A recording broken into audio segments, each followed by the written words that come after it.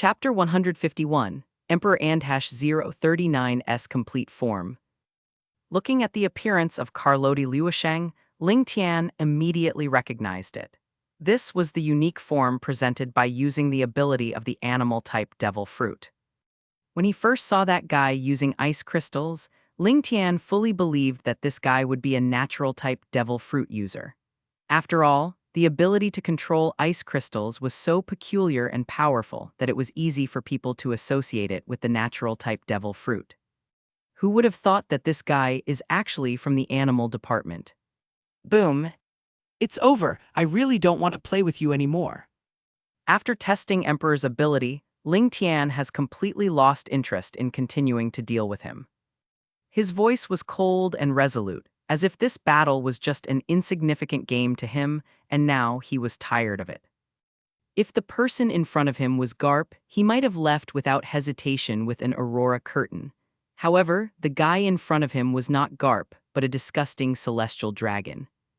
Therefore, Lingtian had already made up his mind to teach this guy a profound lesson, and let him know that there are some people whom he cannot mess with casually. Lingtian calmly took out a rectangular device. As soon as the device appeared, it exuded a strong sense of technology and attracted attention. Its overall appearance is extremely unique. The deep black color of the main body seems to absorb all the light. It is matched with exquisite silver or metallic frames and delicate details. It perfectly shows the mysterious and cool unique style, making it difficult for people to look away at first glance. This is the key prop that allows Kamen Rider Decade to transform into its strongest form, the K touch screen. After taking out the K touch screen, Lingtian focused his eyes and carefully pulled out another card from the driving card box. The card flashed a strange light under the light, as if it contained endless power. Lingtian inserted the card steadily into the K touch screen. Then, with a serious expression, he gently swiped the icons on the K touchscreen one by one with his fingers. Every time he swiped, it seemed to touch some mysterious source of power. Kuga Ajitwa Ryuki, Phase Blade Hibiki Kabuto Deno Kiva.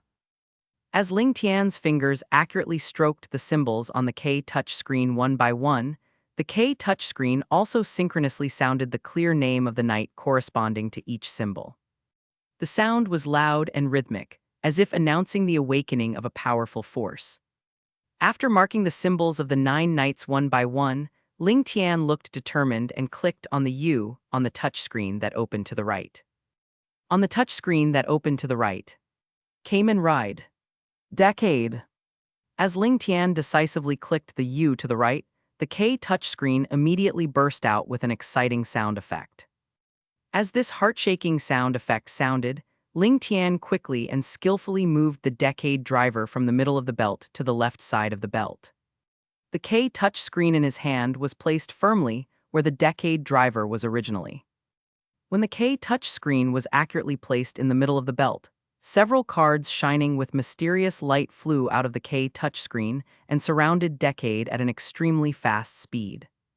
Amidst the flashing light, Lingtian successfully transformed into a remarkable complete form. After successfully transforming into his full form, Kamen Rider Decade's appearance undergoes a noticeable change. His head is carefully configured with complete form knight cards with unique logos. These cards shine with a mysterious and powerful light, as if containing an endless source of power. Starting from the shoulders and extending to the chest, the armor history ornament is carefully decorated with knight cards of 9 knights. These cards are not static, but will be dynamically replaced with the strongest form cards of their corresponding knights according to the needs of battle and the stimulation of power.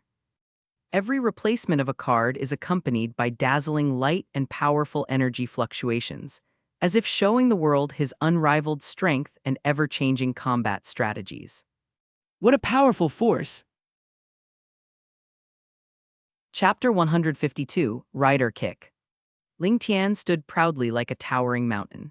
The moment he transformed into the complete form of Decade, an incomparable and powerful aura that seemed to be able to destroy the world surged out from his body, like the extremely violent vortex at the center of a storm, spreading out in all directions with an overwhelming force, shocking everything around him.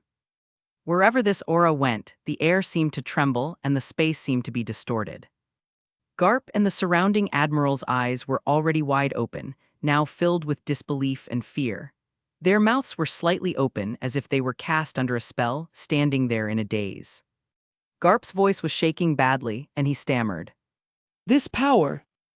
Beads of sweat as big as beans kept pouring out from their foreheads like beads that had broken off the string, quickly gathering into streams and sliding rapidly down their cheeks.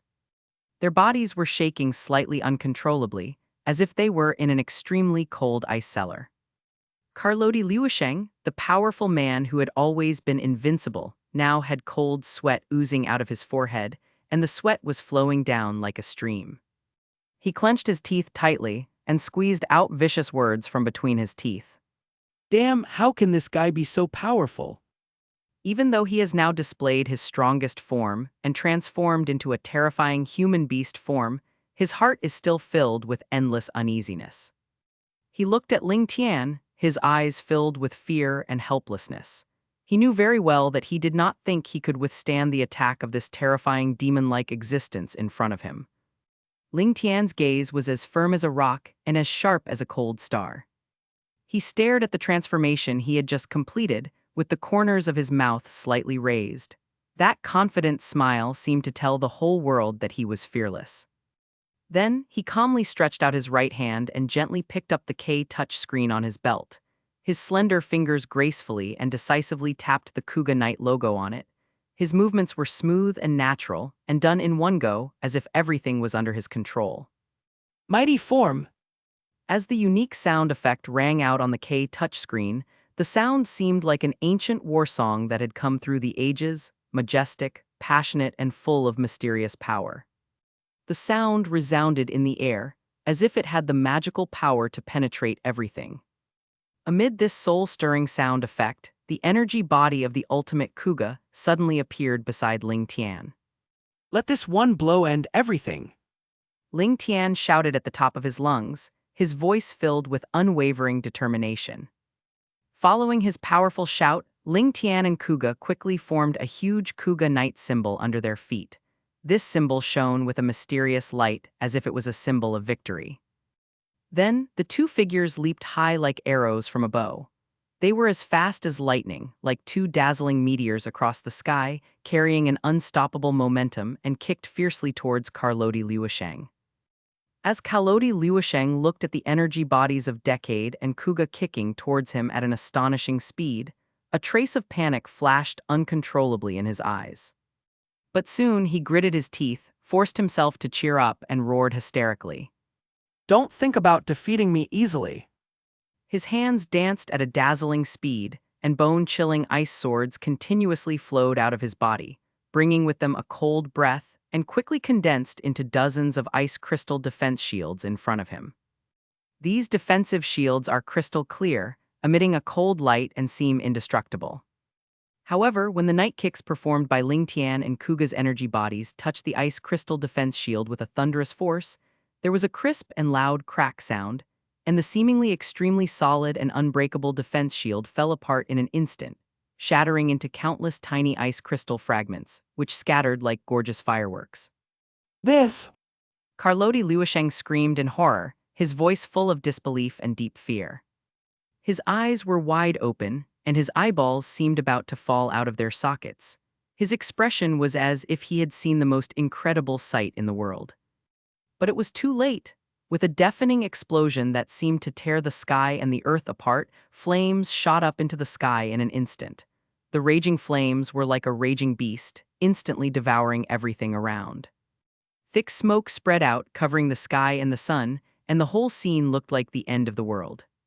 The night kicks of Lingtian and Kuga's energy bodies carried a devastating force and hit Carloti Liusheng hard. At that moment, time seemed to freeze. The extremely powerful impact force caused Carloti Liusheng's body to fly backwards like a cannonball. He was instantly covered with numerous wounds from the kicks of the two knights. The blood in the wounds gushed out like a flood, continuously gushing out from the shocking wounds, drawing streaks of blood in the air. Oh! Carloti Liusheng let out a heart-wrenching and extremely painful scream. The sound was so miserable that it made people's hair stand on end. After being hit by Lingtian and Kuga's energy bodies, Carloti Luosheng's body immediately broke through the ice crystals below with unstoppable force. Because the force was so great, he could not control his body at all. He passed through the ice crystals straightly and without any resistance and fell into the turbulent, bottomless sea. Plop, a huge splash occurred the moment Carloti fell into the water. The water rose high and then fell heavily, like a sudden rainstorm. Garp and the naval admirals were stunned by this thrilling scene, their mouths wide open, their eyes staring at everything happening before their eyes. For a moment they even forgot to breathe, as if they were cast under a spell of immobilization and were completely in extreme shock. Gollum! Chapter 153, Leaving Judiciary Island. Looking at Carloti Luosheng, who was ruthlessly kicked away by his own knight and fell straight into the sea, Ling Tian's face did not show any emotion. His eyes were as cold as ice, as if everything happening before his eyes was just a trivial matter. On the other side, Carp stared at Ling Tian in front of him, his eyes constantly showing vigilance. He thought to himself, Now that this guy has defeated Carloti Luosheng, I'm afraid it will be our turn next. Thinking of this, Garp's nerves became more tense, and all the muscles in his body tensed up unconsciously, ready to fight at any time. However, to Garp's surprise, Ling Tian had no intention of fighting him and simply glanced at Garp and the surrounding navy. Goodbye, Garp. Seeing Garp's alert look as if he was facing a great enemy, Ling Tian couldn't help but tease him. His tone was relaxed, with a faint smile on his face. He did not intend to fight with Garp again. Firstly, he and Garp had a good relationship, and the memories of the past made him unwilling to go into battle with Garp easily. Secondly, his original purpose of coming here was just to test Decade's ability. Therefore, after giving that fellow named Carloti Luosheng a hard kick, Ling Tian felt satisfied. After he finished speaking, Ling Tian waved his hand, and a dazzling aurora curtain appeared instantly, completely enveloping Ling Tian's figure like a dreamy light curtain. Gone! Carp looked at Ling Tian, who had suddenly disappeared, his heart full of doubts and vigilance. After all, the last time this guy disappeared, he turned out to be in a super-accelerated state, making it hard to guard against. However, after Garp remained in place and observed the surroundings vigilantly for a while, he did not see anyone being attacked by Ling Tian. So he immediately and decisively ordered, Ask the Marines who are not special abilities to go down and salvage the Carloti fallen saint. After hearing Garp's order, those Marines who were not ability users jumped into the seabed without any hesitation, swam towards the location where Carloti fell, and quickly started the salvage work. Cough, cough. As soon as Carloti Luosheng was salvaged, he couldn't help coughing violently. His face was as pale as paper and his breath was extremely weak. Where is that guy? After taking a breath, Carloti Luosheng opened his eyes with great effort and looked around. Not seeing Ling Tian, he asked anxiously. That guy ran away. Cap said expressionlessly as he looked at the miserable Carloti Luosheng. To be honest, if it weren't for the responsibility he had, Garp wouldn't have wanted to save this guy, Carlo Di Luosheng. In Garp's mind, these celestial dragons were not worth saving. Tusk that guy. Hearing what Carp said, Carloti Luosheng roared angrily, his voice full of unwillingness and resentment. His eyes were bloodshot, his fists were clenched tightly, and his body was shaking with anger. He never expected that his first appearance would end like this. Not only did he fail so completely, but he almost lost his life here. This was a great shame and humiliation for him who had always been conceited. Let's go back to Mary Jiawai's. After knowing that Ling Tian had left, Carlo Di Luosheng had a gloomy face and gave the order in a very unfriendly tone. When the other Marines heard what Carloti said, they were all silent and did not dare to raise any objection. They knew the character of the celestial dragons too well. They were extremely arrogant and domineering, and their moods were erratic. To put it bluntly, even if Carlo Di Luosheng killed any one of them here, no one would seek justice for them. In the eyes of the celestial dragons, the lives of these Marines are like grass and are not worth mentioning at all. However, as a general, Carlo Di Luosheng was more or less aware of his responsibilities. Although he was filled with anger and resentment, he did not blame his failure on these marines like other brainless celestial dragons. He knew clearly that the defeat in this battle was not the fault of these marines, but because he was not as skilled as others. The other side. Luffy, Zoro, Nami, Usopp, Sanji, Chopper, Robin, Frankie, and Kuina were teleported to the port of the City of Seven Waters by Lingtian's mysterious power. Luffy stood at the port, craning his neck to look into the distance, muttering, What on earth is Lingtian doing? Why hasn't he come back yet? His face was full of anxiety and dissatisfaction, and his feet kept stamping the ground. Nami put her hands on her hips and said anxiously, I really don't know why Lingtian stayed in Judicial Island. Is there anything more important than coming back to meet us? Her brows were tightly furrowed, and her eyes were filled with annoyance. Zoro, holding 3 swords, leaned leisurely against a pillar, closed his eyes and said calmly, Don't worry, that guy is not someone who will get into trouble easily. He should be back soon. Usopp paced back and forth, his steps were unsteady, and he kept muttering. Will Lingtian be okay? Will he encounter any powerful enemies? His face was full of worry, and he rubbed his hands unconsciously. Sanji lit a cigarette, took a deep puff, blew out a smoke ring, and comforted everyone. Don't think too much, just wait a little longer. That guy is very capable, he will be fine. Chopper blinked his big cute eyes, his ears drooped and said worriedly, I hope Lingtian can come back soon. If he doesn't come back, I will be worried to death. Robin still smiled elegantly and said softly, Don't be impatient. He must have things he has to deal with. We have to trust him. Frankie clenched his fists, his muscles bulging, and shouted loudly. I believe Lingtian will come back. He is super powerful. Kuina frowned and said nervously, But the waiting time is too long. It makes me feel uneasy. I don't know how he is doing now. Chapter 154, Lingtian Gets Beaten. In the turbulent port of the City of Seven Waters, the wind was howling, and the waves were constantly beating against the shore. The gloomy sky was covered with dark clouds, and lightning flashed from time to time, accompanied by dull thunder. However, what appeared above the mysterious aurora curtain was not Lingtian, as everyone expected, but a person wearing shining armor. It's not Lingtian.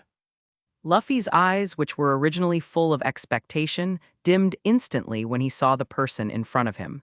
He immediately became disappointed. He hung his head and pouted his mouth. Not only Luffy, but everyone else also became disappointed. Nami frowned, Zoro held the knife tightly in his hand, Usopp widened his eyes, and Sanji forgot to smoke the cigarette in his hand. Why do you look so disappointed? Lingtian couldn't help but complain when he saw their expressions. He looked at this group of familiar companions, feeling helpless. When did he become so unpopular in the Straw Hat Pirates? Oh, could it be that you are? When Nami heard Lingtian's words, a hint of doubt flashed in her beautiful eyes, as if she had guessed something.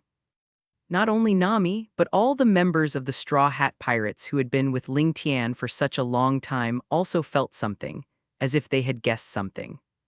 Are you Lingtian? Everyone in the Straw Hat Pirates spoke in unison, their voices sounding a little vague in the strong wind. Of course, the only person here was Frankie, who was looking at everyone with a confused look on his face. Of course I am Lingtian. Lingtian said with a puzzled look on his face after hearing what they said. What's going on? He doesn't recognize me in just a short while. Who could recognize him in that armor? Zoro couldn't help but complain when he heard Lingtian speak as a matter of course. After hearing what Zoro said, Lingtian looked at his hands and realized that he had not yet completed the transformation into Decade's full form. Hahaha, sorry. Hearing Zoro's complaints, Lingtian canceled his transformation and apologized with a smile. Why do I feel a sense of familiarity? Usopp couldn't help but complain when he saw this scene. It seemed like this happened somewhere last time, but he couldn't remember where it was. By the way, what's the matter with your ability? Sanji looked at the others complaining to each other and couldn't help but ask. He blew out a smoke ring, his eyes full of curiosity. Yes, yes, what's the matter with your ability? Yes, Lingtian, what's going on? Not only Sanji, but other members of the Straw Hat Pirates also came over curiously and asked at once. Haha, how do you explain this? Ling Tian couldn't help but scratch his head and laughed dryly after hearing what the other members of the Straw Hat Pirates said. He looked at everyone's anxious faces and didn't know where to start. Soon, Ling Tian and his companions returned to the bustling Seven-Water City. The city was filled with the salty smell of seawater, the streets were bustling with people, and the sound of ship horns could be heard one after another. Because the Mary was damaged beyond repair, Ling Tian and his crew planned to find a new ship in the city of Seven Waters to start a new adventure.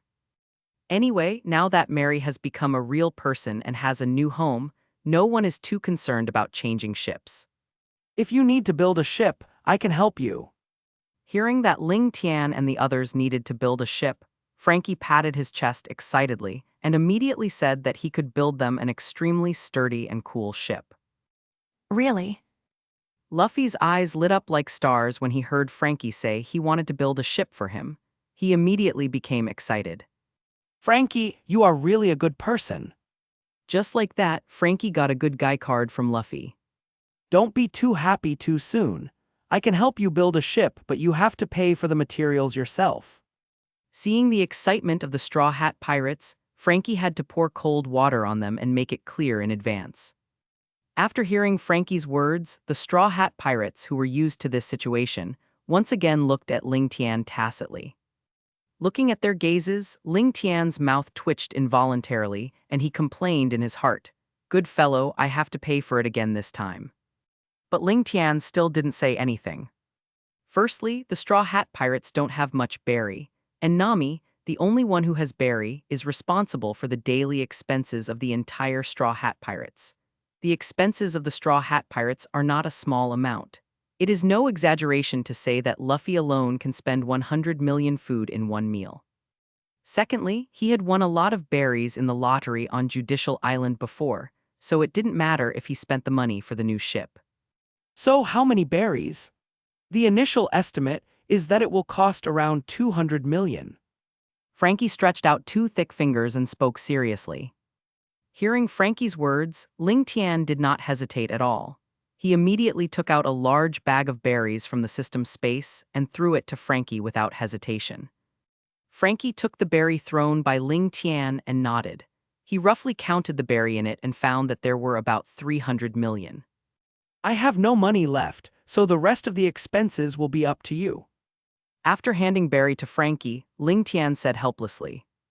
When the other members of the Straw Hat Pirates heard Ling Tian's words, they patted their chests and said that they would take care of Ling Tian's expenses in the Seven-Water City in the next few days. Especially Luffy, who vowed to leave it to him, but turned around and asked Nami for pocket money with a grin. Under normal circumstances, Nami would definitely punch Luffy to wake him up. However, now Ling Tian has used all his assets to build a new ship. Nami didn't say anything, but took out some berry and gave it to Luffy and his friends. After Luffy and the others took berry, they immediately couldn't wait to run into the city of Water 7. Wait a minute, Luffy.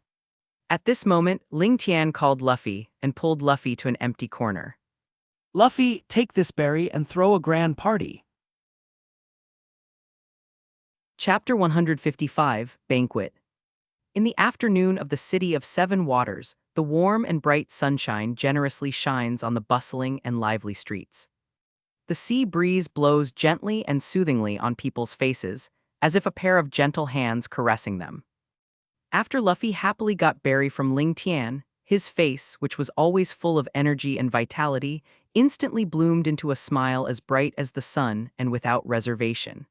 That smile was as bright as the hottest sun in summer and could not be ignored. Haha, everyone, we're going to have a party. Luffy shouted at the top of his lungs, his voice echoing throughout the street. He excitedly waved the heavy berry bag in his hand and ran desperately on the street like a whirlwind. His iconic straw hat bounced up and down violently with the rapid pace of his running, and the shadow of the brim changed rapidly on his face, as if he was cheering excitedly and couldn't wait to join in the upcoming joyous feast. Nami, who was shopping and choosing various exquisite accessories, couldn't help but shook her head helplessly when she heard Luffy's deafening shout, but the corners of her mouth unconsciously rose, revealing a doting smile. A trace of worry flashed in her beautiful eyes, and then she quickened her pace and hurriedly followed. Luffy, slow down, don't lose Barry. Nami shouted as she chased after him, her voice filled with urgency. Chopper, who was helping to sort medicinal herbs in the pharmacy, heard the news of the banquet, and his originally focused expression was instantly replaced by surprise.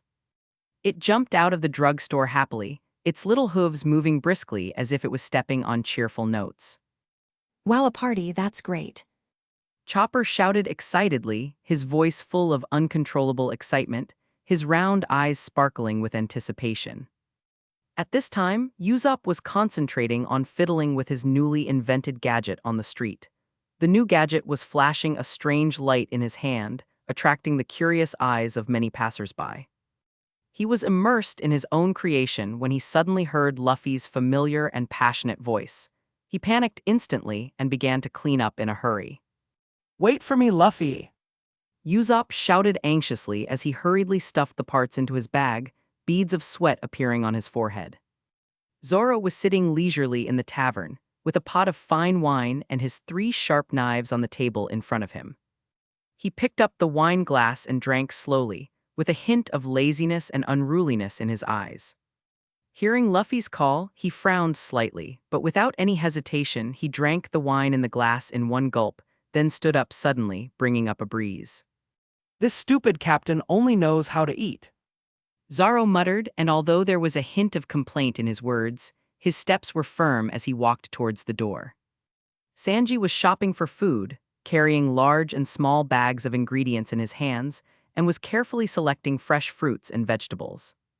Hearing Luffy's voice, the corners of his handsome face raised, revealing a helpless and doting smile. There's really nothing we can do about the captain. Sanji said softly, speeding up the selection process, preparing to rush over to meet up with everyone as soon as possible. Frankie strode out of his studio. His metal body shone brightly in the sun, and every step made a clanging sound. Yo-ho, it's party time. Frankie shouted loudly, waving his strong arms in the air, his face filled with excitement and anticipation. At this time, Bingshan was discussing important matters with his subordinates in a spacious conference room. They sat around a huge table with serious expressions and a solemn atmosphere. Suddenly, Luffy's noisy shouting came from outside, breaking the silence in the room. Iceberg stopped talking curiously, frowned, and then stood up and walked to the door to check. Luffy led everyone running all the way and came to a spacious open square. His face flushed with excitement, he danced and cheered like a child. Right here, we're going to hold the best party. Luffy shouted loudly, his voice full of excitement and anticipation, his eyes flashing with excitement, as if he had already seen the lively scene of the banquet. Seeing Luffy being so reckless, Nami hurried over and snatched the berry bag with nimble hands. With a focused and cautious look, she carefully counted the berries inside. Luffy, don't move. These berries have to be planned carefully. Nami frowned and said seriously, with an unquestionable firmness in her tone. Luffy didn't care about all that. He started jumping around the square without any scruples like a wild horse, with an impatient look on his face. Nami, stop counting and start getting ready. Luffy shouted, his voice full of eagerness and excitement. Usopp was so excited that he could hardly contain himself. He kept looking around and making exclamations. Wow, this place is awesome. His exaggerated expression was as if he had discovered a new world. Zoro calmly found a relatively quiet place to sit down, gently placed the knife beside him, with a hint of impatience in his eyes. Hurry up and start, don't dawdle. Zoro said in a rough voice. Sanji had already started preparing the ingredients at this time. He moved his hands flexibly, his movements skillfully and gracefully, like an artist performing on stage. Everyone wait a moment, the delicious food will be here soon. Sanji said confidently, his face filled with passion and concentration on the food. Chopper obediently helped Sanji to get this and that. His small body shuttled between the ingredients, and he was very busy and happy, humming a cheerful little tune from time to time. Frankie and his Frankie family also arrived in a grand manner. The group of people were noisy and laughing. Some of them were joking with each other, while others were excitedly discussing the upcoming banquet, making the originally quiet square instantly lively. Yo-ho-ho, Straw Hat Boy, we're here to help. Frankie's unique loud voice resounded throughout the square. Kuina gently held Zoro's arm, a happy and sweet smile on her face, and her beautiful eyes were full of anticipation. Zoro, this looks like it's going to be fun. Kuina said softly, her voice as gentle and warm as the spring breeze. Zoro nodded slightly, the corners of his mouth slightly raised, revealing a barely perceptible smile. Yeah. Lingtian was watching everyone from the sidelines with a smile. Luffy is such an impatient person, he can't wait every time. Soon, the table was filled with delicious food, and the aroma was everywhere. Luffy was the first to rush over, grabbing the food with both hands and stuffing it into his mouth, mumbling incoherently. Delicious, delicious, everyone eat quickly. Everyone sat together, enjoying the food and laughing. Cheers! Luffy raised his glass and shouted loudly. Everyone raised their glasses and said, "Cheers." Usopp said as he ate. This is awesome, Luffy. Chopper ate all over his face. It's so delicious. Sanji watched everyone eat happily, his face full of satisfaction. Everyone eat as much as you can, there's still plenty left. Although Nami felt sorry for Barry, she was also infected by the joyful atmosphere at the moment and no longer cared. The members of the Frankie family were playing with each other, and their laughter filled the entire square. Bingshin looked at the lively scene with a smile. What a group of young people full of energy. Kuina leaned against Zoro and whispered. Time like this is great. Zoro took her hand and said. Well, it's fun to be with you all. Halfway through the banquet, Luffy stood on the table and waved his arms. Everyone, let's sing and dance together. Then everyone stood up, some danced, some sang, and the whole square became a sea of joy. Lingtian looked at the lively scene, his heart filled with warmth. This is our adventure, this is our life. Chapter 156, New Bounty. Soon, happy times always pass by extra quickly. Luffy and his group spent their time enjoying delicious food, mellow wine, and playing interesting games. In the midst of such eating, drinking, and playing, the sun sets, night falls, and it is already evening. Brother. At this moment, when the atmosphere was warm and cheerful, a member of the Frankie family rushed in, shouting rapidly as he ran. The urgent voice echoed in the air. All those who were drinking and enjoying the banquet were attracted by the sudden shout. They stopped what they were doing and turned their eyes to that person. You! The man ran all the way to the crowd. Because he ran too fast, he was out of breath and couldn't speak clearly.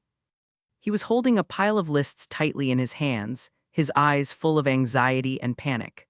Then, he quickly pulled out a newspaper from the pile and threw it out with force. Looking at the newspaper floating in the air, the Straw Hat Pirate stood up curiously and reached out to pick up the newspaper. Lingtian also took a look at the contents of the newspaper with great interest. On the newspaper, a striking headline caught everyone's eyes. Shock, Judicial Island was invaded again. Those big words seemed to have some kind of magic power, attracting everyone's attention. The newspaper reported in detail the content of Lingtian and his team's intrusion into the Judicial Island, describing the thrilling adventure and battle word by word. Hey, look at this. In this lively atmosphere, Usopp suddenly widened his eyes and exclaimed in surprise.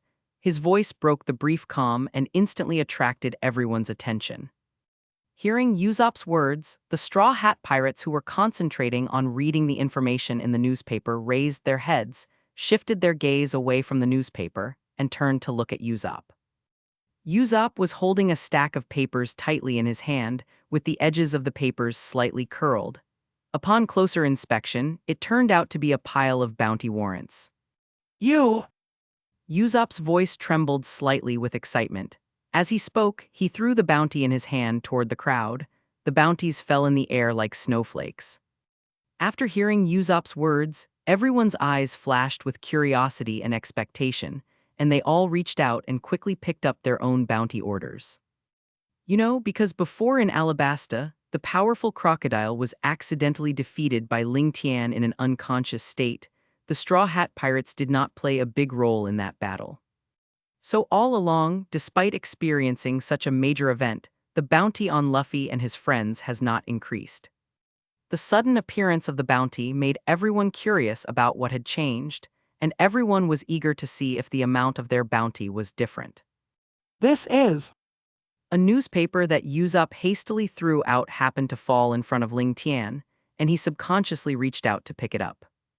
However, when his eyes came into contact with the contents of the newspaper, Ling Tian's pupils suddenly shrank, and an expression of extreme shock appeared on his face. The content of the newspaper seemed to have an invisible impact that shocked him completely. However, despite being extremely shocked, Ling Tian still chose to remain silent at this time. His eyes flickered quickly, and then he folded the newspaper nonchalantly and put it in his pocket, as if he didn't want others to know the contents too early. In the new bounty order, Luffy's bounty amount has changed dramatically. Luffy's bounty soared like a rocket from 3,500 million berries to 4 million berries. 4 million, so impressive. Looking at his own bounty in his hand, Luffy danced with excitement, a brilliant smile on his face. His bright eyes sparkled with excitement, and he couldn't suppress his inner joy. Looking back, his bounty has risen from a paltry 30 million to a staggering 400 million today.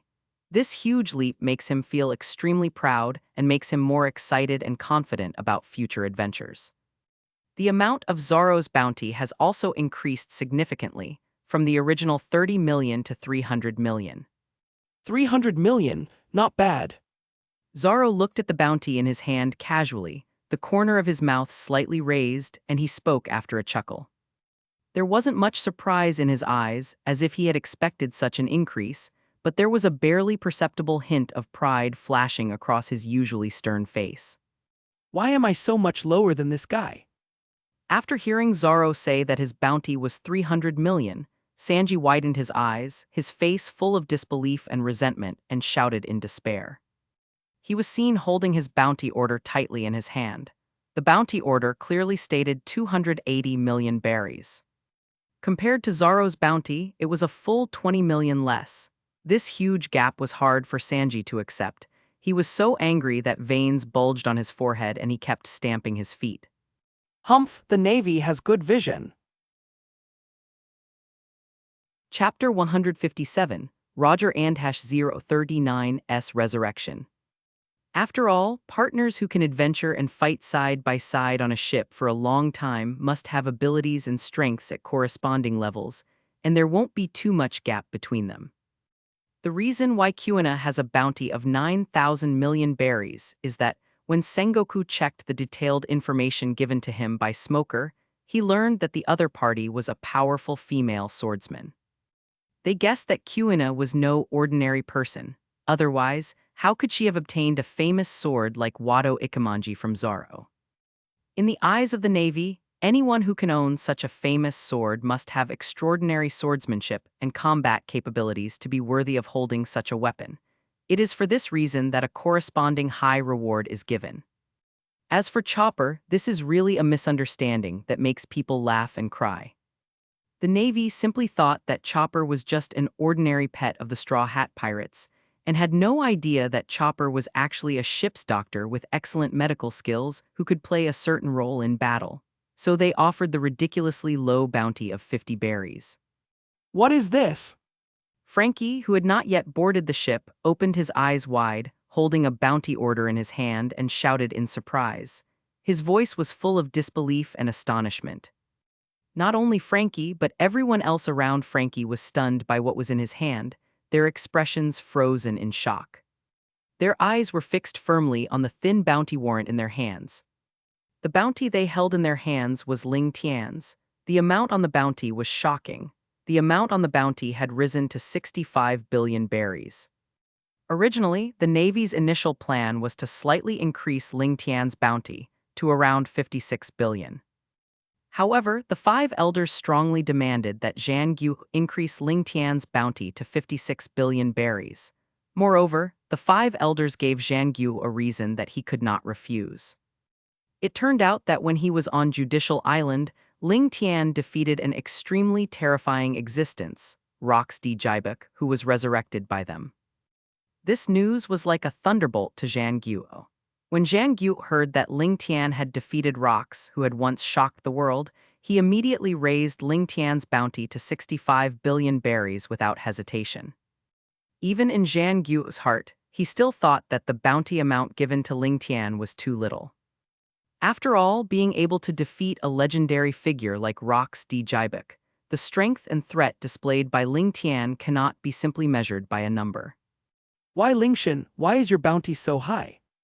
Frankie stared at the bounty in his hand, his brows furrowed, and asked Lingtian with confusion on his face. He waved the papers in his hand and raised his voice excitedly. He really didn't understand why the bounty on Lingtian was so outrageous when he was also involved in the incident on Judicial Island. Yeah, why is your bounty so high? Chopper, the only one in the Straw Hat Pirates who didn't know about Lingtian's bounty, blinked his big eyes and asked in confusion. Chopper's ears twitched slightly out of curiosity and confusion, and his eyes were full of anticipation for the answer to this question. Who knows, maybe the Navy made a mistake. Lingtian crossed his arms, shrugged, and said casually, as if he didn't want to explain in depth. There was a nonchalant expression on his face, as if he didn't care about the high bounty at all. Anyway, someone will definitely explain the cause of the matter to them in detail later, so there is no need to waste time explaining it now. After hearing that Lingtian had no intention of explaining to Chopper, Robin, who was always knowledgeable and considerate, smiled gently, then gently began to explain to Chopper. Oh, really? After hearing Robin's explanation, Chopper's round eyes widened even more, his face full of shock, and he said loudly in disbelief. Lingtian, are you really over 50 years old? Chopper's voice was full of surprise and confusion. He couldn't connect Robin's explanation with Lingtian, who looked young and strong in front of him. Lingtian did not speak immediately but just sat quietly by the side, holding a glass of juice in his hand and drinking it slowly. His eyes were as calm as water, as if he was not disturbed by Chopper's question. However, after a while, Lingtian nodded slightly to show that what Robin said was true. When Chopper saw Lingtian nod, his jaw dropped in shock, and his mouth opened so wide that it seemed as if he could easily fit a watermelon in it. His eyes were full of astonishment, and his whole body seemed to be frozen. He stood there blankly, unable to come back to his senses for a long time. Soon, after experiencing this little episode, Lingtian drank the juice in his hand slowly as usual, then stood up from his seat, turned around, and entered the virtual space. The members of the Straw Hat Pirates were already accustomed to Lingtian's actions, and they did not pay too much attention to Lingtian, because they knew in their hearts that with Lingtian's abilities, nothing would go wrong. Lingtian came to the virtual space and took out a corpse from the system space with skillful movements. Then, he gently raised his arm and waved his hand, and the gorgeous and mysterious aurora curtain appeared before his eyes again. The brilliant light flickered like a dream. When the light of the aurora curtain enveloped and covered the corpse, something magical happened. The originally lifeless corpse immediately seemed to be injected with new vitality and quickly recovered. I saw this man with black hair that was thick and textured, and every strand of hair exuded a healthy luster. The shape of his beard is particularly special. If you look closely, the black hair seems to extend naturally from his nostrils, which is unique and eye-catching. His facial features are clearly defined, with strong lines, and his broad chin adds a sense of firmness and decisiveness to his temperament. His bright and sharp eyes, like the twinkling stars in the night sky, are deep and spirited. His eyes seem to contain endless wisdom and a keen desire and spirit for adventure, which makes people curious about his life and experience. Long time no see, Roger. Lingtian stared at the man in front of him, his eyes filled with mixed emotions, and he spoke slowly. His voice echoed in this empty virtual space with a bit of emotion and nostalgia. When the man heard Lingtian's words, His body trembled slightly, and he could not help but quickly turn his head to look at Lingtian. I didn't expect that you could actually revive me. Chapter 158, News about Ace. It's incredible. I didn't expect you really have the ability to resurrect others. Roger widened his eyes, his face full of disbelief. He looked at his hands moving constantly and couldn't help but sigh. His eyes were shining with a mixture of surprise and excitement, as if he had just witnessed the most amazing miracle in the world. Roger recalled what had happened before, with mixed emotions in his eyes. Although Lingtian had mentioned this to him before, he still had doubts in his heart at that time and thought it was just a joke and didn't really take it to heart. But now, witnessing with his own eyes this unimaginable ability working on himself, he was shocked to realize that all this was real. The feeling was truly amazing. Really, it seems you didn't believe me before.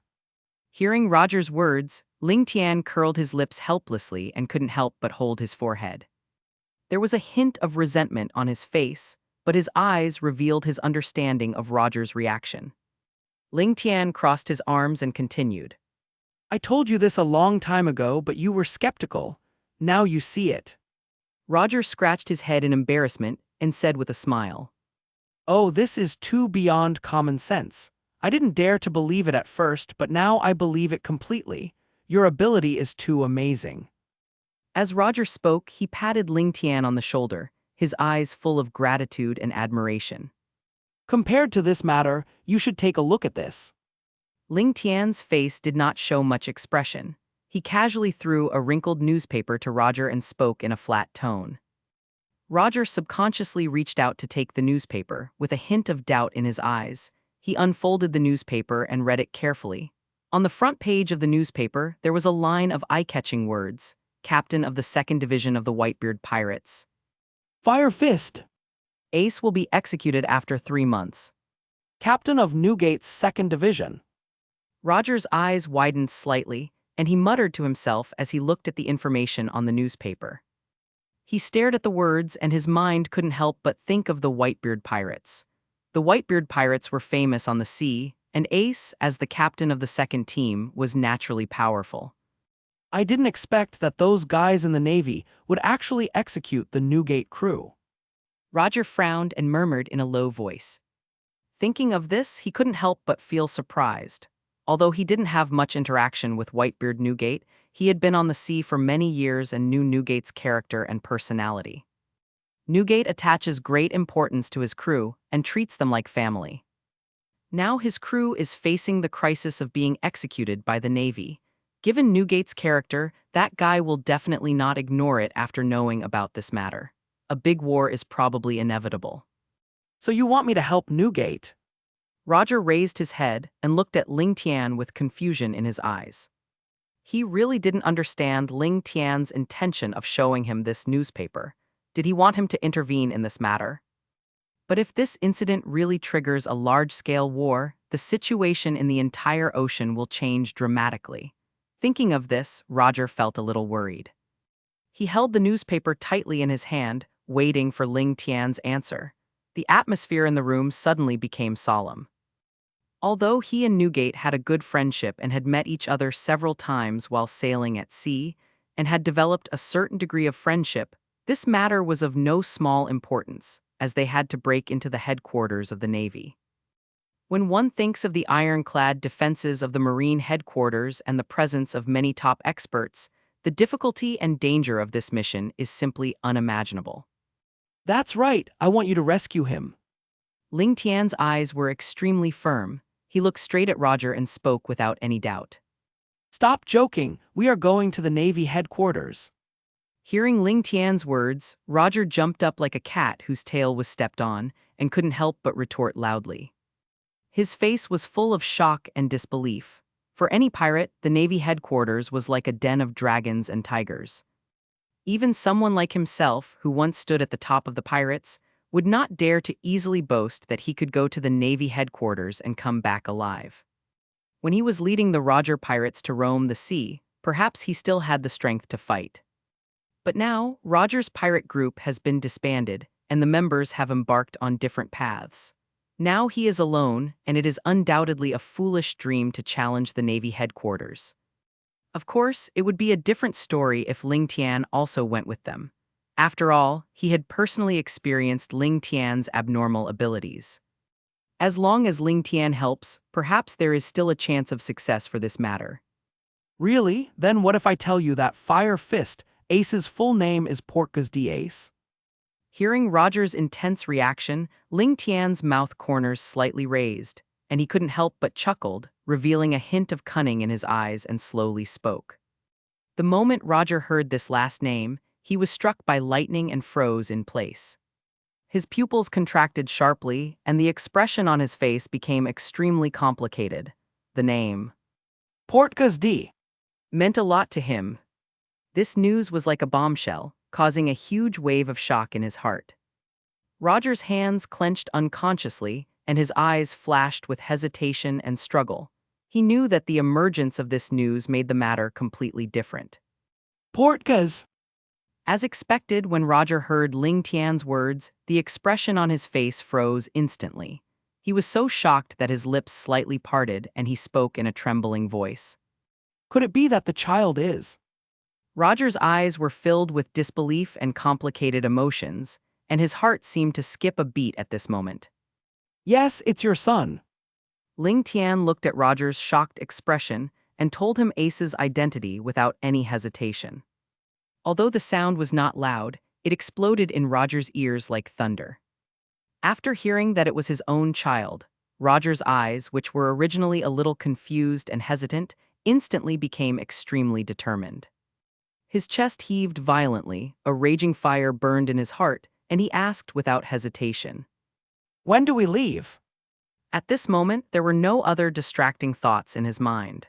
Before being executed by the Navy, he knew deeply that he felt too much guilt and debt to Lu Jiu. Those years of wandering and adventure had prevented him from giving Lu Jiu the companionship and protection she deserved. Now, their child was facing a life-and-death crisis, and he could not just sit back and watch Ace get into trouble. That is his bloodline, the continuation of his life, and he must protect it. 3 months later, Lingtian stretched out 3 fingers and spoke solemnly. Okay. Chapter 159, Goel D. Roger. Seeing that Roger agreed, Lingtian's face flashed with relief. He immediately reached out to take off Ace from his waist and threw it to Roger. I'll return your sword to you, Lingtian said calmly after throwing Ace to Roger. Roger quickly took Ace, and the familiar touch brought up a different kind of emotion in his heart. He gripped the hilt of the sword tightly and swung it for a while. The sword flashed cold rays in the air and made a slight sound of breaking through the air. After a brief swing, Roger's eyes flashed with determination, and he put Ace back into the scabbard at his waist. The moment the sword was sheathed, there was a crisp click sound.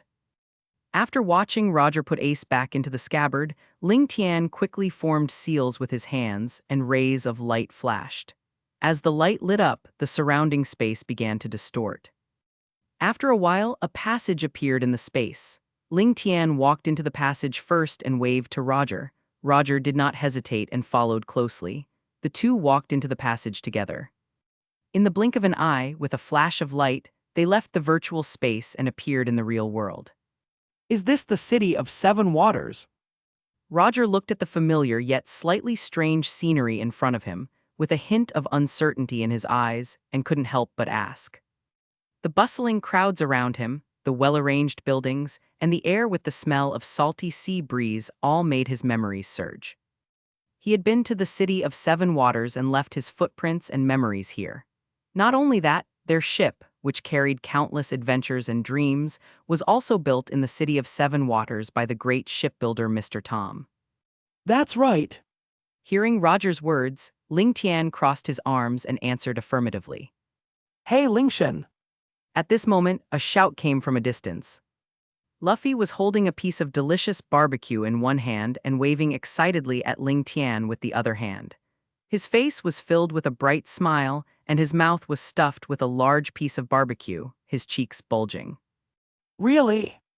Looking at Luffy's carefree and unscrupulous look, Lingtian couldn't help but cover his head helplessly. with an expression of both anger and amusement on his face. Hey, who is this uncle? Luffy quickly ran to Lingtian, swallowed the barbecue in his mouth, looked at Roger curiously, and asked. He tilted his head and blinked his eyes. His iconic straw hat swayed gently with his movements, adding a bit of liveliness and agility to him. Boy, your straw hat looks so familiar. Roger's eyes were fixed on the straw hat on Luffy's head, and a hint of surprise flashed in his eyes. He spoke. His eyes revealed a complex emotion like nostalgia and emotion. In fact, when Roger saw Luffy for the first time after leaving the virtual space, he recognized that the straw hat Luffy was wearing was the one he had given to Shanks many years ago. That straw hat carries too many memories and stories. It is a witness to their pirate career and a symbol of their dreams and beliefs. This. Luffy put the barbecue aside casually after hearing Roger's words, then took off the straw hat on his head, looked at it in his hand, and said, This is what Shanks gave me. As Luffy said this, there was a determined light in his eyes. To him, the straw hat was an invaluable treasure, and it was also a symbol of his vision and pursuit for the future. Really? Is it really Shanks' straw hat?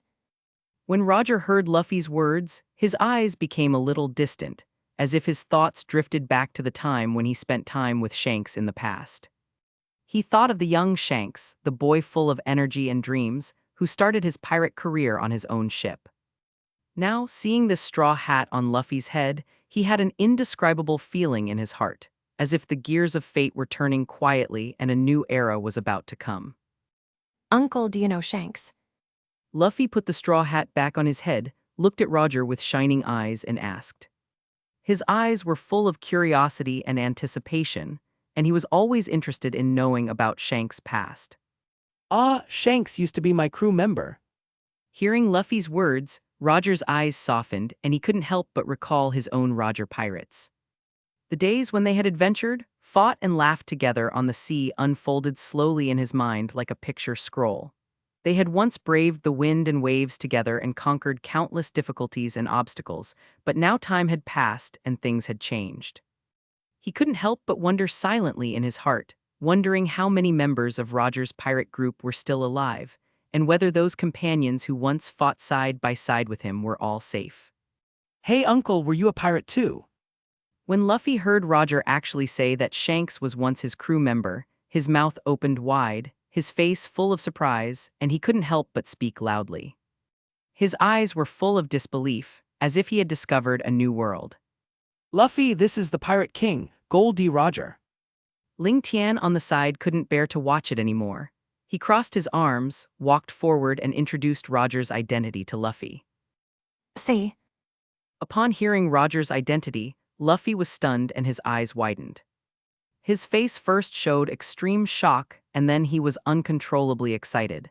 He never thought that he could meet the legendary Pirate King here. However, Luffy was simple-minded, and he had no doubts as to why the dead Pirate King Goel D. Roger appeared here. When Luffy heard that Roger was the Pirate King, his eyes lit up with excitement, and he immediately pulled Roger aside to start chatting. Luffy kept asking questions about sea adventures, treasure hunts, and fierce battles. Roger smiled and patiently recounted his past experiences. The two chatted for a long time as if they had forgotten everything around them. You'd better put this on first. Chapter 160, Tell Luffy. Amid the hustle and bustle, Roger slowly put on the mysterious mask on his face. At the moment when the mask fit the face, a black cloak suddenly emerged from behind the mask as if it had come to life. The cloak fluttered in the wind, as if telling an unknown story. At the same time, in the city of Seven Waters, Lingtian, who had returned after experiencing a series of twists and turns, happily stepped into the venue where the banquet was originally held. However, when he looked around, he did not see the familiar figures of his other companions, which made him curious. By the way, Luffy, where are the others? Lingtian frowned and asked in confusion. Luffy was biting the meat in his hand, his cheeks bulging like a ball. When he heard Lingtian's question, he answered vaguely. Well, Frankie said he wanted to build a new ship, so they all went to see it. After saying that, he took another big bite of meat, a look of satisfaction on his face. After hearing Luffy's words, Lingtian thought about it for a while and felt relieved. The new ship is indeed of vital importance to the Straw Hat Pirates. After all, they have been sailing on the vast ocean, and a sturdy and high-performance ship is like their home in the rough seas. Especially now that Meili has a physical body, they are even more looking forward to the new ship. As for why Luffy didn't go with them, Ling Tian understood after a little thought. He was probably left behind by Nami and the others to look after the banquet venue. Then Luffy, can you go and call them over? Ling Tian, who knew where Nami and the others were going, said solemnly. I have something important to tell you. Luffy nodded without hesitation when he heard this, with a curious gleam in his eyes. He quickly stuffed all the meat present into his mouth. After eating it up ravenously, he ran towards the shipyard like a gust of wind. After a while, Luffy hurried back with Nami, Zoro, Sanji, Usopp, Chopper, Robin, and Kuina. What's wrong, Lingtian? Nami, who had returned to the banquet, asked Lingtian in confusion while smoothing her hair that was messed up by the wind with her hand. She heard from Luffy that Ling Tian had something important to tell them, so she was extremely anxious and rushed back in a hurry. Zoro folded his hands in front of his chest and looked at Ling Tian seriously, waiting for him to speak. Sanji lit a cigarette and stood quietly by. Usopp's eyes were wide open, full of curiosity. Chopper came to Ling Tian's side, looking up, his eyes full of anticipation. Robin smiled gracefully, seeming ready to listen. For a moment, the atmosphere at the entire banquet became solemn, and everyone was waiting for the important thing Ling Tian was about to say. Who are you? At this moment, Zoro narrowed his eyes slightly, with vigilance and doubt in his eyes. He stared at Roger on the side and spoke in a cold tone. His right hand unconsciously grasped the hilt of the sword at his waist, as if he was ready to deal with any dangerous situation that might arise at any time. Zoro's tall body exuded an invisible sense of oppression, and his fierce gaze was like a sharp blade shooting straight at Roger, as if he wanted to see through all of his secrets. The air around them seemed to freeze in an instant because of his wary words, and a tense atmosphere filled the air. Although Zoro is no longer the vice-captain of the Straw Hat Pirates, the deep friendship he has developed with his companions through years of life and death together makes him always keep his companions' safety in his heart. At this moment, facing the masked stranger in front of him, Zoro narrowed his eyes slightly, and a look of vigilance revealed in his eyes. After all, the fierce battle with CP9 is still vivid in our minds. Those CP9 members were also wearing masks, and the faces hidden behind the masks were filled with unknown dangers and conspiracies. Moreover, the mask that Ling Tian gave to Roger was white, the same as the mask worn by CP9. The similarity of the mask instantly evoked bad memories for Zoro, forcing him to be wary of Roger in front of him. Wait, Zoro. At this tense moment, Luffy hurried over, waving his arms and quickly standing in front of Zoro, stopping Zoro, who was about to draw his sword, and spoke anxiously. There was a hint of anxiety on Luffy's face. He seemed to know something and wanted to stop Zoro's impulsive behavior. This uncle is. Before Luffy could finish his words, Ling Tian hit Luffy's head mercilessly with his iron fist of love. With a bang, the fist made close contact with Luffy's head. It hurts so much. Luffy, who was punched by Ling Tian, quickly covered his head with both hands, grimacing in pain, and kept shouting in pain. Why did you hit me, Ling Tian? Luffy looked at Ling Tian with an aggrieved expression, his eyes full of confusion and complaints. Ling Tian ignored Luffy, who was covering his head, and quickly glanced at the Straw Hat Pirates around him. Before they could react, Ling Tian quickly formed seals with his hands, and a mysterious power was released from his hands. Then there was a flash of light, and he waved his hand, bringing all the Straw Hat Pirates into the virtual space. You brought us in here. It is said that this person's identity is very important, right?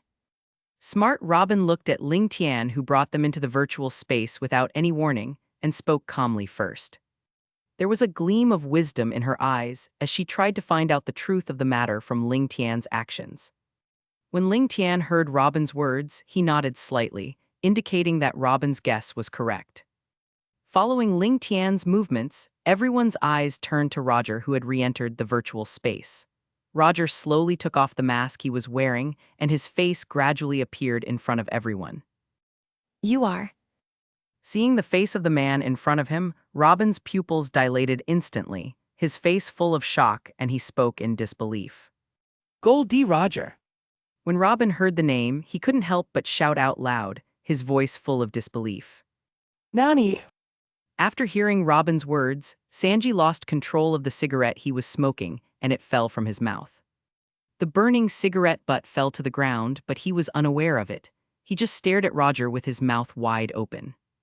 Not only Sanji, but everyone present except Lingtian and Luffy was so shocked by this sudden scene that they couldn't recover for a long time. The nautical chart in Nami's hand slipped quietly, Usopp's jaw almost dropped to the ground, Chopper's eyes widened, and Zoro's hand gripping the hilt of the sword unconsciously loosened, and everyone couldn't help but open their eyes wide, their faces full of disbelief, as if time had stopped at this moment. Wait a minute, Robin. Isn't Goel D Roger the... Nami's eyes widened, her face full of shock, her lips trembling slightly as she spoke in disbelief. Various legends about the name Goel D Roger. flashed through her mind rapidly, and the shock in her heart was like a raging wave that was difficult to calm. Ah, it's the Pirate King. Robin's voice was obviously trembling, and there was nothing but disbelief in her eyes. She didn't expect that at such a seemingly ordinary moment, she would actually see this legendary figure. She blinked hard to make sure she was not dreaming. She really couldn't believe her eyes and looked at the person in front of her again and again. She didn't expect that the man in front of her who was wearing a mask just now was actually the famous Pirate King Goel D Roger. Now he was standing in front of her alive, and all this made her feel like a dream. Wow, do you know me? Hearing Robin's words, Roger's mouth corners slightly raised, with a hint of interest in his eyes, and he couldn't help but speak. His voice was steady and powerful, as if it had a power that could penetrate people's hearts. Ah, there should be no one in this ocean who doesn't know the Pirate King Goel D Roger. Hearing Roger's words, Robin took a deep breath, tried to calm himself down, and couldn't help but speak. What Robin said was actually right. On this vast ocean, whether it was the pirates galloping on the waves or the navy maintaining the order of the ocean, they were all familiar with Roger's appearance. After all, he is the legendary man who opened the great pirate era.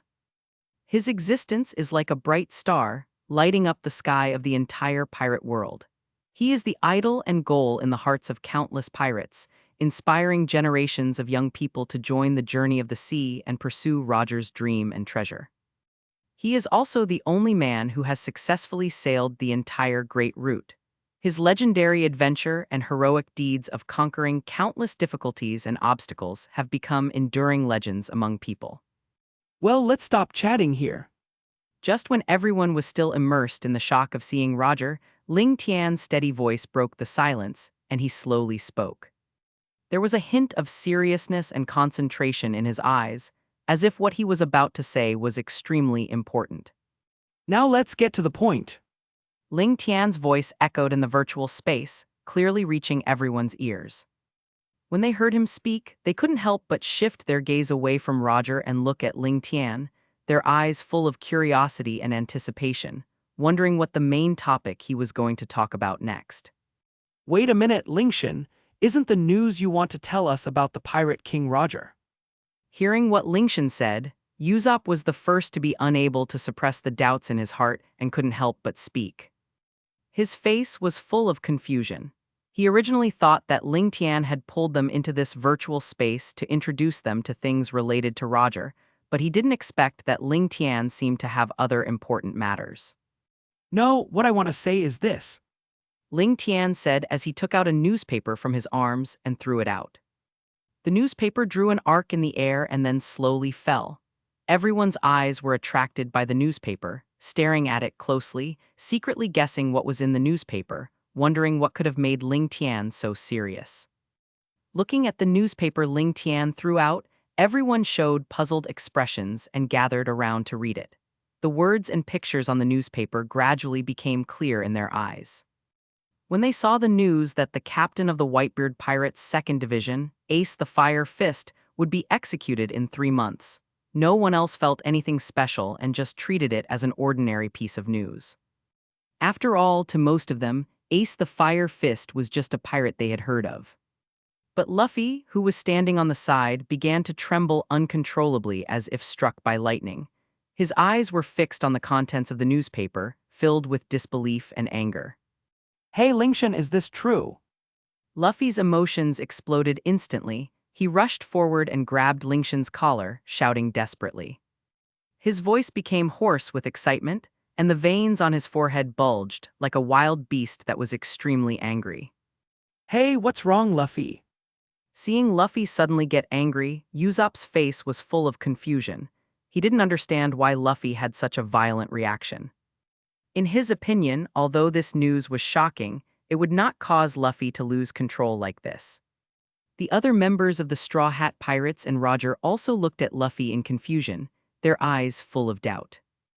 After all, they didn't see Ace in Alabasta this time, and they knew nothing about the brotherly relationship between Ace and Luffy. They didn't understand why Luffy would react so strongly to the news of the execution of a strange pirate. It's true.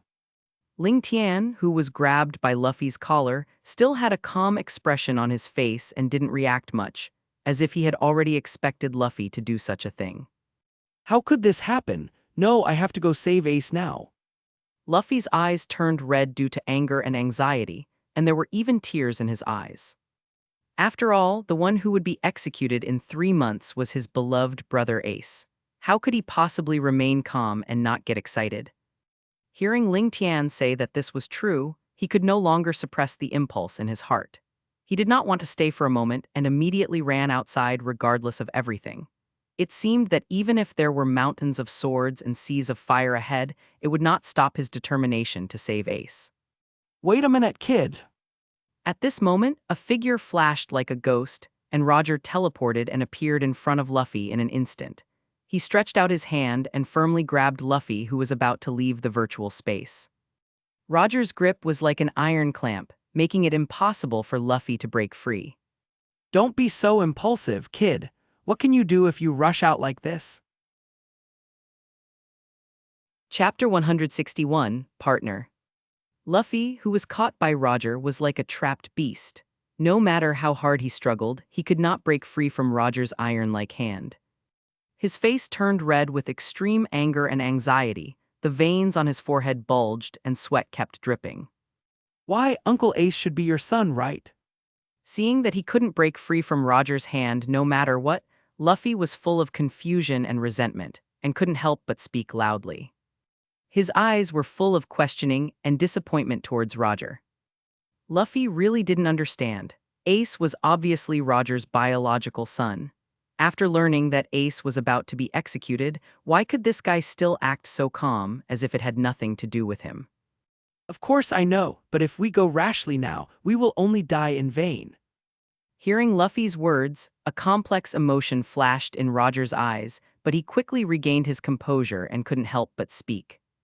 His eyes were deep and solemn as he looked into the distance. He knew very well that the Navy headquarters was heavily guarded, and it was a place where countless top experts and powerful military forces gathered. Even someone like him who once stood at the top of the pirates might not be able to come back alive if he barged in rashly, let alone Luffy, whose strength and experience are still immature. Roger is right. Luffy, if you go to the Marine headquarters now, you will just die in vain. At this time, Lingtian also spoke with a serious face. Although he was also extremely anxious and wanted to go to the Marine headquarters to save Ace, he knew clearly that now was not the time to act impulsively. Although he was very strong, the Navy headquarters was the Navy's base camp after all, with countless experts and a strict defense system. Even if he went there alone, he might not be able to come out alive. After all, there is a saying that a tiger cannot defeat a pack of wolves. In such a dangerous place, if they are not careful, they will be doomed. Now they need to calm down, think long-term, and make a comprehensive plan so that they can find a glimmer of hope in this crisis and rescue Ace. I understand. After hearing Lingtian's words, Luffy felt like a basin of cold water was poured over his head and gradually calmed down. He was breathing heavily, and although the anger and impulse in his eyes had not completely dissipated, he had begun to regain his rationality. What Ling Tian said was right. The Navy headquarters was heavily guarded and full of powerful men. With their current strength, rushing over without any preparation would undoubtedly be like an egg hitting a rock. They would not be able to rescue Ace at all in the Navy headquarters. Therefore, they must think calmly and make a comprehensive and detailed plan in order to have a chance of survival in this almost impossible mission. Wait a minute, wait a minute. Who is Luffy's Fire Fist Ace, the captain of the Whitebeard Pirates' 2nd Division, to you? When Nami heard Luffy say that he was going to the Marine headquarters to rescue Ace, the panic on her face became more and more obvious, and she couldn't help but ask loudly. Her eyes were filled with worry and fear, and her heart was filled with uneasiness at the thought of having to make an enemy of the powerful Marine headquarters. Ace is my brother. After hearing Nami's words, Luffy took a deep breath and spoke slowly. Although his voice was calm, the firmness and affection contained in it were clearly felt. Although they are not brothers born of the same parents, they grew up together, experienced countless adventures and challenges together, supported and trusted each other, and the relationship between them is so deep that it is no different from that of biological brothers. Really? Then we have to go to the Marine headquarters. Hearing Luffy's words, Zoro crossed his arms, a determined light flashed in his eyes, and he spoke without hesitation. He stood there tall and straight, the sun shining on him, outlining his resolute outline. The sea breeze gently blew past, ruffling his green hair, but it could not affect his resolute expression at all. There was no fear or retreat on his face, only determination and courage to move forward. As Luffy's crewmate and a member of the Straw Hat Pirates, they have experienced countless ups and downs together, supporting each other in battles and relying on each other in difficult times. They have long become partners who can rely on each other. This trust and friendship is stronger than steel and hotter than fire. When Luffy's relatives are in danger, they have no reason to retreat, no reason not to stand up. They all knew that the road ahead was full of dangers and challenges. The Navy headquarters was a fortress that symbolized the Navy's most powerful force. There were countless top warriors, the most rigorous defense system, and bottomless unknown traps. But so what? For the sake of their companions, for the deep bond and friendship, they would not hesitate even if there were mountains of swords and seas of fire ahead. Zoro looked at Luffy, his eyes full of determination and encouragement. Luffy, we are partners, your business is our business. Since Ace is your brother, he is also a relative of all of us. No matter how many difficulties and obstacles there are, we will fight side by side. Thank you, Zoro. Luffy's eyes sparkled with tears of emotion when he heard Zoro's words. He knew that, with such a group of friends around him, no matter what difficulties they faced, they could overcome them together. Luffy clenched his fists tightly and swore secretly in his heart that he must rescue Ace safely. There's no other way. Since Ace is your brother, we can only go to the Marine headquarters.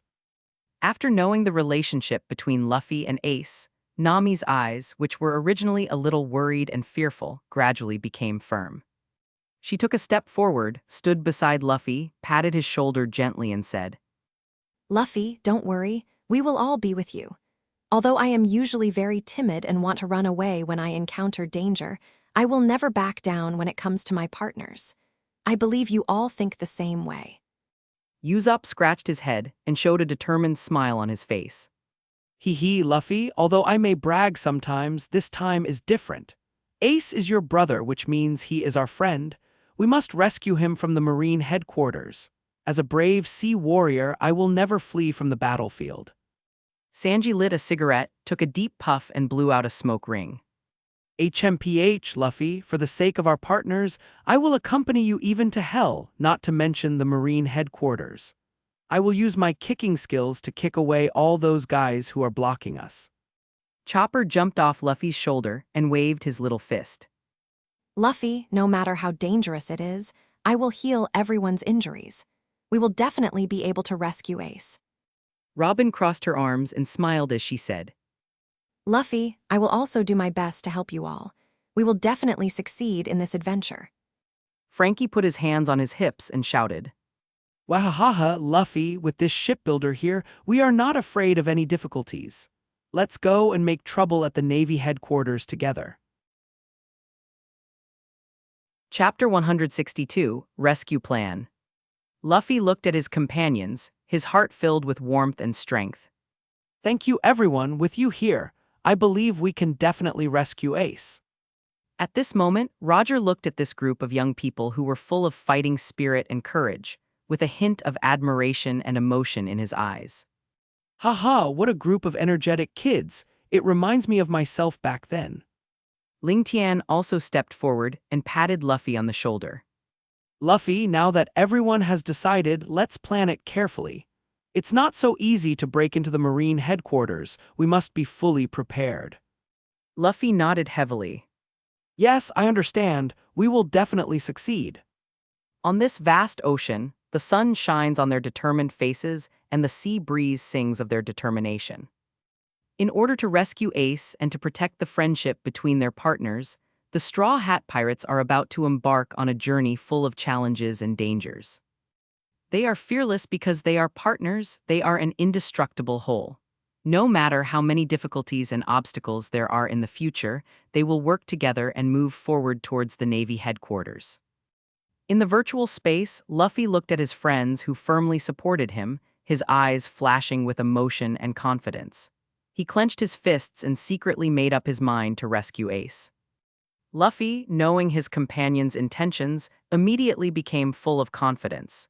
He straightened his back and said with a firm look, With you here, I believe Ace will be rescued. At this time, Lingtian cleared his throat, attracted everyone's attention, and said, Since everyone has decided to rescue Ace, we have to plan it carefully. The Navy headquarters is on high alert, and we can't act rashly. Roger and I have discussed it, and we will split into two groups. Roger and I will go to the New World to look for Kaido and his men to see if we can get some help. And Luffy, you guys will continue to wait in the Seven Waters City for the new ship to be built. The new ship will make our subsequent operations smoother. In 2 months, we will gather at the Sabayati Archipelago and discuss the specific rescue plan together. What do you think? Luffy listened, nodded without hesitation, and said, Okay, let's do as you say. I believe you, Lingtian. Zoro crossed his arms and added, But during these 2 months, we will not be idle. We will work hard to improve our strength and prepare for the battles ahead. Nami also said, Yes, we will intensify our training while waiting for the new ship, and we must rescue Ace with the strongest attitude. Everyone agreed. Just like that, the plan was set. Lingtian took out 2 rings from his pocket, handed one to Roger, and said, This is the Goel ring, which can give you the ability to fly. Roger took the ring, put it on his finger, and said with a smile, Haha, good stuff, let's go. After giving the Goel ring to Roger, Lingtian took out another book and gave it to Sanji. This was the book on kicking skills that Lingtian had drawn before. After making the decision, Lingtian and Roger did not delay at all. Lingtian turned around and walked towards the exit of the virtual space, followed closely by Roger. They walked with firm steps, and their eyes were full of anticipation for future challenges. After leaving the virtual space, Lingtian and Roger looked at each other, with firmness and determination flashing in their eyes. Then, they pushed their feet hard against the ground, and their bodies soared into the air like an arrow, flying towards the new world. The aura around them surged, creating a whirlwind in the air. As they accelerated, their figures turned into 2 brilliant streams of light in the sky, speeding past at a speed that was almost impossible to capture with the naked eye. The light cut through the sky, leaving a long trail, like 2 meteors, and quickly disappeared into the distant sky, leaving only faint energy fluctuations in the air. On the other hand, after leaving the virtual space, Luffy and his friends successfully returned to the city of Water 7. Luffy stretched lazily, with a confident smile on his face, and said to his companions, Friends, let's start working hard. We can't let Lingtian and Roger see that we have made no progress when they come back. We must become stronger to save Ace. Oh, Luffy is right. I need to work on my kicking skills. Sanji said as he moved his shoulders and neck, then began to do warm-up exercises. He first raised his legs high and ran quickly for a few steps, then began to stretch his leg muscles rhythmically, with a determined light flashing in his eyes, as if he had already seen the scene of himself showing off his skills on the battlefield. Zoro said nothing and walked silently to an open area on the side. He held the 3 knives tightly in his hands, and his eyes instantly became extremely sharp. He waved his arms, and the 3 knives drew graceful arcs in the air, and the flashing of the knives made a whirring sound. Zoro's movements were vigorous and powerful, and every time he swung his sword, he carried an unstoppable momentum. The air around him seemed to fluctuate slightly because of his movements. Nami looked at everyone's active participation in training. Her eyes curved, and she said with a smile, Haha, since everyone is so motivated, I can't fall behind. Then I will also study the new sailing route to ensure that our subsequent trip goes smoothly. After saying this, her lively eyes flashed with determination, and she ran back to the room with brisk steps. After entering the room, she quickly came to the desk piled with nautical charts and began to flip through the charts attentively. She kept writing something on the paper with the pen in her hand and muttered her planning ideas softly. Usopp stood beside a pile of novel parts and tools, concentrating on fiddling with his invention, muttering to himself. Hey, I must make more powerful weapons and let those damned Navy have a taste of my power. When my new weapons are unveiled, I will surely beat them to a pulp. Chapter 163, Shocked Warring States. After leaving the Seven Waters City, Lingtian and Roger rode the wind and headed towards the Sabyati archipelago at a very fast speed. Along the way, the sea breeze blew across their faces, bringing a hint of salty air. Soon after, the mysterious and legendary Chabao archipelago appeared in their sight. From afar, the Chagos archipelago is covered with lush vegetation. White clouds float leisurely above the islands, and the sun shines on the sea, reflecting sparkling waves. As the distance got closer, the outline of the island became clearer, and the ships moored at the pier and the bustling crowd gradually came into view. They came here for 2 reasons. First, Roger wanted to meet his former partner Rayleigh.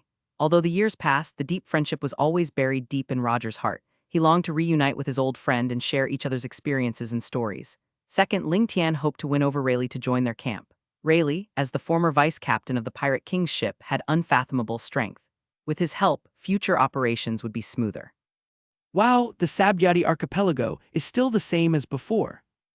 Looking at the familiar yet unfamiliar scene in front of him, and the Sabyati archipelago that has hardly changed in his memory, Roger couldn't help but sigh. His eyes revealed a complex emotion of nostalgia and emotion. The memories of his past on this land came to his mind. Those passionate adventures, fierce battles, and happy times spent with his companions seemed like they were just yesterday. After all, this place is close to the headquarters of the Navy, and no one dares to act wildly here. Lingtian heard Roger's words, looked at the island ahead, and spoke slowly. The geographical location of the Chabyati archipelago is extremely special. It is the island closest to the naval headquarters, and its powerful naval force forms an invisible deterrent. Under the close surveillance of the Navy and the powerful suppression of military forces, ordinary pirates and lawless elements dare not cause trouble here easily, for fear of attracting the encirclement and pursuit of the Navy. Even those conceited and powerful supernovas generally would not choose to cause trouble here. As the Chabyati archipelago is so close to the Navy headquarters, it is always under the strict surveillance of the Navy. It is like an invisible net covering the area. Any rash action may lead to a catastrophic disaster. Here, naval patrols frequently travel through the streets and alleys, soldiers on the watchtowers remain on high alert at all times, and powerful military forces are ready to deal with any situation that may arise. Although those supernovas were all arrogant, ambitious, and eager to make a name for themselves in this ocean, they also knew clearly that causing trouble in the Sabyati archipelago would undoubtedly be courting death and a blatant provocation to the authority of the Navy, which would inevitably lead to the Navy's full-scale encirclement and brutal suppression. Of course, Luffy in the original work is an exception. Luffy is a fearless person who does whatever he wants. He is also very loyal and will do anything for his friends. In the Sabyati archipelago, when his friends were threatened, he didn't care whether it was close to the Navy headquarters or surrounded by dangers. He would step forward without hesitation and make a scene. The moment he stepped onto this land, Roger took a deep breath, feeling the long-lost atmosphere, his eyes flashing with excitement. Lingtian was observing his surroundings vigilantly, paying attention to the movements and people around him. There were people coming and going on the streets, including vendors selling various goods, pirates looking for adventure partners, and naval soldiers maintaining order. Let's go find Rayleigh first. Ling Tian looked at the bustling street in front of him with no fluctuations in his eyes, showing no interest at all. He crossed his arms over his chest, raised his feet and prepared to walk forward. Don't be so disappointing, let's play here for a while first. Hearing Ling Tian's words, Roger showed an unwilling expression on his face and couldn't help but speak. After all, he had just been resurrected and returned to this familiar yet strange world. All new things were very attractive to him, and he was inevitably more interested in these things that were full of the breath of life. At this moment, he was like a child, his mind full of thoughts of playing. You haven't forgot what we came to the Sabyati archipelago for, have you? Ling Tian stopped and turned around after hearing Roger's words, and spoke with a hint of helplessness in his eyes. Looking at Roger's excited face, he couldn't help but complain in his heart. Why is this guy's personality the same as Luffy, both so carefree and do whatever they want? But now is not the time to have fun, they have important things to do. Hearing Ling Tian's words, Roger was stunned at first, then the smile on his face gradually disappeared, and he immediately realized the purpose of their coming here. They wanted to find Rayleigh and then discuss how to save Ace. This was not something that could be delayed for fun. Thinking of this, Roger's expression became serious. He nodded and said, Sorry, I was confused. Let's go find Rayleigh. Having said that, Roger stopped arguing and obediently followed Ling Tian, walking quickly towards island number 13. Island number 13 is where Rayleigh often hangs out and is also the island where Zia Cheese Bar is located. At this moment, without any warning, something strange happened. People who were walking and talking normally suddenly showed fear on their faces, and then they all bowed their heads and knelt down in fear. The street was instantly filled with a tense and oppressive atmosphere. Is it the celestial dragons? Roger frowned when he saw everyone kneeling down and couldn't help but ask. There was a flash of disgust and disdain in his eyes. He always sneered at the celestial dragon's tyrannical behavior. It should be correct. Ling Tian replied solemnly. In this land, apart from the Tianlong people, there is really no other existence that has such a grand show and face that can make everyone present kneel down in fear. Their power and status are demonstrated in this disgusting way. Just as Ling Tian and Roger were talking, a figure suddenly appeared in front of them. It was a man wearing a transparent oxygen mask that covered his entire head and wearing exaggerated white clothes. He walked with an arrogant stride, followed by a group of people who looked like bodyguards. He glanced coldly at the people kneeling around him, as if these people were nothing but ants in his eyes. Why don't you kneel down? Just as this Tianlong man was enjoying the respectful treatment of everyone kneeling with a smug look on his face, he suddenly caught a glimpse of Ling Tian and Roger who were standing upright. An expression of anger and surprise immediately emerged on his face, which was mostly covered by the oxygen mask. His eyes widened, and while yelling hysterically, he quickly pulled out a gorgeous golden pistol from his waist and pointed it directly at Ling Tian and Roger. Let's go, there's nothing to see. Looking at the arrogant behavior of the Tianlong man, a trace of disdain flashed across Ling Tian's face, and he spoke directly to Roger in a calm expression. There was no fear in his eyes, as if the Tianlong man pointing a gun at them was just an insignificant clown. After saying that, Ling Tian took a step forward without hesitation, ready to leave this place of trouble. Seeing this, Roger shrugged and followed without a care. He also ignored the celestial dragons who took advantage of their status to bully others. You actually ignored me, go to hell. Seeing Ling Tian and Roger ignoring him, the celestial dragon's anger was instantly ignited to the extreme. He immediately pulled the trigger with a ferocious face. With a gunshot, the golden bullet whizzed out and shot straight at Lingtian and Roger. However, even though the Tianlong man pulled the trigger, Lingtian and Roger ignored him. The golden bullet that was shot out at a high speed suddenly stopped, as if it hit an invisible wall 10 centimeters away from Lingtian and the others, and then fell to the ground with a clang. A dull roar was heard. Lingtian glanced back, a cold light flashed in his eyes, and then a powerful shock wave suddenly erupted from Lingtian's body, like a surging torrent, rushing towards the arrogant Tianlong at an astonishing speed. The shock wave carried tremendous power and hit the defenseless Tianlong in an instant. The Tianlong flew backwards as if hit by a heavy hammer, then fell heavily to the ground and fainted instantly. Those who had their heads down subconsciously looked up after hearing the noise. When they saw the fallen celestial dragons, they were so shocked that their eyes widened and they couldn't believe their eyes. Their eyes were filled with shock and fear. In their cognition, the celestial dragons were superior and inviolable. They had never dreamed that someone would dare to treat the celestial dragons like this. This was simply unprecedented. However, Lingtian and Roger ignored the reactions of the people around them, as if they had just done something insignificant.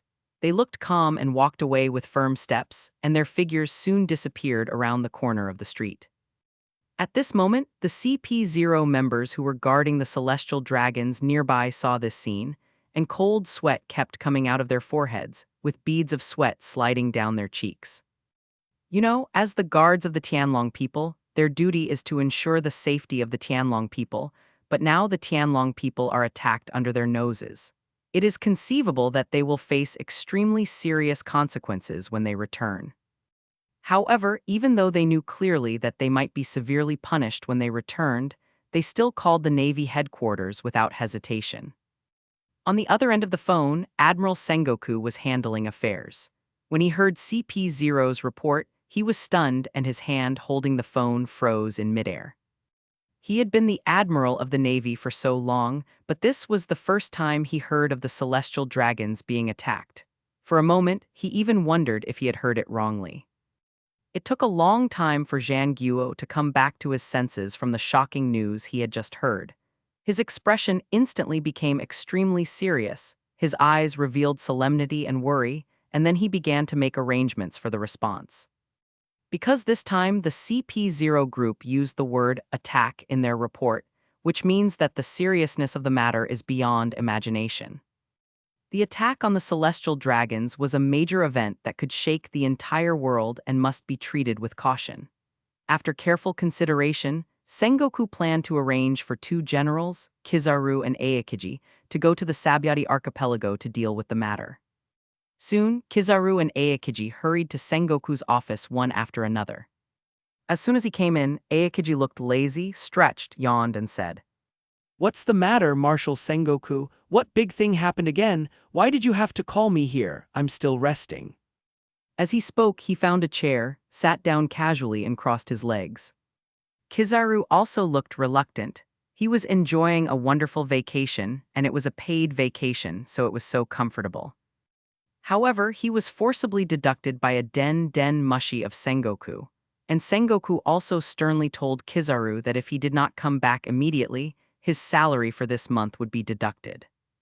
This scared Kizaru greatly. He couldn't bear to give up the generous salary, so he had to end his vacation immediately and return to the Marine headquarters without stopping. CP0 called me just now and said that the celestial dragons were attacked in the Sabyati archipelago, and asked us to immediately send an admiral to capture the guy who attacked the celestial dragons. Looking at the two guys in front of him, Aokiji, who was acting careless, and Kizaru, who looked depressed, Sengoku covered his head and spoke with a headache. To be honest, if Akinu was not busy dealing with other extremely important matters at the moment and could not spare the time, Sengoku even wanted to send all three admirals out. After all, this incident involves an attack on the celestial dragons. If it is not handled properly, the consequences will be disastrous. How terrible. I didn't expect someone would dare to attack the celestial dragons. Hearing what Sengoku said, Kizaru sat on a chair beside him, crossed his legs, and seemingly nonchalantly cut his nails with a small file while speaking in a sarcastic tone. Although he had that signature playful smile on his face, his eyes also flashed with a hint of solemnity. After all, the identity of the celestial dragons was special, and the impact of this incident was bound to be far-reaching. When Aokiji heard what Sengoku said, his lazy expression instantly disappeared and he couldn't help but frown. He crossed his arms and fell into deep thought. Over the years, although the pirates on the sea have become more and more rampant, no one has dared to attack the celestial dragons directly. He really didn't expect that someone would be so bold as to beat up the celestial dragons. So this time I plan to send you to the Sabayati archipelago. This mission is of vital importance. It concerns the reputation of the Navy and its relationship with the world government. I hope you can do your best to bring those who attacked the celestial dragons to justice. Sengoku leaned on the desk with both hands, his eyes sharp as he looked closely at Kizaru and Aokiji and spoke. When Kizaru and Aokiji heard what Sengoku said, the laziness on their faces faded a little. Kizaru stopped trimming his nails, stood up, stretched, and said with a smile, "Oh, since the marshal has said so, we can only leave." Aokiji also slowly stood up from the chair, put his hands in his coat pockets, nodded and said, "Okay, I know, we will leave now." Chapter 164, Goodbye Ziachi. After leaving the original place, Lingtian and Roger kept going and soon arrived at island number 13. Under the sunshine, this island exuded a unique, mysterious atmosphere. Ziachi's ripoff. Looking at the slightly old but unique pub in front of him, the words, Ziachi's ripoff bar. on the sign were particularly eye-catching. A trace of curiosity flashed in Roger's eyes, and he couldn't help but ask, Does Rayleigh live here? Rayleigh has been here since the Roger Pirate Group disbanded. Lingtian looked at the half-open door of the tavern, a look of reminiscence in his eyes, and couldn't help but speak. The sunlight shines on his face, outlining his resolute features. After saying that, the two looked at each other and walked towards the tavern with firm steps. As the wooden door was gently pushed open with a creaky sound, Roger and Lingtian walked into Ziachi's tavern. After entering the tavern, Lingtian and Roger immediately looked around and saw that there were not many people inside. This result is normal. After all, the location of this tavern is relatively hidden, and the extortion consumption method set by Ziachi makes ordinary people stay away and will not come here to drink easily, except for those who are familiar with Ziachi and Rayleigh. Hey, how come you have time to come to my place? Just as the two of them stepped into the tavern, Ziachi heard someone coming in, stopped wiping the wine glass in her hand, looked up at the door and said with a smile, What's wrong? Don't you welcome us?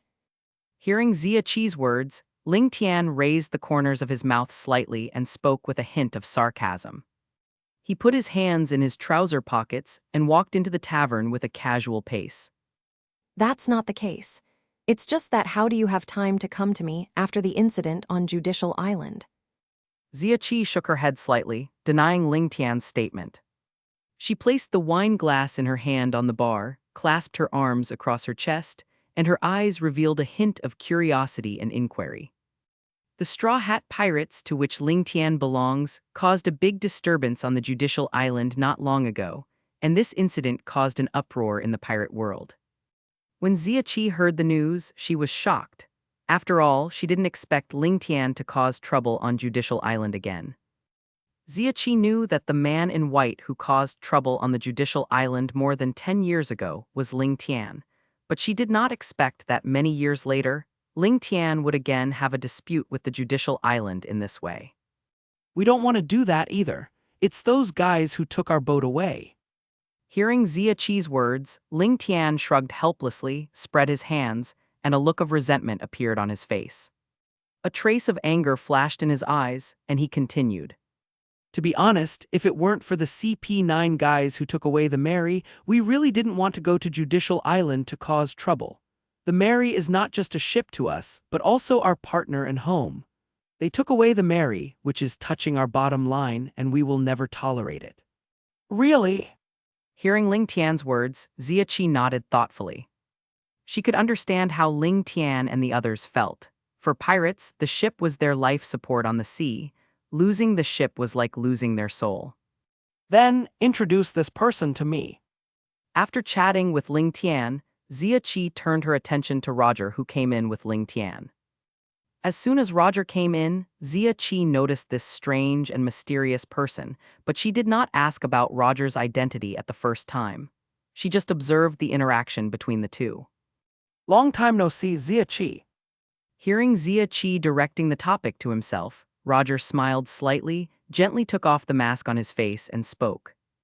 His eyes were filled with the joy of reunion after a long separation and a hint of nostalgia. In fact, when Roger saw the name of this pub, he already had a guess in his mind that this was the pub opened by Zia Qi. Roger. After seeing Roger's face, Zia Qi stopped drinking the wine in her hand. Her eyes widened instantly and her face was full of disbelief. The wine glass in her hand almost slipped out of shock. She seemed to be frozen in place, motionless. She really couldn't believe her eyes. Roger, the legendary figure who once dominated the sea and opened the age of discovery, appeared in front of her again. Although Lingtian had told her and Rayleigh before that he had a way to resurrect Roger, she and Rayleigh just listened and did not take it to heart. After all, resurrecting a dead person sounds too incredible to be believed. Are you really Roger? Zia Qi widened her eyes and stared at the man in front of her eyes full of uncertainty and doubt. At this moment, her heart was filled with disbelief and confusion, as if she was in an illusory dream. Oh, it's me. Roger said gently with a smile on his face and a familiar light in his eyes. His voice was the same as always, with a unique calmness and confidence. After hearing Roger's words, Zia Qi was still a little dazed, but after repeatedly observing Roger's expression and appearance, she finally confirmed that she was not dreaming. I never thought that you could actually resurrect others. Zia Qi's gaze stayed on Roger for a moment, then turned to Lingtian and couldn't help but speak. There was still a hint of astonishment in her eyes that had not yet completely dissipated. From what you said, it seems you don't believe me either. Hearing Zia Qi's words, Lingtian crossed his arms, a trace of helplessness appeared on his face, and he couldn't help but complain. His originally confident plan seemed a little lost amid other people's doubts. He really didn't expect that even Zia Qi, who he knew well, was skeptical about his ability to revive Roger. After all, this kind of thing is really hard to believe. Seeing Lingtian's emotions, Zia Qi smiled gently and explained with a hint of apology in her laughter. Indeed, for most people, resurrecting a deceased person is something beyond common sense and almost impossible to achieve. Well, let's talk about this later. Lingtian shrugged lightly after hearing Zia Qi's words. He didn't argue too much and just said lightly, By the way, isn't Rayleigh here? Lingtian glanced around the tavern, and when he didn't see Rayleigh, a hint of doubt appeared on his face. Seeing that Rayleigh still didn't show up after chatting with Zia Qi for such a long time, Lingtian couldn't help but become curious. His eyes narrowed slightly, and then he asked, I thought he would be here. I haven't seen him for such a long time. Did he go out for something? That guy went out drinking again. Chapter 165, The Arrival of Kizaru. Hearing Zia Qi say that Rayleigh went out to drink again, Lingtian was helpless, raised his hand to support his forehead, and was speechless. Why is it that every time he comes to see this guy Rayleigh, he is always out drinking as if he has grown up with the wine barrel? Really? Lingtian curled his lips and couldn't help but complain. It's always like this. When I look for him, he's nowhere to be found. He just drinks and doesn't know how to restrain himself. There was a hint of complaint in his tone, but more of it was familiarity and helplessness with his old friend's behavior. Ha ha ha, Riley is still the same as before. When Roger heard Zia Qi say that Riley went out to drink, he was stunned at first and then burst into a hearty laugh. Memories flooded back to his mind. When he was in Roger's pirate group, Rayleigh was addicted to alcohol and would often drink from a wine jug. Now that Roger's pirate group has disbanded, Rayleigh, who is no longer restrained, has become even more outrageous and has thrown himself into the world of alcohol without restraint. Let's go find that guy. Lingtian, who knew that Rayleigh had gone out drinking, frowned and said, "Time is running out. In this situation, they really can't just sit here and wait for that guy Rayleigh to come back slowly. Ace's execution will begin in 3 months. This matter is urgent and every minute and every second is extremely precious. He also needs to find other people to help and formulate a rescue plan. There is really no extra time to waste. He must find Rayleigh as soon as possible and discuss the next course of action with him." In Ling Tian's careful planning, he clearly planned the follow-up actions. After finding Rayleigh here, he still had a series of important schedules to arrange. He will go to the Whitebeard pirates to discuss relevant matters with the Sea Overlord and his crew. After that, he will go to find Kaido, Buggy, Red Hair, the Revolutionary Army, and others to try to gain their support and assistance. Then, 3 months later, everyone gathered at the Sabyati archipelago to discuss strategic plans, and then went to the Navy headquarters together to implement the rescue plan or respond to major incidents that might occur. Rayleigh should still be active around Island 13. In order to ensure that Rayleigh can be found smoothly and not waste precious time, Ling Tian asked Xia Qi just in case. At this moment, Ling Tian's eyes revealed a hint of anxiety and expectation. Xia Qi nodded slightly in response to Ling Tian's words. While wiping the wine glass in her hand, she said, Generally speaking, Rayleigh will be active on island number 13. He likes to hang out around here. He will only go to the auction to sell himself when he is out of money. However, you also know that you gave us a lot of berries more than 10 years ago. With that money, Rayleigh and I live very comfortably here, so Rayleigh has not left island number 13 in the past 10 years. Really? Then I'll go find that guy. Seeing Xia Qi nod, Ling Tian felt relieved. He turned around and opened the door of the tavern. The sunlight outside the door instantly poured in, illuminating his figure. He spoke. After speaking, he walked out with firm steps. As for Roger, he chose to stay in Xia Qi's tavern and chat with her. After all, they had been separated for so long, and they had too many experiences and stories to share. From their past adventures on the sea to their respective lives today, there is a lot to talk about and many memories to relive together. They sat in a corner of the pub. Laughter and talking could be heard from time to time, as if time had gone back to those passionate days. Boom! Yellow Monkey. Saw Yellow Monkey appear. There was no fluctuation in Ling Tian's eyes, as if everything was within his expectations. After all, he had knocked out a celestial dragon before, and the Marine headquarters would definitely take action. It was normal for a great general to come here. He just looked at Kizaru calmly. That's the guy. That's the one who knocked out Saint Charmako. Chapter 166, Secret Chat. As the two continued to fight, the air around them seemed to be torn apart, and the roar was endless. From the perspective of others, the fight between Ling Tian and Kizaru was becoming more and more intense. Every collision unleashed astonishing energy fluctuations, forcing the spectators to step back in succession, their hearts in their throats. However, in reality, the two were just acting. Their seemingly fierce confrontation was actually just a superficial effort. Not to mention a life-and-death fight, even a little injury to each other was non-existent. Their moves seemed fierce, but in fact they cleverly avoided the opponent's vital points, just creating the illusion of a fierce battle. Otherwise, with Ling Tian's current strength, he could just punch Kizaru away. Although Kizaru is a Navy admiral and his strength should not be underestimated, Ling Tian is far stronger than him. Even if Kizaru won't be seriously injured, he will definitely not continue the battle given his cautious and somewhat lazy personality.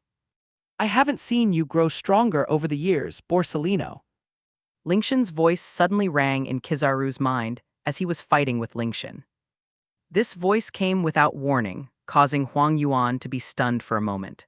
But soon, he realized that this was Ling Tian using his special ability to communicate.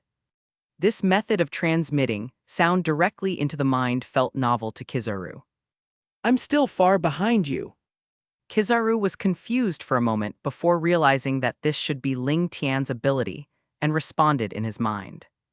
His face still maintained the serious expression he had during the battle, but there was a barely perceptible flash of relief in his eyes.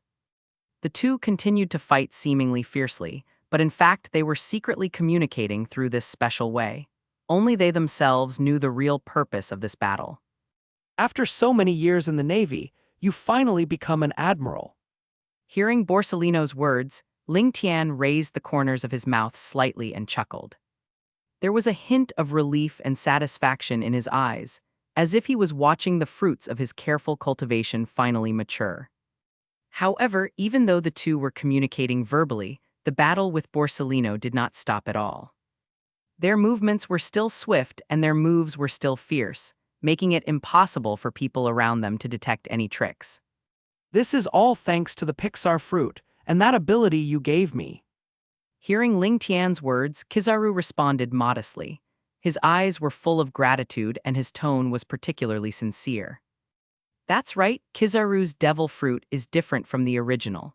Kizaru's current sparkle fruit was actually given to him by Lingtian when he met Borsellino a long time ago. At that time, Borsellino was just an unknown little person, and it was also at that time that Lingtian arranged Borsellino into the Navy, paving the way for his future. No one has discovered your ability, right? Hearing Kizaru's words, Lingtian's expression instantly became serious, and he asked with a sharp gaze. His originally relaxed expression disappeared without a trace in an instant, replaced by a solemn expression. He stared at Kizaru closely, with a hint of tension and worry in his eyes, as if this was a matter of life and death. There was a hint of urgency and uneasiness in his tone, because that ability was crucial and Lingtian intended to use it to save his life at a critical moment in the future. This ability is his last trump card and an important guarantee for his careful planning over many years. No, I haven't used that ability in front of anyone since I separated from you. Hearing Lingtian's words, Huang Yuan hurriedly spoke. His tone was firm and sincere, and his eyes revealed his absolute loyalty to Lingtian. When they separated, Lingtian had tried his best to tell Kizaru that unless his life was in danger, he was not allowed to use that ability no matter what. And Kizaru has always kept Lingtian's instructions in mind and has always abided by this agreement. Huang Yuan had indeed been listening to Lingtian's words and had not used that ability. Even when facing many difficulties and life-and-death tests, he gritted his teeth and held back, not using this forbidden power. That's good. After hearing Huang Yuan's words, Lingtian's heart finally settled down. He let out a long sigh and his frown gradually relaxed. Well, Kizaru, 3 months later, I need you to help me rescue Fire Fist Ace inside the Navy at the critical moment. After knowing that Kizaru did not reveal his ability, Lingtian no longer hesitated and directly told Kizaru what he wanted him to do. At this moment, Lingtian's eyes were firm and his tone was serious. He knew the difficulty and risk of this matter, but he believed that Huang Yuan had the ability to complete the task. I understand. Hearing Lingtian's words, Kizaru agreed without hesitation. However, Lingtian felt something was wrong with Huang Yuan's tone, as if he wanted to ask for something from him. Huang Yuan's voice seemed to carry a hint of hesitation, which made Lingtian feel a little confused. But Lingtian soon realized what was going on. He shook his head helplessly and smiled bitterly in his heart. He knew Kizaru's personality very well. When you rescue Ace of the Fire Fist, I will pay you a salary of 3 billion berries. Lingtian, who figured out what Kizaru wanted, said to Kizaru. Leave it to me. As expected, when Huang Yuan heard Lingtian say that he would pay him, he immediately changed his tone. His voice was instantly filled with energy and confidence, as if the hesitation just now had never existed. I can only say that he is worthy of being Monkey D. Kizaru, and he is worthy of being one of the 4 emperors who has his salary paid. Lingtian looked at Kizaru's instant positive look and felt a little funny, but also helpless about his realistic attitude. But no matter what, as long as Kizaru can complete the task, it is worth paying some reward. Then let's end the battle quickly. I still need to find other people. After seeing that Kizaru agreed to him, Lingtian spoke to Kizaru with a serious expression. His eyes were determined and eager, as if he couldn't wait to end the battle and deal with the next things. Lingtian's eyes revealed an unquestionable determination, as if time was extremely tight for him and every minute and every second was extremely precious. No problem. Chapter 167, Determine the Outcome. Well, get ready for the final blow and end this scene. Lingtian said in a low voice. His eyes became extremely focused, and at the same time, his hands began to slowly rise. A powerful force visible to the naked eye began to condense in his palms. The air around him seemed to be stirred by this force. The aura around him gradually became violent, like surging waves. Kizaru nodded solemnly and replied. Okay, but don't let yourself be caught. His body was instantly enveloped by a dazzling light. As the light flashed, golden energy gathered madly in his hands like a whirlpool. The powerful energy fluctuations caused slight distortions in the surrounding space. Everyone around was watching the battle nervously, their hearts beating so fast that they seemed to burst out of their throats. Everyone clenched their fists, beads of sweat covered their foreheads, and they dared not breathe. The CP0 who came with Kizaru didn't even dare to blink. His eyes were wide open, and the ultimate showdown between the two that was about to break out was reflected in his pupils. He was afraid of missing any moment. Lingtian took a deep breath, and the muscles in his arms instantly swelled up as hard as steel. Strength continued to flow out from deep within his body, rising continuously as if there was no end. He shouted loudly. Yellow monkey, take my move. The sound exploded on the sea like thunder, making everyone's ears buzz. Kizaru was not to be outdone. He straightened his body and shouted. Come on! His voice was full of determination and confidence. Then Lingtian and Huang Yuan both exerted their strength at the same time and attacked with all their strength. Lingtian's fist was covered with a layer of energy that was so powerful that it made people's heart palpitate. The energy flashed with a mysterious light and blasted towards Huang Yuan like a cannonball with a whistling sound. Wherever it passed, the air was torn apart, making a sharp explosion. Kizaru compressed the light condensed in his hand into a huge and dazzling beam of light and shot it towards Lingtian with overwhelming force. Wherever the light went, the space seemed to be pierced through. The moment the two collided, the sky and the earth seemed to change color. At that moment, time seemed to stand still, and there was only a deafening roar, like the collapse of the sky and the cracking of the earth. The huge energy impact spread wildly in all directions, like a doomsday storm. Its power was so strong that it instantly created layers of waves that were tens of meters high and rushed towards the distance with the force of a tidal wave. Under this powerful impact, Lingtian's body involuntarily retreated. He tried his best to stabilize his body, but was still pushed back several meters. His feet slid rapidly on the sea surface, leaving 2 long traces and splashing a large amount of water. But Kizaru was not so lucky. He was knocked away by Lingtian's violent force. His speed was so fast that he was like a bright meteor across the sky and disappeared from everyone's sight in an instant. When the CP0 who brought Kizaru saw this scene, he couldn't help but open his eyes wide in horror. The expression on his face froze in an instant, full of shock and disbelief. His lips trembled and he stammered. This. His voice was full of panic and confusion, as if everything happening before his eyes was an unacceptable nightmare. The others around CP0 also gasped in shock at this sudden turn of events. They looked at each other with panic written all over their faces and began to talk among themselves. This guy's strength is so terrifying. It's beyond imagination. One person's voice trembled, his eyes full of fear. His body couldn't stop shaking, as if the fear had penetrated into his bones.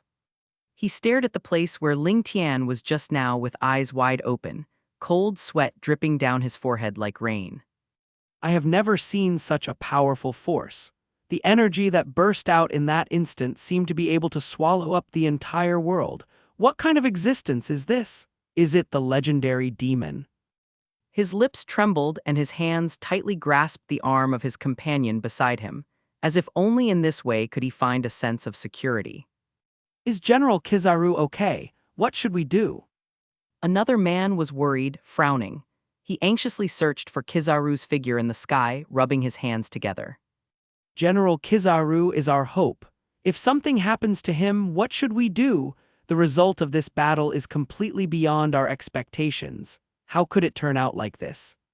His heart was filled with anxiety and uneasiness. He kept pacing on the spot, muttering to himself. However, what they didn't know was that all this was part of Lingtian and Huang Yuan's plan. They thought they had witnessed a thrilling life-and-death duel, but they didn't know it was just a carefully choreographed drama. They were deceived by the appearances before them and fell into deep fear and worry, but they never thought about the truth hidden behind it. A moment later, in the ruins in the distance, Kizaru slowly stood up from the ground. His clothes were tattered, his body was covered with dust and scars, and his steps were a little staggering. He pretended to be weak and said, This guy, his strength is really unfathomable. His voice sounded weak, as if he had just experienced a life-and-death battle and had exhausted all his strength. Huang Yuan raised his head and looked in the direction where Ling Tian left, with a hint of helplessness and awe in his eyes. Ling Tian crossed his arms and said proudly, Kizaru, you are lucky today. It won't be so easy next time. After saying that, Ling Tian turned and flew away. His figure was like a flash of lightning, instantly disappearing from everyone's sight. Only the powerful aura remained in the air, making people's hearts palpitate. The onlookers stared at the direction where Ling Tian disappeared, unable to come back to their senses for a long time. Their hearts were filled with shock and doubt, and they were full of confusion and fear about the future. With the help of everyone, Kizaru slowly left the battlefield. His back seemed a little lonely, yet unpredictable. What on earth is going on? Why did it turn out like this? Someone muttered to himself with empty eyes, as if he was still immersed in the shocking scene that had just happened and couldn't extricate himself. His voice echoed in the air with a hint of doubt and confusion. People around him whispered to each other, but no one could give a definite answer. I don't know, maybe this is the world of the strong. We can never understand it. Chapter 168, Goodbye Rayleigh. After leaving, Ling Tian stood there with his eyes closed and instantly entered a state of extreme concentration. His mind was highly concentrated, as if all his spiritual power was gathered in one place. In an instant, Ling Tian activated his observation haki. This powerful perception force was like an invisible, boundless giant net, with Ling Tian as the center, rapidly spreading to the entire island number 13. Wherever the power reached, it seemed that even the air trembled slightly. As the observation haki fully covered island number 13, a clear and extremely detailed picture gradually emerged in Ling Tian's mind. Every blade of grass on the island sways gently in the breeze, every leaf sparkles with a unique luster, and every stone has its own unique texture.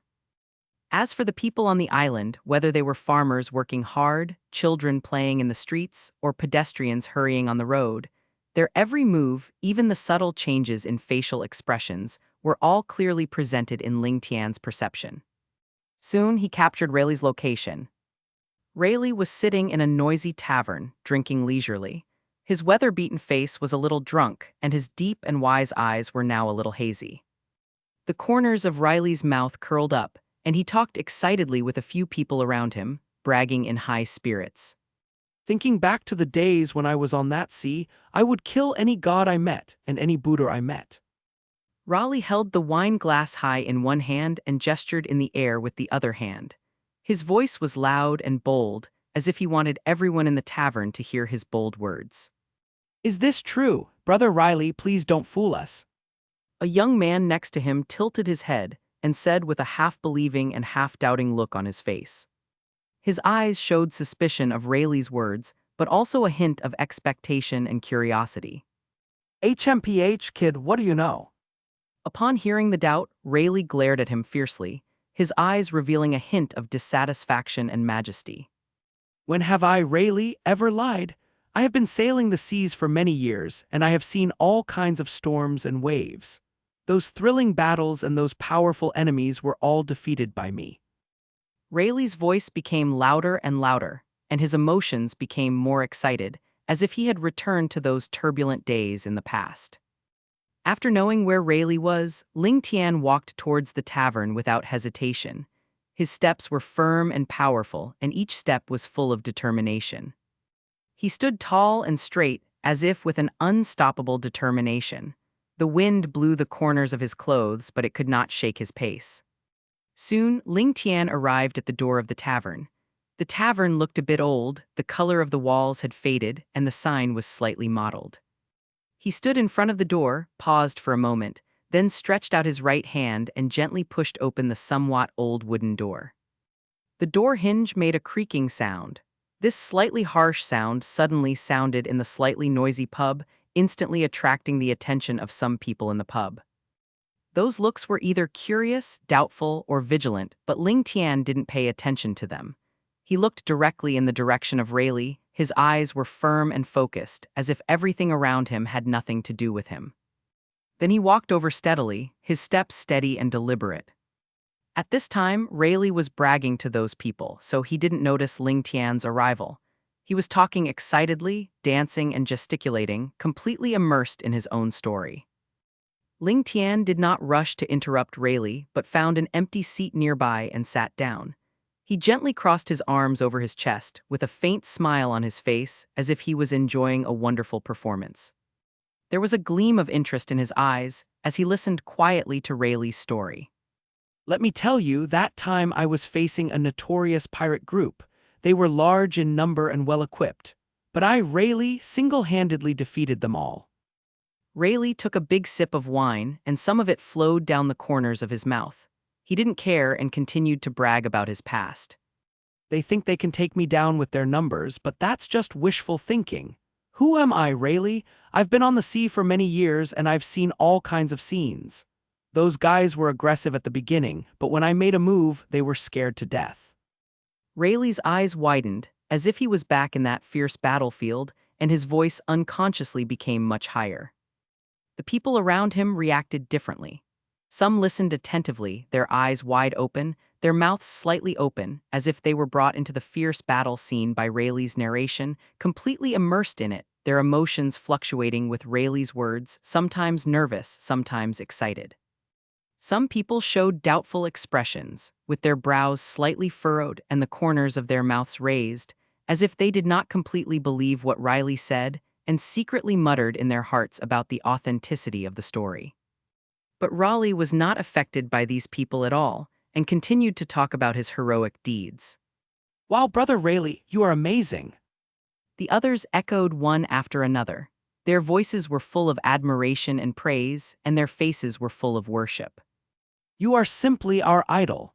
It would be great if we could be as majestic as you. Chapter 169, Rayleigh Talks. In the tavern, Rayleigh was standing in the middle of the crowd, gesticulating and talking about his legendary past experiences. His voice was loud and passionate, as if bringing everyone into those thrilling scenes. Thinking back to those days, I was alone on that rough sea, facing a group of vicious pirates. Their ships were several times larger than mine, and their numbers were even more numerous. But I, Rayleigh, was not afraid at all. Rayleigh said as he made exaggerated gestures, his face filled with pride. Some of the audience opened their mouths wide, their eyes full of amazement, as if they could see the fierce battle scene from Rayleigh's description. Others frowned slightly, their eyes revealing doubt as if they didn't quite believe what Rayleigh said. At this moment, he caught a glimpse of Ling Tian sitting next to him, and his words stopped abruptly. Rayleigh's expression became a little surprised for a moment, and then he regained his composure. Rayleigh waved his hand hastily to the audience and said, That's all for today, everyone. There was a hint of urgency in his tone. He no longer paid attention to the audience's reactions, turned around and followed Ling Tian out of the tavern quickly. As soon as he left the tavern, Rayleigh turned to look at Ling Tian impatiently, frowning slightly, with a hint of confusion on his face, and asked, Why did you suddenly come here? What do you want from me? His eyes were fixed on Ling Tian, and his pace unconsciously quickened. Ling Tian did not respond immediately, but stared at Rayleigh with a sharp gaze and asked, Rayleigh, do you know that the captain of the 2nd Division of the Whitebeard Pirates, Ace the Fire Fist, will be executed in 3 months?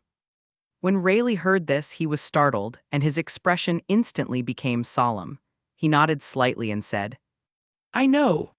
His voice was low and brief, as if the news brought him a lot of pressure. Hearing Rayleigh's answer, Lingtian was puzzled. He widened his eyes, became more excited, and raised his voice a few degrees. Then why don't you take action? This is a matter of life and death, Ace. Lingtian's voice echoed in the air, carrying strong questions and dissatisfaction. Rayleigh sighed, a helpless look on his face, and said, Lingtian, don't be so impulsive. This matter is not as simple as you think.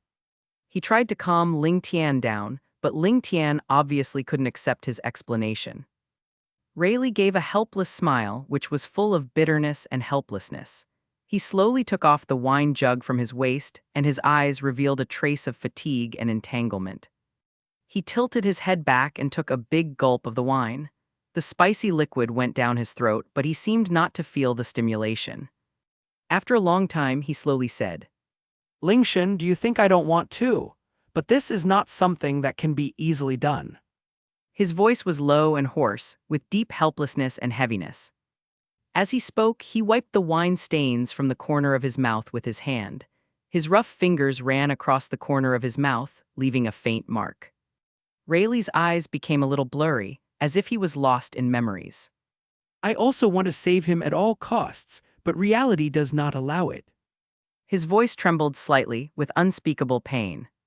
Why, Ace is the son of Pirate King Roger. Are we just going to watch? Lingtian widened his eyes, his face full of confusion and anger. His body was shaking slightly with excitement, and his hands were clenched into fists, as if he was trying hard to control his emotions. Lei Li looked at Lingtian deeply. His eyes contained too many complicated emotions. He took another sip of wine, and the wine in the wine pot was almost gone after he swallowed it again and again. After a moment of silence, he slowly said, Lingtian, you are still too young to understand the difficulty. Although I know that Ace's identity is special and he is Roger's son, this is indeed something that cannot be ignored. But you have to understand, what is the Marine headquarters? It is the most solid fortress of the entire world government, and it is extremely heavily guarded. There are countless masters, various powerful weapons and defense facilities there. Rayleigh's voice became heavier and heavier, as if every word carried a tremendous amount of force. With just me and Whitebeard, our strength is too small in front of the huge Marine headquarters. We are not completely sure that we can rescue Ace from there. Once the operation fails, the consequences will be disastrous. Not only will we fail to rescue Ace, but we ourselves will also be in an irretrievable situation. Moreover, this may trigger greater chaos and war and implicate more innocent people. Rayleigh's eyes revealed deep worry. He looked into the distance, as if he could see the gloomy and terrifying Marine headquarters. After Lingtian heard what Lei Li said, his face, which had turned red due to his anxiety and impulse, gradually returned to its normal color, and his excitement gradually receded like a tide. His tightly furrowed brows slowly relaxed, as if a huge rock in his heart was slightly moved away, and a glimmer of understanding appeared in his eyes. Lingtian slowly lowered his fists, which had been clenched so tightly that the knuckles were whitening. His chest rose and fell violently. He took a deep breath and then said with a hint of guilt in his tone, I was impulsive, and your concerns are indeed justified. I only thought about saving Ace, but did not fully consider the huge difficulties we face and the serious consequences that may arise. At this time, his voice was no longer as anxious and sharp as before, but more calm and thoughtful, as if after Rayleigh's reminder, he began to re-examine the whole situation. Rayleigh looked at Lingtian, who was gradually calming down, nodded slightly, and a trace of relief appeared in his eyes. However, the solemnity in his eyes did not dissipate, as if the heavy worry was still hanging over his heart like a dark cloud. After knowing Rayleigh's concerns, Lingtian was silent for a moment. The air around him seemed to freeze, with only the rustling sound of the breeze blowing through the corners of his clothes. Then he raised his head and looked at Rayleigh firmly. His eyes seemed to be burning with a flame that would never go out. He lowered his voice and said word by word, Rayleigh, there is one more thing I must tell you. In fact, Roger has been resurrected. Although his voice was low, every word hit Rayleigh's heart like a hammer. When Rayleigh heard this, he was struck by thunder, his pupils shrank suddenly, and his body instantly tensed up like a fully drawn bowstring. His face was full of disbelief, his mouth slightly opened, but he couldn't speak for a long time. After a long while, he finally found his voice and asked tremblingly, What? Roger is resurrected. How is this possible? Chapter 170, Meeting an Old Friend Again. After learning the news of Roger's resurrection, Rayleigh's heart was instantly like a violent storm, and the strong impact made his whole body tremble. His face, which had always been as calm as a mountain and seemed to be able to withstand all wind and rain, now revealed an expression of extreme excitement that he could not help but reveal. The excitement was like a burning flame, burning away his usual calmness and composure. Without even the slightest hesitation, Rayleigh seemed to be pushed by an invisible force and immediately followed Lingtian and hurried back to Zia Chi's tavern without hesitation. Along the way, Rayleigh's heart felt like it was being knocked around by countless deer, and his uneasy mood was like a dark cloud hanging over him. His pace uncontrollably and unconsciously quickened, as if every slow step would cause a bit of hope to disappear. He clenched his fists so tightly that his knuckles turned pale. His heartbeat was as clear as a war drum in his ears. The Boom, boom, boom. sound was rapid and powerful, as if telling of his inner urgency. Finally, after a long journey, the tavern that was so familiar to us appeared before our eyes. Rayleigh's eyes were like two blazing torches, staring straight at the closed door. His hands were trembling slightly, like fallen leaves shivering in the cold wind. He took a deep breath, as if to absorb all the courage and expectations around him into his chest, and then slowly, extremely slowly reached out his hand to grasp the somewhat old door handle. His eyes were filled with strong expectation and deep worry. The expectation was like bright stars, dazzling and blazing. The worry was like cold frost, making people shudder. He was afraid that what Lingtian said to him was just a beautiful fantasy, a bubble that would burst at any moment. He was afraid that when he opened the door, all he would see was an empty room and shattered hopes. With a creaky sound, Rayleigh slowly opened the door of the tavern with trembling hands. The sound of the old door hinge seemed particularly clear in this silent moment. Everything in the tavern came into his sight without reservation in an instant, and his eyes were like two eager lightning bolts, searching the room quickly and nervously. I saw a man wearing a mysterious mask talking and laughing with Zia Chi. The atmosphere was relaxed and pleasant. As the former vice-captain of Roger's pirate group, Rayleigh is familiar with Roger's figure and unique temperament. It was a familiarity that penetrated deep into his soul. Even if it was just a vague shadow, he could recognize it accurately. Just one glance, just this brief glance, and he was struck by thunder as if struck by lightning. He immediately recognized that the masked man was the captain they had been thinking about day and night, Roger. The familiar silhouette and unique posture made him sure that this was their leader. At this moment, hearing the sound of the tavern door opening, Roger and Zia Chi stopped moving at the same time and turned their heads. Roger's gaze first lingered on Rayleigh and Lingtian for a quick moment, and then a smile as bright as the sun bloomed on his face, which was full of joy and enthusiasm of reunion after a long separation. He immediately opened his arms and greeted Rayleigh enthusiastically. Rayleigh, my old friend. That familiar voice, like an echo that had traveled through the ages, slowly reached Rayleigh's ears. It was like a strong electric current that instantly spread throughout his body, causing every cell in his body to vibrate. When Rayleigh heard this familiar voice, his body couldn't help but tremble slightly, as if touched by an invisible force. His eyes instantly became moist and tears welled up in them. They were tears of excitement, proof that years of longing had burst forth at this moment. Roger! Rayleigh's voice trembled, with a hint of uncontrollable sobs. His legs seemed to have lost their strength, and he took staggering steps that were weak and urgent. It seemed as if he had crossed a long time in just a few steps, and he soon arrived in front of Roger. Seeing this, Roger stood up quickly and hugged Rayleigh without hesitation. His arms were full of strength. He patted Rayleigh on the back and laughed heartily.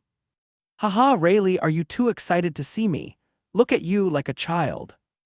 Rayleigh slowly let go of Roger, raised his hand to wipe the tears from the corners of his eyes, and said with trembling lips.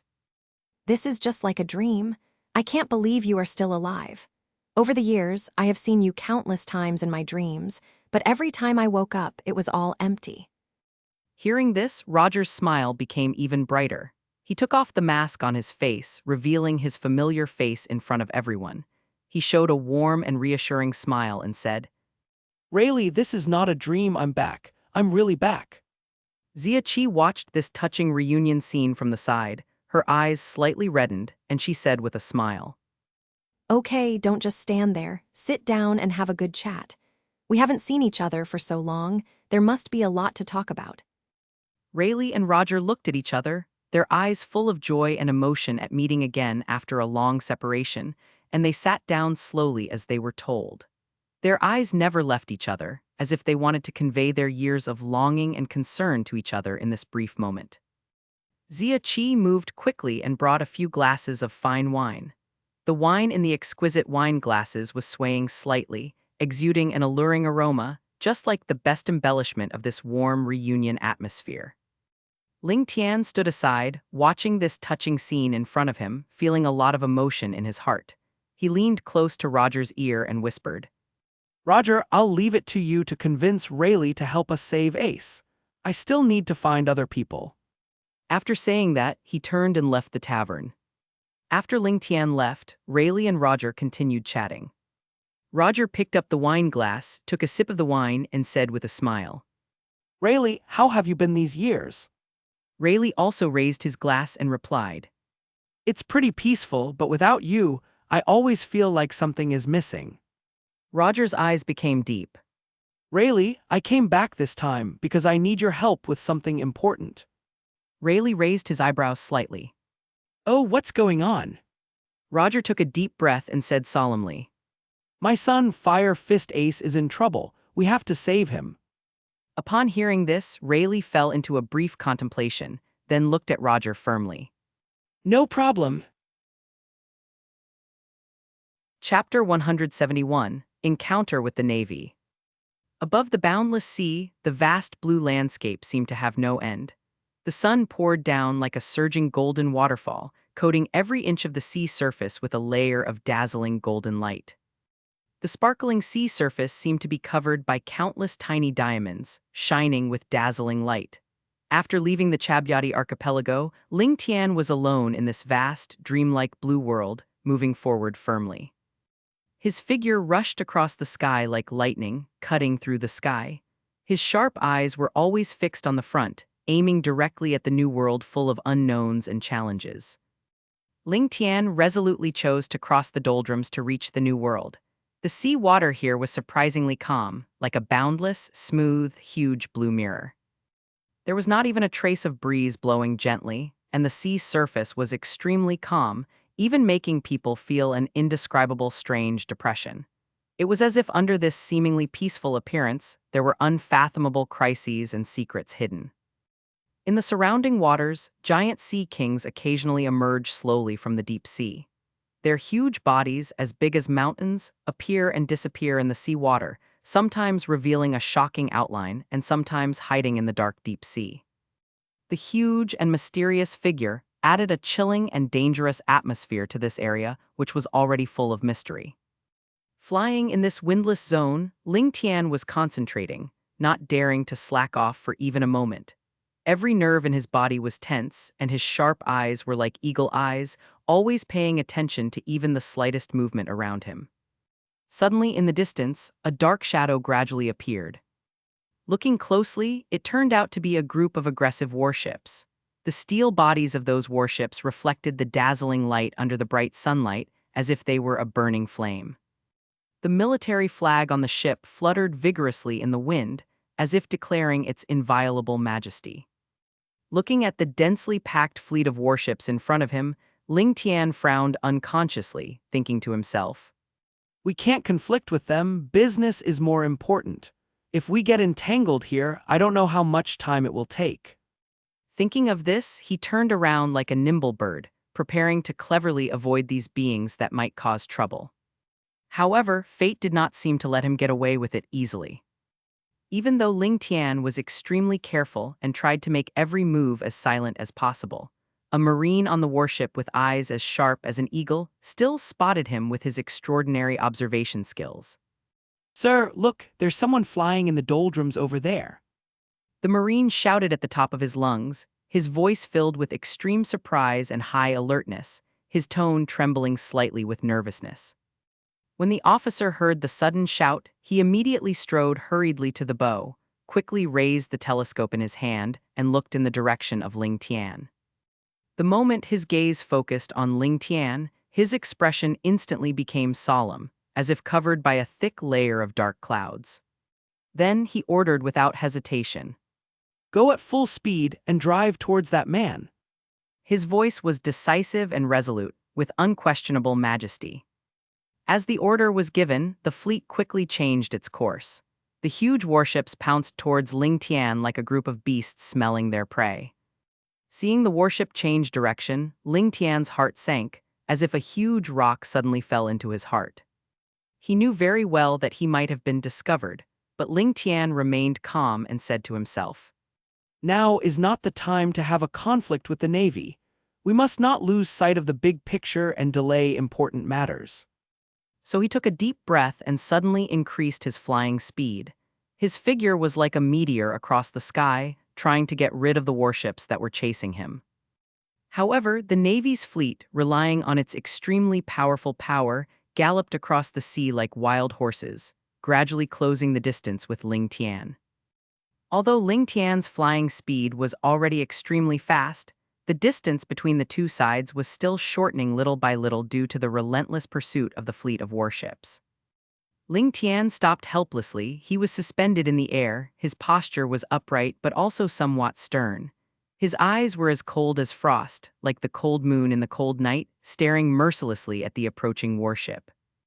The sea breeze gently brushed the corners of his clothes, which danced in the wind, as if telling of his inner unyielding spirit. His hair fluttered slightly in the wind, adding a bit of unruly and free-spiritedness. Who are you? How dare you fly recklessly in the calm belt? The officer on the warship shouted at the top of his voice. The sound was like a huge bell, echoing on the vast sea, carrying a strong sense of majesty and questioning. Lingtian did not respond, but his eyes became more fierce, as if he could penetrate everything and make people shudder. Seeing that Lingtian remained silent, the officer shouted again. State your identity and purpose immediately, otherwise we will take coercive measures. His voice became more and more severe, with an irresistible command tone. However, Lingtian remained silent, as if he had turned a deaf ear to the other party's words. At this point, the officer's patience seemed to have run out, and he waved his hand angrily and shouted. Prepare to attack. Lingtian took a deep breath and saw a powerful and mysterious energy emanating from his body. This energy was like a surging tsunami, bursting out from his body and sweeping towards the Navy's fleet. This was the result of Lingtian using his conqueror's haki. The invisible force was like a surging wave, instantly impacting the fleet with overwhelming force. Under the impact of this powerful force, the warship shook violently, like a lone boat drifting in the strong wind and huge waves. The Marines on the warship felt an irresistible pressure coming towards them, and their faces turned pale in an instant. What? A Marine shouted in horror. Hold on. Chapter 172, Kazuki Odin. Soon, he successfully passed through the doldrums and officially stepped into the New World. This land was rumored to be a paradise for the strong and a grave for the ambitious. After arriving in the New World, Lingtian was anxious and excited. He couldn't wait to raise his left hand, his eyes fixed on the special watch on his hand. His brows knitted together, and he muttered to himself. Humph, I should have used this thing back in the Sabyati archipelago. I actually forgot about it. Otherwise, why would I have gone through so much trouble to find Rayleigh? His tone showed both regret for his negligence and anticipation for the upcoming trip. While he kept complaining about his previous negligence, he operated the watch very skillfully. His fingers slid and clicked nimbly on the dial, his eyes full of concentration and eagerness, as he tried to inquire about Whitebeard's whereabouts through this magical watch. Soon, the bracelet on Lingtian's left hand suddenly emitted an extremely bright light. The light was dazzling, like a lighthouse that firmly pointed out the direction in the endless darkness. This beam of light shot straight into the distance, unwaveringly guiding Lingtian in a specific direction. Lingtian looked at the direction indicated by the bracelet, and a trace of determination flashed in his eyes. Without any hesitation, he immediately moved forward. At that moment, he flew towards that direction at an astonishing speed, like an arrow shot from a bow. He flew through the air, the whistling wind sounded like a furious roar in his ears, his clothes rustled in the wind, and his hair fluttered in the wind. His heart was beating rapidly, each beat accelerating in anticipation of the upcoming meeting, as if the heartbeat was also cheering him on. After flying for a while, a huge outline gradually emerged in Lingtian's vision on the distant skyline. He narrowed his eyes slightly and took a closer look. The familiar and shocking silhouette made him feel excited. Yes, it was the iconic ship of the Whitebeard pirates, the Moby Dick. The huge ship was like a moving castle floating on the sea, exuding majesty and dominance. Seeing Whitebeard's ship, Lingtian couldn't help but smile with relief. That smile was like the sun shining through the clouds, warm and bright. He quickly adjusted the angle of flight, and his whole body flew down without hesitation like a diving falcon. As he got closer to the Moby Dick, the sounds on the ship became clearer and clearer, like a piece of music that gradually became louder. The noises on the ship, the shouts, and the sound of the waves hitting the side of the ship were intertwined. A young crew member of the Whitebeard pirates was standing on the deck wiping his weapons out of boredom. He looked up and suddenly caught a glimpse of Lingtian approaching rapidly in the air. He was stunned at first, then his eyes widened, his mouth opened wide, and he exclaimed, What is that? Someone is flying towards us. His voice became sharp due to extreme surprise, instantly breaking the original calm on the boat. Just as he was about to run to tell Whitebeard, Marco flapped his unique blue flame wings and flew lightly to the observation deck like an elegant phoenix. With his usual calm expression, he said, Don't panic, take a closer look first. The crew member's face was filled with anxiety and uneasiness. He said anxiously, But brother Marco, we don't know if the person coming is a friend or an enemy. If he is an enemy, we must be prepared in advance. He gripped the weapon tightly in his hand, his palms were already full of sweat. Marco narrowed his eyes and carefully observed Lingtian, who was getting closer and closer. After a moment, a hint of surprise appeared in his eyes, and the corners of his mouth slightly raised, and he said, Don't worry, the people who come are not enemies, but our friends. His voice was firm and steady, as if to reassure the crew member. After hearing Marco's words, the crew member's tense nerves finally relaxed. He heaved a sigh of relief and said, So that's how it is. I'll continue to watch from the lookout. After saying that, he turned his gaze back to Lingtian in the air. There was no longer any fear in his eyes, but instead a bit more curiosity and anticipation. Soon, Lingtian landed on the deck of the Moby Dick as smoothly as a meteor. As soon as his feet touched the ground, the strong impact caused a slight vibration. The vibration caused some objects on the ship to shake slightly, as if welcoming the arrival of the uninvited guest. Lingtian arrived on the Moby Dick with a kind and familiar smile on his face, and that smile was filled with the joy of reunion after a long separation. His eyes quickly swept across the crowd around him and then landed accurately on Marco. He waved excitedly at Marco and said loudly, Marco, long time no see. His voice was loud and powerful, like rolling thunder, echoing throughout the ship, as if penetrating every corner so that everyone could clearly hear this shout full of joy and excitement. Long time no see, brother Lingtian. Marco said with a bright smile on his face after hearing Lingtian's words. His voice was filled with joy of reunion, and his eyes were filled with nostalgia for past memories. Just after Marco finished speaking, a tall warrior with 2 swords on his waist ran over with brisk steps, and his footsteps made a thump-thump sound on the deck. I saw him with bright eyes and heroic expression, and he said loudly, Long time no see, Lingtian. Chapter 173, Edward Newgate. After greeting Marco and Odin, Lingtian turned his gaze to Marco and asked, Marco, where is Whitebeard?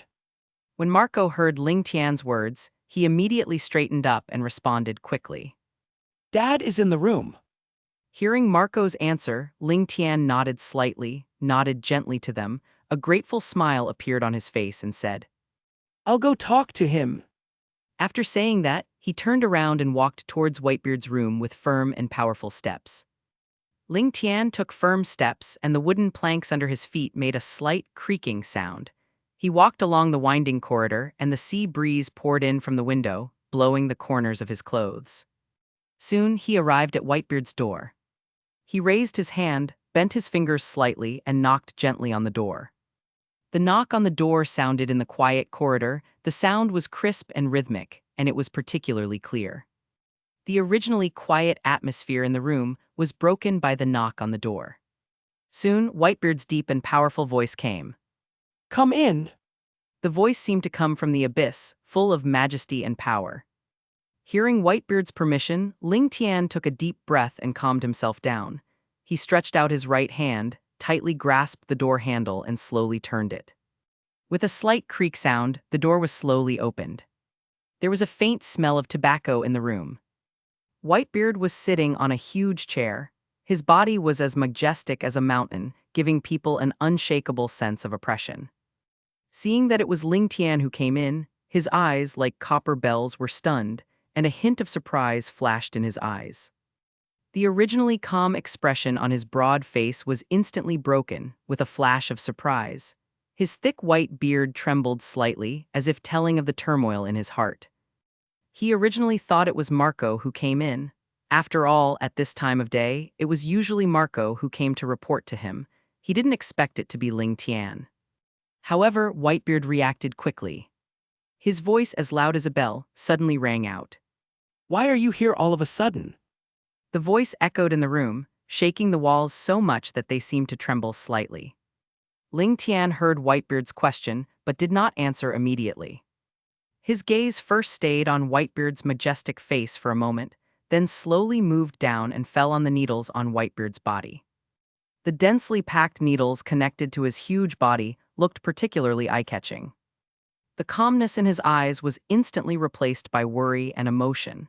It seemed as if his gaze could penetrate all appearances and see every bit of damage inside Whitebeard's body. He couldn't help but sigh softly. Newgate, your health is getting worse day by day. His voice was very low, with deep helplessness and regret. Hearing Lingtian's words, Whitebeard laughed out loud without caring. His heroic laughter seemed to be able to shake the roof off. Gulala, I know my own body well. This little problem is nothing. His laughter was full of fearlessness, as if no difficulty in the world could knock him down. Seeing Whitebeard being so nonchalant, Lingtian helplessly covered his forehead with his hands, helplessness written all over his face. He felt helpless and distressed. He was helpless about Whitebeard's stubbornness and unwillingness to admit defeat, and he was distressed that this former overlord of the sea was now suffering from injuries.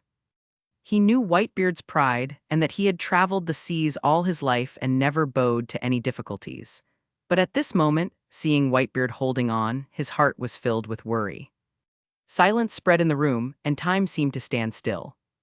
After a moment, Lingtian seemed to suddenly remember something. His eyes lit up, and a spark of hope instantly ignited in his originally dim gaze. Then he quickly reached out and groped around in the system space. His expression was focused and anxious, and beads of sweat even oozed out of his forehead. Soon, he took out a panacea emitting mysterious light from the system space. The whole body of the medicine was round and the light was flowing, as if it contained endless vitality and power. This elixir was originally intended for Chopper, but Lingtian forgot about it in his busy adventure. He had gone through so many hardships and encountered so many challenges these days that he had put this precious panacea behind him. At this moment, when he saw Whitebeard's haggard but still resolute face, he felt that this panacea was even more important to Whitebeard. He couldn't just watch Whitebeard being eroded by injuries and be powerless to do anything. Lingtian threw the elixir directly to Whitebeard without hesitation and said with a firm look in his eyes, Whitebeard, eat this. "This medicine may make you better."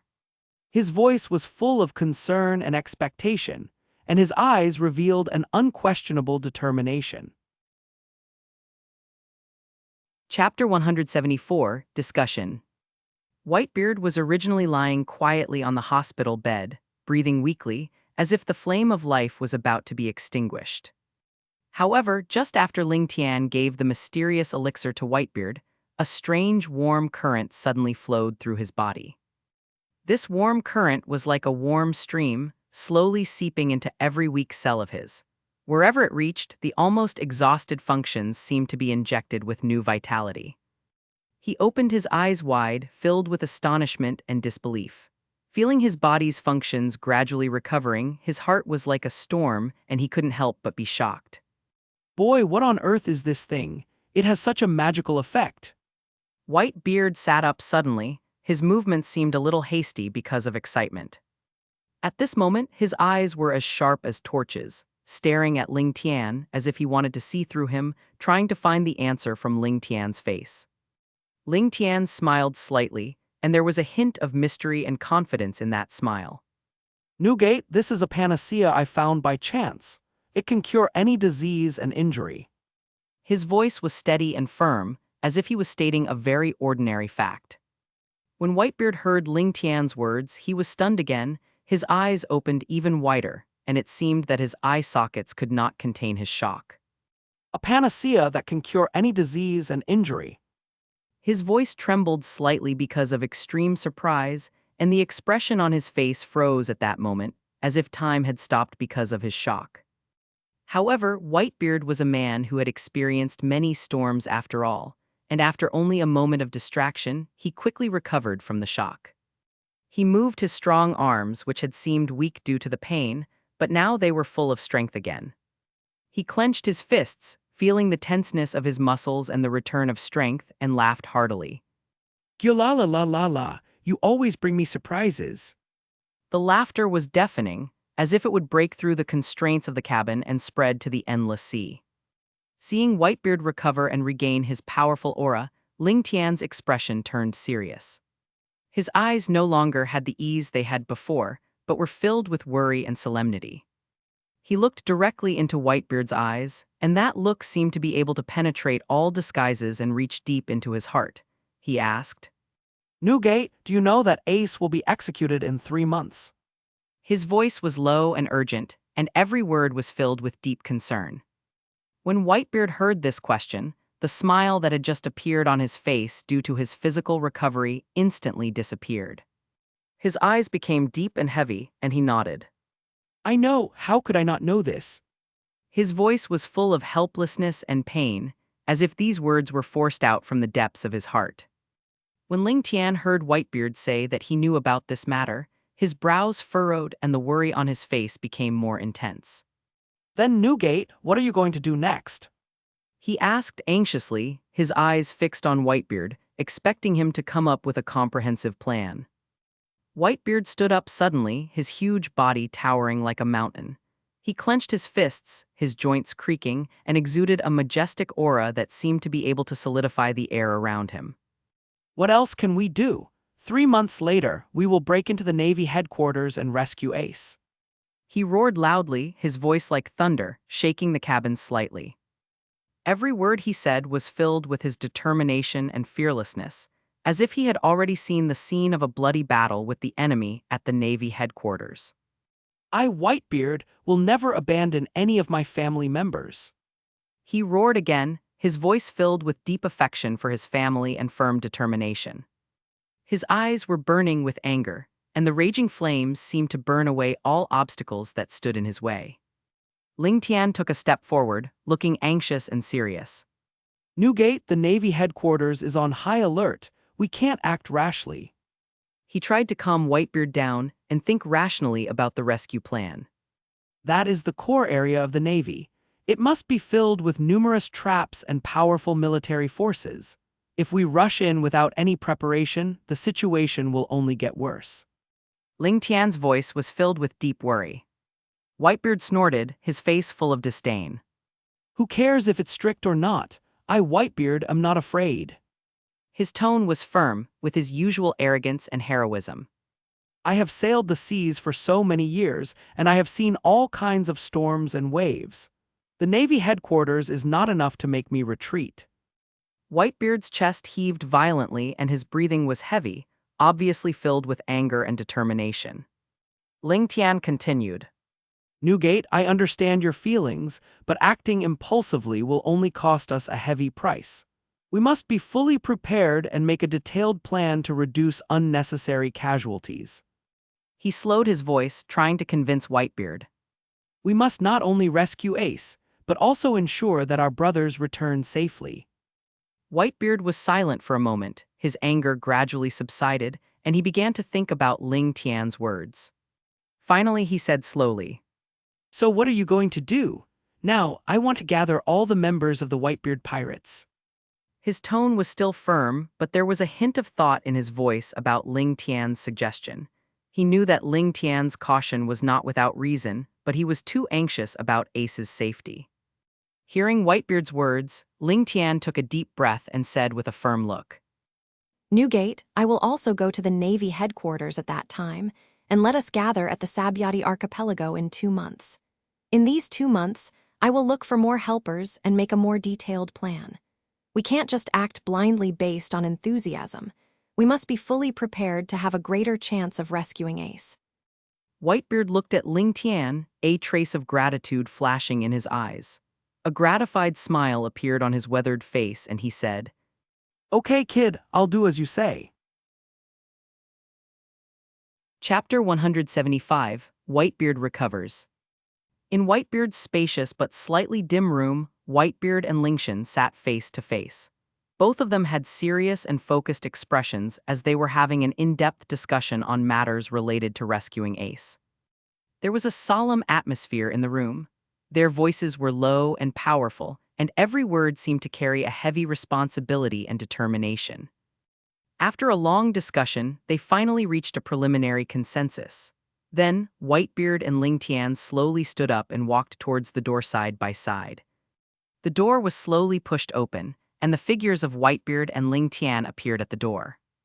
Marco had been pacing anxiously outside the door waiting, his brows furrowed, his eyes occasionally looking at the closed door, his inner worry making him unable to calm down. When he saw Whitebeard walking out of the room, his face was filled with worry. His heart skipped a beat and he sped up his pace. He rushed to Whitebeard in 2 steps and said anxiously, Dad, given your current physical condition, you should rest and recover in your room. How can you walk around casually? There was an obvious tremor in his voice, and his hands subconsciously tried to support Whitebeard. Whitebeard laughed loudly, his laughter echoing in the empty corridor. Marco, don't worry, I've recovered. His loud voice was full of confidence and power, as if he had returned to his former majestic peak state. Marco's eyes widened in disbelief, his gaze roaming back and forth over Whitebeard, trying to find any sign of weakness. Dad, stop joking. How is it possible to recover so quickly? This is simply a fantasy. If you lie to me just because you wanted to drink, I will never forgive you. There was a bit of anxiety and complaint in his tone, and his voice unconsciously rose a few degrees. Marco, when have I ever lied to you? Whitebeard patted Marco's shoulder, his eyes firm and kind. I have really recovered, and I feel better than ever before. Marco shook his head, still unable to believe what he saw. Dad, this is too sudden. I really can't believe it. Your injuries are so severe. How could you recover so quickly? There must be something fishy going on. His eyes were full of doubt and worry, fearing that this was just a lie made up by Whitebeard to reassure him. Not only Marco, but other members of the Whitebeard pirates also gathered around after hearing the noise. Their faces were also filled with worry and confusion, and they talked at once. Yeah, Dad, don't be so stubborn. We all know the condition of your body. It's impossible for it to get well so quickly. A burly crew member said loudly, his eyes full of concern. How is this possible? Don't fool us. Dad, you have to tell the truth and don't make us worry. Another bearded crew member said immediately, his voice full of anxiety. When Whitebeard heard what everyone said, he laughed heartily and said, When have I, Whitebeard, ever lied to you? In all these years, have I ever told a lie? If you don't believe me, let Marco check and see if I'm lying. As he spoke, he opened his arms heroically, revealing his broad chest to everyone without reservation, motioning for Marco to check. When Marco heard Whitebeard's words, there was still doubt in his eyes. He turned his head and glanced at Lingtian beside him. Lingtian saw Marco looking at him, and he waved his hand helplessly with a bitter smile on his face and said, Marco, just check it out. Newgate has indeed recovered. There is no need for me to lie to you. This is the truth. After getting Lingtian's confirmation, Marco gritted his teeth and decided to check it out. He waved his hand and shouted. Brothers, bring the equipment. Soon, Marco and the others on the Whitebeard pirates took quick action. Some crew members hurriedly ran to the bottom of the cabin and moved out heavy boxes. Others rummaged through the surrounding rooms. Soon, all kinds of medical testing equipment were piled in front of Whitebeard. Some crew members held stethoscopes against Whitebeard's chest with a serious look on their faces, listening carefully to the sound of his heartbeat. Some held testing instruments and carefully collected blood samples from Whitebeard's arms. Others fiddled with complex instruments to measure Whitebeard's various physiological indicators. Everyone was busy and having fun, and the whole scene was tense and orderly. Marco was operating a large body scanner himself, his eyes fixed on the data on the screen, beads of sweat unknowingly oozing out of his forehead. The other crew members were also concentrating on their respective testing work, not daring to make a sound, as if this was a test that would decide life and death. Marco personally took the instrument and examined Whitebeard's body carefully. His expression was very serious, and even beads of sweat appeared on his forehead. As the examinations were carried out one by one, Marco's expression became more and more shocked. His eyes opened wider and wider, and his blue eyes were full of disbelief, as if he had seen the most incredible scene in the world.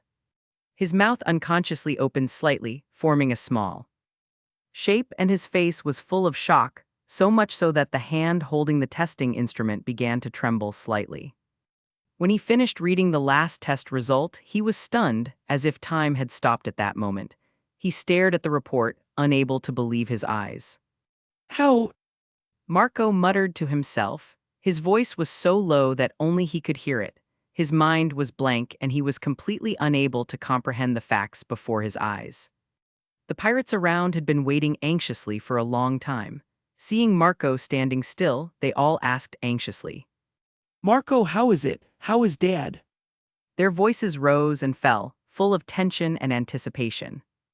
Marco took a deep breath and tried to calm himself down, but his voice was still trembling as he said, The report shows that Dad is in excellent health. Not only that, all the injuries on his body have disappeared. As soon as he finished speaking, the surroundings fell into silence. After a brief silence, everyone seemed to have just woken up from a dream and exclaimed in amazement. This is amazing. A young pirate exclaimed, his face full of disbelief. What is going on? This is simply a miracle. The other pirate widened his eyes and kept shaking his head. Is it the gods who are helping us? Someone whispered, his eyes filled with awe. Whitebeard looked at everyone's surprised expressions and laughed again. His laughter was heroic and hearty. Ha ha ha, now you believe it. His laughter echoed in everyone's ears, full of strength and confidence. Dad, how did you do this? Marco finally came back to his senses from the shock and asked with a puzzled look on his face. Whitebeard patted Marco on the shoulder and said, This is all thanks to the panacea Lingtian brought. Everyone turned their eyes to Lingtian, their eyes filled with gratitude and curiosity. This is incredible. With Dad's health, we have more hope of saving Ace. A pirate said excitedly. That's right, we will definitely succeed this time. Chapter 176, Abnormal Bracelet. On Whitebeard's magnificent ship, as Marco completed the examination of Whitebeard's body with a focused expression, everyone held their breath, waiting for the final result. When Marco announced that Whitebeard's body had fully recovered and was not only extremely healthy, but all his old injuries had disappeared without a trace, the entire ship suddenly erupted in surprised and excited cheers. Lingtian stood aside with a gratified smile on his face. After exchanging a few words with Whitebeard and the others, he hurriedly prepared to say goodbye. Newgate, time is running out. I must act immediately and try to find more help within this limited time. Lingtian's tone was as firm as iron, and his eyes revealed a resolute look. He clenched his fists, as if he was ready to face all difficulties and obstacles. Whitebeard's deep and majestic eyes stared at Lingtian and nodded solemnly. Go, kid, I look forward to your good news. After saying that, Lingtian didn't hesitate at all. He turned around and his aura suddenly burst out. His figure flashed and turned into a shadow in an instant, and he left Whitebeard's ship as fast as an arrow. His speed was so fast that people only felt a flash before their eyes, and he had disappeared into the sky. The current situation is indeed a race against time, and every minute and every second that passes may affect the final result. Lingtian knew that he had a great responsibility, so he dared not slack off or relax. Arriving at the vast and rough sea, Lingtian took a deep breath and calmed his mind. He raised his wrist, ready to continue using the bracelet to find Bucky's whereabouts. He concentrated on activating the power of the bracelet, his heart full of anticipation and hope. However, when Lingtianchi used the bracelet, something unexpected happened. The bracelet was supposed to point the target in a straight line, but at this moment, the light was spinning around like a headless fly, with no pattern to follow. Seeing this scene, Lingtian's brows were tightly twisted into a Chuan shape, and the look of doubt on his face became more and more intense. His originally bright eyes were now filled with confusion and puzzlement. What's going on? He muttered to himself, with a hint of anxiety and uneasiness in his voice. This strange situation made him feel helpless. After all, this was the first time he encountered such a weird situation. In the past, the bracelet could accurately point him in the direction. Confused, Lingtian quickly asked the system. System, what is going on? Why is the bracelet abnormal like this? The reason why the bracelet caused such a result is that the person to be found is in a place where the energy exceeds the limit of this world. The system's emotionless voice rang clearly in Lingtian's mind. Hearing the system's words, Lingtian subconsciously looked up at the sky. It was noon, the sun was hanging high in the sky, emitting an extremely strong light. The blazing light poured down mercilessly, making the entire sea surface sparkle and dazzle. Lingtian's eyes narrowed slightly due to the sunlight, and he raised his hand to block it, and his guess in his heart became more firm. Is it because Buggy has now completely unleashed the power of Grace Sun? Lingtian secretly guessed in his heart. The more Lingtian thought about it, the more he felt that this was very likely. If this was true, then he would have to wait until night to find Bucky. Thinking of this, Lingtian decided to find an island to wait for a while, and then try to use the bracelet at night. After making up his mind, Lingtian no longer hesitated. He took a deep breath, adjusted his state, and then moved and flew towards the nearest island. His figure drew an arc across the sky, as fast and dazzling as a meteor. After a moment, his feet finally landed firmly on the island's land. Lingtian walked steadily into a bustling pub. The pub was filled with a strong smell of alcohol and cigarettes, and noisy sounds filled every corner. He quickly glanced at the crowd, wanting to while away the time waiting for night to fall. Lingtian found a relatively quiet spot in the corner of the tavern and sat down. He greeted the busy bartender and ordered a glass of wine. The wine was brought up quickly, and he picked up the glass and started drinking by himself. The pub was bustling with people talking and laughing, forming a noisy ocean. Many people gathered together, enthusiastically discussing the hottest topic at the moment: Ace would be executed in 3 months. Have you heard? The captain of the Whitebeard Pirates' 2nd Division, Fire Fist Ace, is going to be executed. A thin man with particularly bright eyes said excitedly, his voice full of surprise and disbelief. How can the Whitebeard Pirates just give up? They are the most powerful existence in the sea. A sturdy and bearded man next to them took over the conversation in a rough and loud voice. It's hard to say. The Navy headquarters is not someone you can easily mess with. It's a place with powerful combat capabilities and tight defenses. Another man wearing a hat and with a shrewd look in his eyes shook his head and expressed his opinion. Lingtian ignored their discussions and just drank silently. His eyes were a little dazed, and his mind was not on these topics at all. He kept thinking about how to solve the problem with the bracelet and the subsequent plan to find Bucky.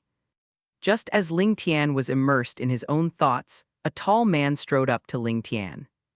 He was a burly man with well-developed muscles, with a savage and arrogant look on his face. He said in a rough voice, "Boy, get out of here. I want this position." Chapter 177, Chapter 177, Instant Kill. Chapter 177, Instant Kill. The tall man stood in front of Lingtian with a menacing and provocative look. His sturdy body was like a wall, completely blocking Lingtian's sight. The man's eyes were wide open, as if his eyeballs were about to pop out of their sockets. His nostrils were wide open, and he was breathing rapidly.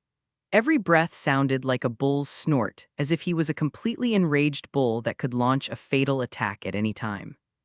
Looking at the arrogant and provocative man in front of him, Lingtian seemed to be in another world and ignored him completely.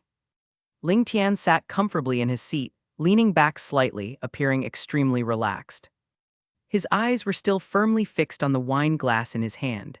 His slender fingers gently shook the glass. The amber wine in the glass slowly flowed along the wall of the glass, reflecting a charming light. He looked focused and completely ignored the man's provocation, as if it was just a harmless breeze. When the man saw that Lingtian ignored him, his anger instantly reached its peak. His already flushed face now looked like a ripe tomato, with veins bulging on his forehead, and those veins were clearly visible like winding earthworms. "Boy, how dare you ignore me?" He roared at the top of his lungs. The sound resounded in the tavern like thunder, shaking the dust off the beams. The huge noise here quickly attracted the people in the tavern. Everyone who was originally chatting and drinking stopped what they were doing and turned around curiously. Those who were talking loudly had their mouths half open, but their words suddenly stopped. Those who were drinking held their glasses, but the wine stopped at their lips and they forgot to drink it. Their eyes were full of curiosity and excitement, as if they were expecting a wonderful show to be staged. Some people were whispering to each other, speculating in low voices about what was about to happen. Others were staring at the two of them intently, without blinking, afraid to miss any moment. The atmosphere in the entire pub suddenly became tense and full of anticipation. Everyone who saw the movement here immediately cheered, their voices rising one after another, full of excitement and anticipation. "Fight, fight!" Someone waved his arms excitedly and shouted at the top of his voice, his face flushed with excitement, as if he couldn't wait to see a fierce fight. "Let's see who is more powerful." Another person shouted, his eyes flashing with fanaticism, and he kept looking back and forth between the two people. Hearing the cheers from the people around him, the man became even more complacent. He puffed out his chest higher and raised his chin high, as if he had become a hero adored by everyone. He immediately drew the knife from his waist with full confidence. The knife flashed with a cold light under the dim light. The man gripped the hilt of the knife tightly with both hands, the muscles in his arms bulging with force, and he raised the knife high, slashing towards Lingtian with a fierce momentum. "Boy, I'll let you taste my power." The man shouted loudly, his voice almost squeezed out from the depths of his throat, his eyes full of ferocity, as if he wanted to chop Lingtian in half with one knife. However, Lingtian was still drinking leisurely in his seat. His body did not move at all, and he did not even lift his eyelids. His movements were graceful and calm. His slender fingers gently held the wine glass and slowly brought the wine in the glass into his mouth, as if all the noise and danger around him had nothing to do with him. There was no panic or fear on his face, only a calmness and composure that was otherworldly.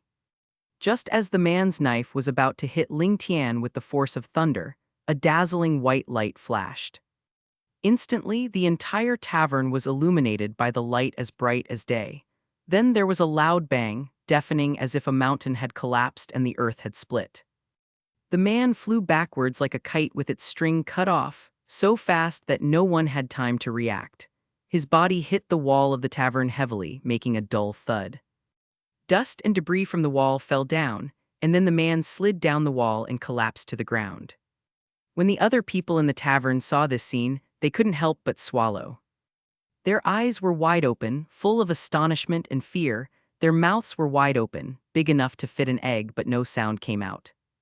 Some people even took a few steps back unconsciously, as if they were afraid of being affected by this invisible force. Their faces were filled with disbelief, as if what they had just witnessed was an incredible nightmare. This.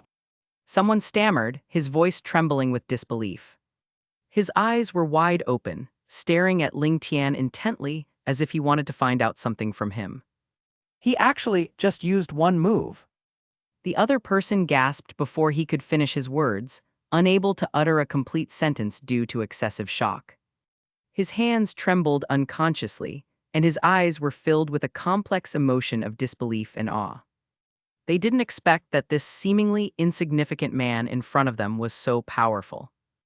This man had been sitting in a corner drinking quietly, without any ostentatious air, and looked ordinary. Who could have expected that he possessed such terrifying strength?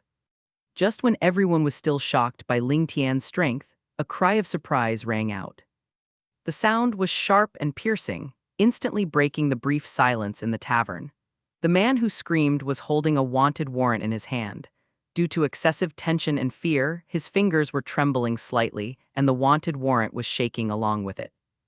His body was shaking like a sieve, and his legs seemed unable to support his weight. He spoke in a trembling voice. Hey! When the others heard what that person said, they were immediately horrified.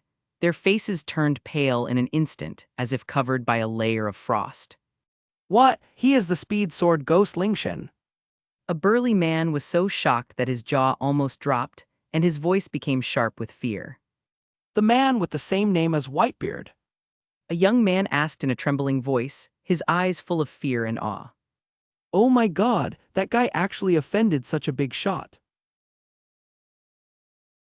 Chapter 178, Finding Bucky. The man who was knocked away by Lingtian struggled to stand up. His body was swaying like a candle in the wind, and he could fall down again at any time. His eyes no longer had the previous arrogance and ferocity, but were replaced by deep fear. That fear was like endless darkness, completely engulfing his eyes.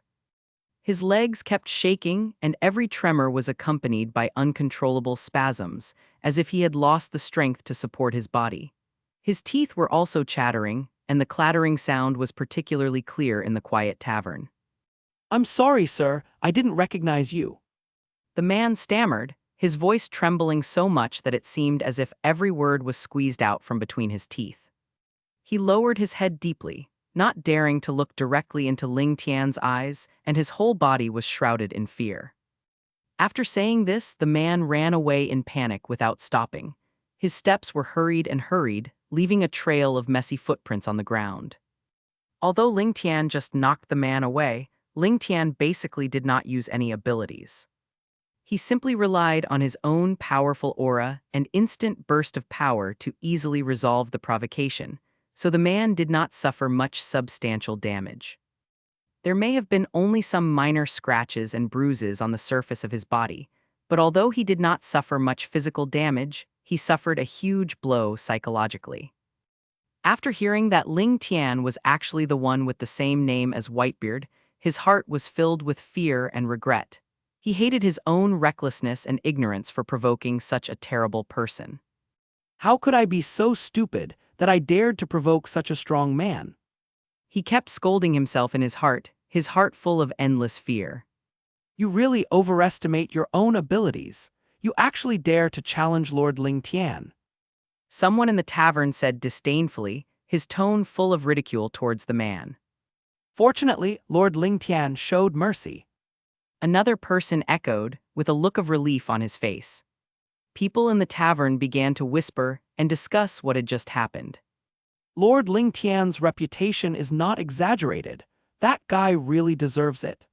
Yeah, you dare to provoke me without even considering your own weight. Various discussions filled the entire tavern, but Lingtian was still sitting in the corner, quietly enjoying his wine. His expression did not change at all, and he was still so calm and composed. It seemed as if the noise around him had nothing to do with him. He was immersed in his own world, enjoying this moment of tranquility. As night falls quietly, the bustling town seems to be slowly covered by an invisible hand, gradually immersing itself in tranquility. The lights in the pub shone through the windows like golden swords, piercing the darkness and sprinkling on the deserted streets. The mottled light and shadow seemed to be telling the bustle and busyness of the day. Lingtian sat quietly in the corner of the tavern, holding the carved wine glass in his hand, his eyes slightly tired. He glanced at the scene outside the window where the sun had already set, and the only remaining afterglow in the sky was quickly swallowed up by the darkness. Lingtian sighed slightly and drank the wine in the glass, feeling the spicy liquid flowing down his throat, bringing a burning sensation. Then he stood up and the chair creaked as it rubbed against the ground, as if it was the only noise in the silence. He slowly walked to the door of the tavern, stopped, and took a deep breath. The night air was cool and moist, with a light salty smell of the sea. He raised his wrist again and activated the bracelet. This time, the bracelet did not flicker or lose signal like before. Instead, a blue light pointed straight into the distance, like the light before dawn. A spark of hope instantly ignited in Ling Tian's eyes, and that light was brighter than the stars in the sky. He exerted his strength without hesitation, soared into the air, and flew swiftly in the direction indicated by the light. The night sea breeze was like a naughty child, blowing freely on his face and gently ruffling his hair. His black hair fluttered in the wind like a flag in the dark night.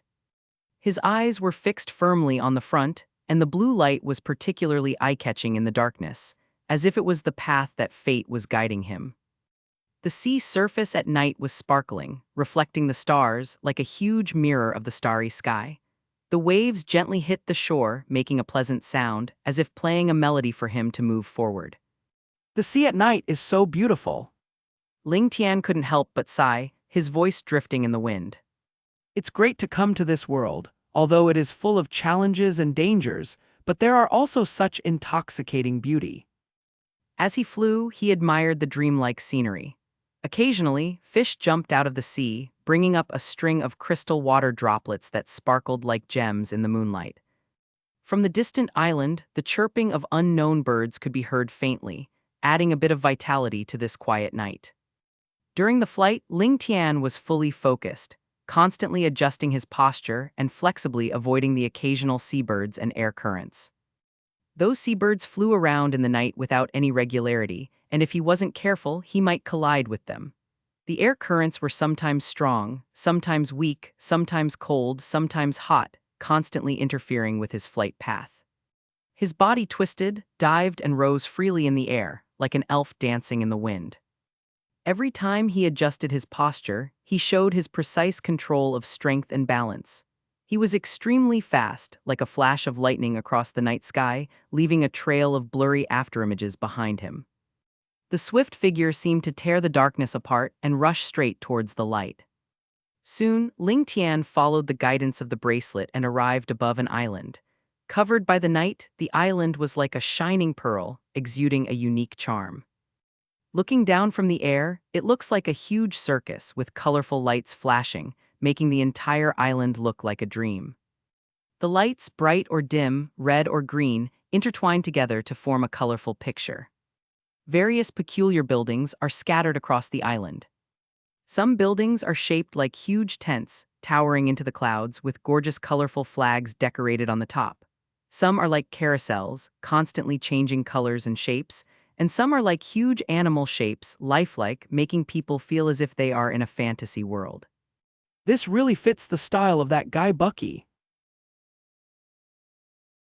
Chapter 179, Scorched Earth.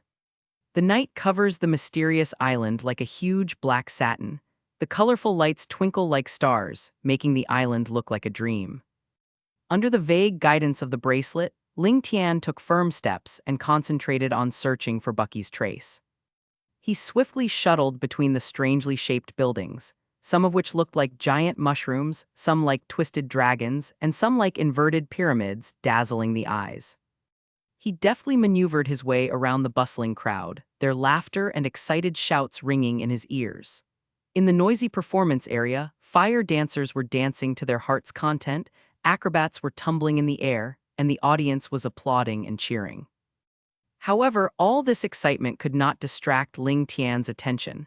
The light on the bracelet was sometimes strong and sometimes weak, like a beating heart, leading him deeper and deeper into the island. Soon, Ling Tian arrived at a place full of scorched earth. This scorched earth looks like a cursed land, forming a stark contrast to the prosperity and bustle of other parts of the island. The originally colorful lights dimmed here, and the air was filled with a burning, suffocating atmosphere, as if it could burn all life to ashes. At the entrance of the scorched earth, two heavily armored guards stood in battle formation like statues. Their armor reflected a faint light in the dim light, and they held sharp spears in their hands with serious and solemn expressions. Ling Tian walked in that direction without hesitation. His steps were steady and powerful. Every step he took was on solid ground, raising a little dust. His eyes were full of determination, as if no force could stop him from moving forward. Stop, don't go any further. One of the guards shouted loudly, and at the same time stretched out a strong and powerful arm with his palm open, signaling Ling Tian to stop. His voice was as loud as a bell, standing out in this silent, scorched earth.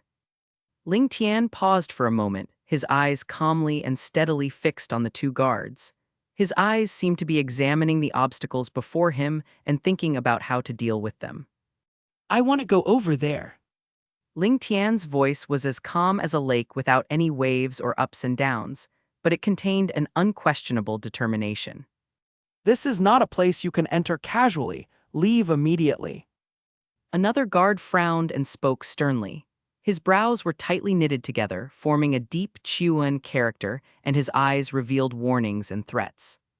Ling Tian seemed not to hear their words. He continued to walk forward without any hesitation. His posture remained upright and his steps remained firm, as if the obstruction of the two guards was just a tiny breeze that could not have any effect on him. Stop, you ungrateful guy. Seeing that Ling Tian refused to listen to the advice, the guards looked anxious and hurried forward.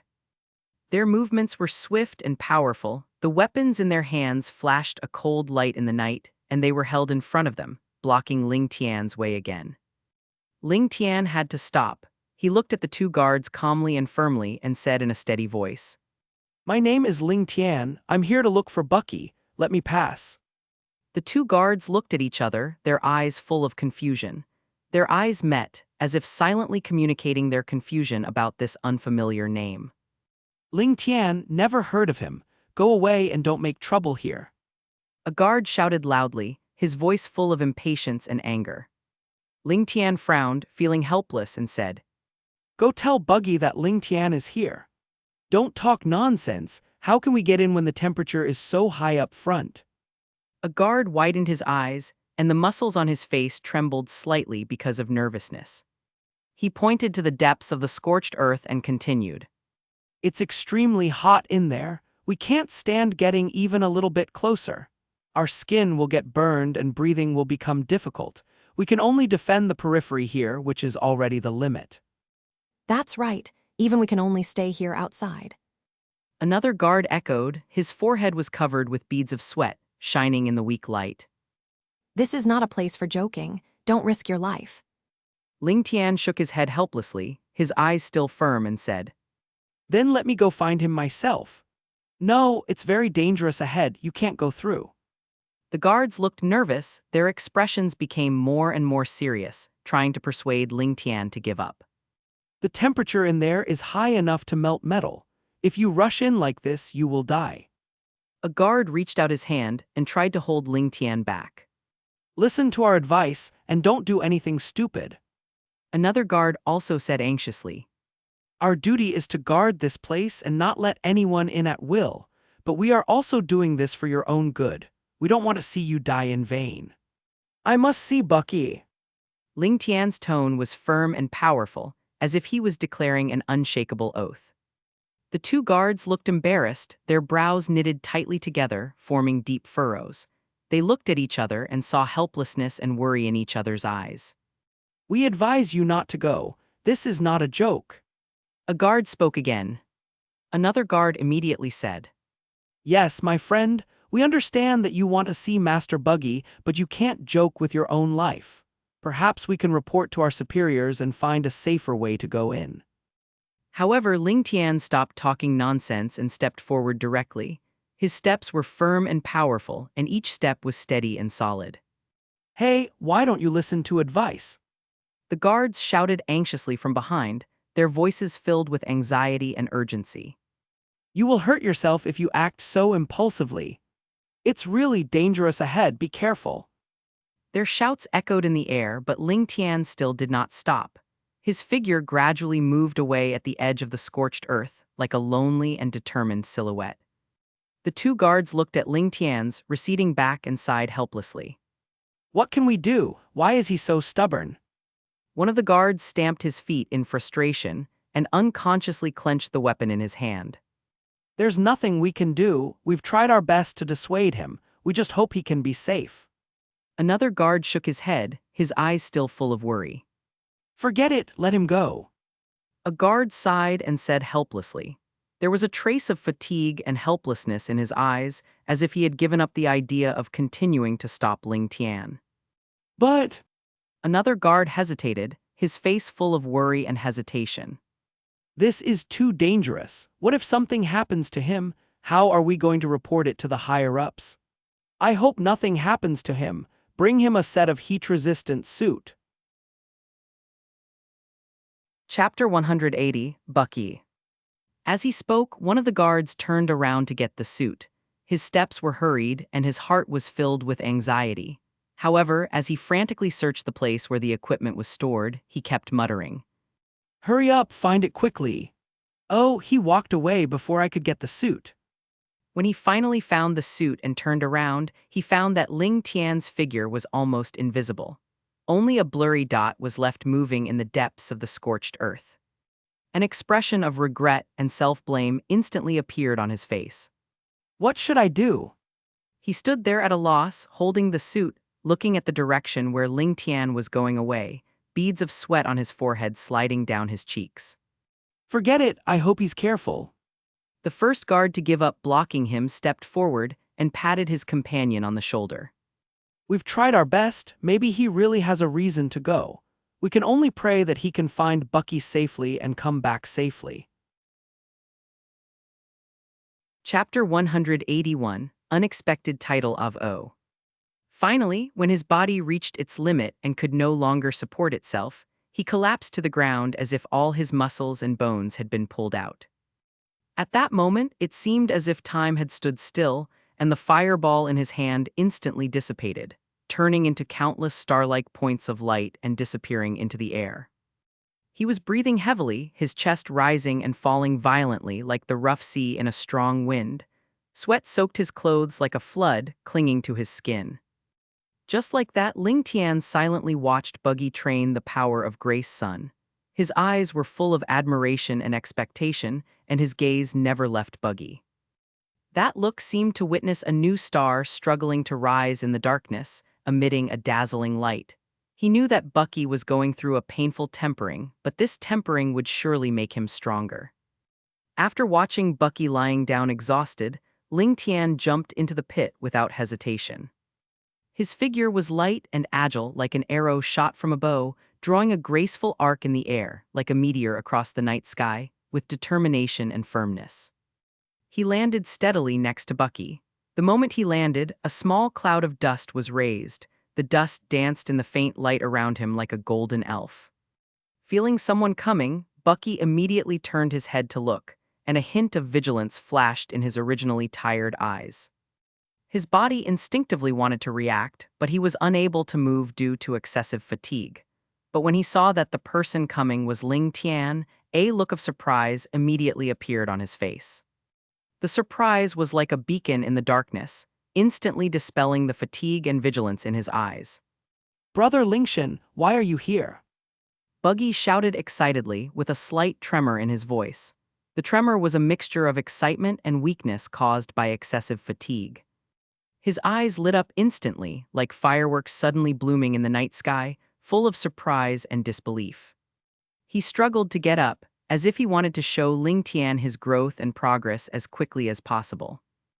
Lingtian hurried forward, his steps quick but steady. He stretched out his hands and pressed down on Bucky's shoulders. The strength and warmth from his hands instantly calmed Bucky down. Don't move, take a good rest. Lingtian's voice was deep and powerful, with unquestionable concern. His eyes were fixed on Bucky, full of worry and care. Bucky was breathing heavily, his chest heaving violently, and every breath seemed so difficult, but his eyes were still firm and burning. Brother, I have been practicing hard and want to become stronger. Although his voice was a little hoarse due to fatigue, the determination contained in it was as hard as steel. These days, I've been working day and night, thinking that one day I can truly stand by your side and face all challenges with you. Bucky looked into the distance, as if he saw the difficult yet hopeful road ahead. Lingtian smiled and nodded. That smile was as warm as a spring breeze, full of encouragement and praise. I saw it all.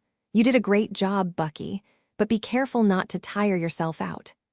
He patted Bucky's shoulder gently and said, Increasing strength cannot be achieved overnight. It needs to be done gradually. I will be worried if you work so hard. Lingtian's words showed both recognition of Bucky's efforts and concern for his physical condition. Bucky grinned, with a hint of stubbornness and fearlessness in his smile. Brother, as long as I can become stronger, this little bit of fatigue is nothing. His gaze returned to Lingtian again. I know the road ahead is still long, and there will be more difficulties and challenges, but I am not afraid. I don't want to hide behind you anymore, I want to fight alongside you. Bucky's voice became more and more passionate, as if he was taking an oath. Lingtian looked at Bucky's determined eyes, and his heart was filled with relief. He knew that the Bucky in front of him was no longer the little brother who needed his protection all the time. After Bucky rested for a while and recovered some strength, Lingtian squatted down gently, said with gentle and firm eyes, Bucky, come on up, I'll carry you back. His voice was not loud, but it was full of reassuring power. Bucky's face flashed with hesitation and he looked a little embarrassed. After all, he was a strong-willed person, but at this moment his body was so exhausted that he was unable to walk. After hesitating for a long time, he slowly lay on Lingtian's back. Lingtian felt the weight of Bucky leaning over him, held Bucky's legs firmly with both hands, and then slowly stood up. His movements were smooth and natural, without the slightest hesitation. After standing up, he took a deep breath and walked steadily towards the direction of the buggy pirates. His eyes were firm, he looked straight ahead, his steps were steady, and every step was solid and powerful. It seemed that the weight on his back was really insignificant to him, and it seemed that he was not carrying a person but a firm responsibility and trust. Along the way, Lingtian's breathing was steady and even, and his steps always maintained the same rhythm. The sunlight shone on his body, outlining his resolute outline. When Lingtian walked to the entrance of Jayatu, the guards' originally tense expressions suddenly turned pale with fear. Their eyes were as big as copper bells, and their mouths were wide open, as if they could fit an egg. How? A guard stared at Lingtian, who was carrying Bucky, with wide eyes. His voice was trembling, full of shock and confusion. He took 2 steps forward, trying to see more clearly as if he couldn't believe his eyes. Another guard stammered. Hey! His hand unconsciously pointed at Lingtian, his fingers trembling slightly. Scorched earth was created by Lord Buggy for training. The temperature is terrifyingly high. How did he do it? Chapter 182, Buggy Pirates. Lingtian carried Bucky on his back and left the scorched earth with firm steps. Each step he took was steady and powerful, as if the ground beneath his feet could feel his determination. The hot breath was gradually left behind like a tide, replaced by the cool sea breeze at night.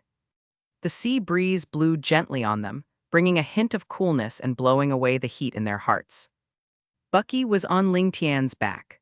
Although his body was exhausted and his muscles were so sore that he almost lost consciousness, his heart was filled with warmth and peace of mind. He rested his head on Lingtian's shoulder, feeling Lingtian's strong heartbeat and steady breathing, as if all this was telling him that as long as Lingtian was there was nothing he couldn't overcome. Under Bucky's guidance, they continued on their way. The moonlight was like water, sprinkling on the winding path like a layer of silver yarn illuminating their figures. From time to time, insects chirped in the grass by the roadside, as if playing a gentle melody for their progress. Under the moonlight, Lingtian's figure was stretched out slender, and Bucky was like a quiet child, lying quietly on his back. Finally, they arrived at a port. The sea breeze was howling like an angry beast, and the waves were surging and violently hitting the shore, making a deafening roar. The sound echoed in the empty harbor, inspiring awe. After arriving at the port, Lingtian couldn't help but be shocked by the scene before him. His sight was attracted by a huge pirate ship, which was tall and majestic, like a castle floating on the sea. Under the moonlight, the wood texture of the ship was particularly clear, as if telling the wind and rain and vicissitudes it had experienced. The ship looked particularly spectacular in the moonlight, with a large clown pirate flag hanging on its hull. The patterns on the flag are brightly colored and fluttering in the wind. Every time it flutters, it seems to announce to the world the majesty of its owner and demonstrate its inviolable power. The edge of the flag sparkled silver in the moonlight, as if it was inlaid with a circle of mysterious halo, making the entire flag more eye-catching and dazzling. Looking at the pirate ship in front of him, Lingtian couldn't help but stop, his eyes full of amazement. He opened his eyes wide and slowly moved his gaze along the hull, as if he wanted to deeply imprint every detail in his mind. He couldn't help but sigh. Now you are worthy of being able to rival the four emperors. This pirate ship is so majestic. This tall hull, solid structure, and carefully carved decorations all demonstrate your powerful strength and majesty. Bucky heard Lingtian's sigh and smiled weakly. His smile was a little tired but more of humility. He said weakly, Brother Lingtian, please stop teasing me. This is far from enough. I still have a long way to go, and I am still a long way from the true peak. Although his body was extremely tired, there was still a determination in his eyes. Soon, Lingtian took steady steps and firmly brought Buggy to the deck of Buggy's pirate ship. Each of his steps was steady and powerful, as if the deck under his feet could feel his determination. As soon as you step onto the deck, the originally quiet pirate ship suddenly becomes lively. Captain! Machi and Kabach's voices rang out at the same time, full of anxiety and concern. They rushed over eagerly, their footsteps making a thump-thump sound on the deck. Machi looked anxious, his eyebrows knitted tightly together, his eyes full of concern. Captain, what's wrong with you? Why are you so weak? His voice was trembling, and his hands were shaking unconsciously. Cabbage also echoed. Yes, Captain, we are so worried. What should we do if something happens to you? His face was full of worry, and he dared not take his eyes off Bucky for a moment. As they spoke, they immediately stepped forward, carefully supporting Bucky as if he were holding the most precious treasure. Machi stretched out his hands, gently held one of Bucky's arms and said, Captain, please slow down. Kabachi was on the other side, holding Bucky's waist tightly and said, Don't worry, Captain, we are here. Their movements were gentle and cautious, fearing that a little force would bring more pain to Bucky. In their hearts, Bucky was their spiritual pillar and the guide for them to sail on this vast ocean. After gently putting Bucky down from Lingtian's back, Machi's face was filled with anxiety, and he quickly shouted at the top of his voice. Go call the ship's doctor, move quickly. His voice became a little sharp due to nervousness, cutting through the air and breaking the temporary silence. Kabachi looked at Buggy nervously, and beads of sweat instantly appeared on his forehead. His eyes were fixed on Bucky, as if he wanted to capture every subtle expression of Bucky at the moment. His hands unconsciously clenched into fists, and his body trembled slightly, showing his extreme inner anxiety. Soon, the ship's doctor came in a hurry. He was jogging along, looking anxious, holding tightly in his hands the old but hopeful medical box. As soon as he reached Bucky, he didn't even have time to take a breath and quickly opened the medicine box.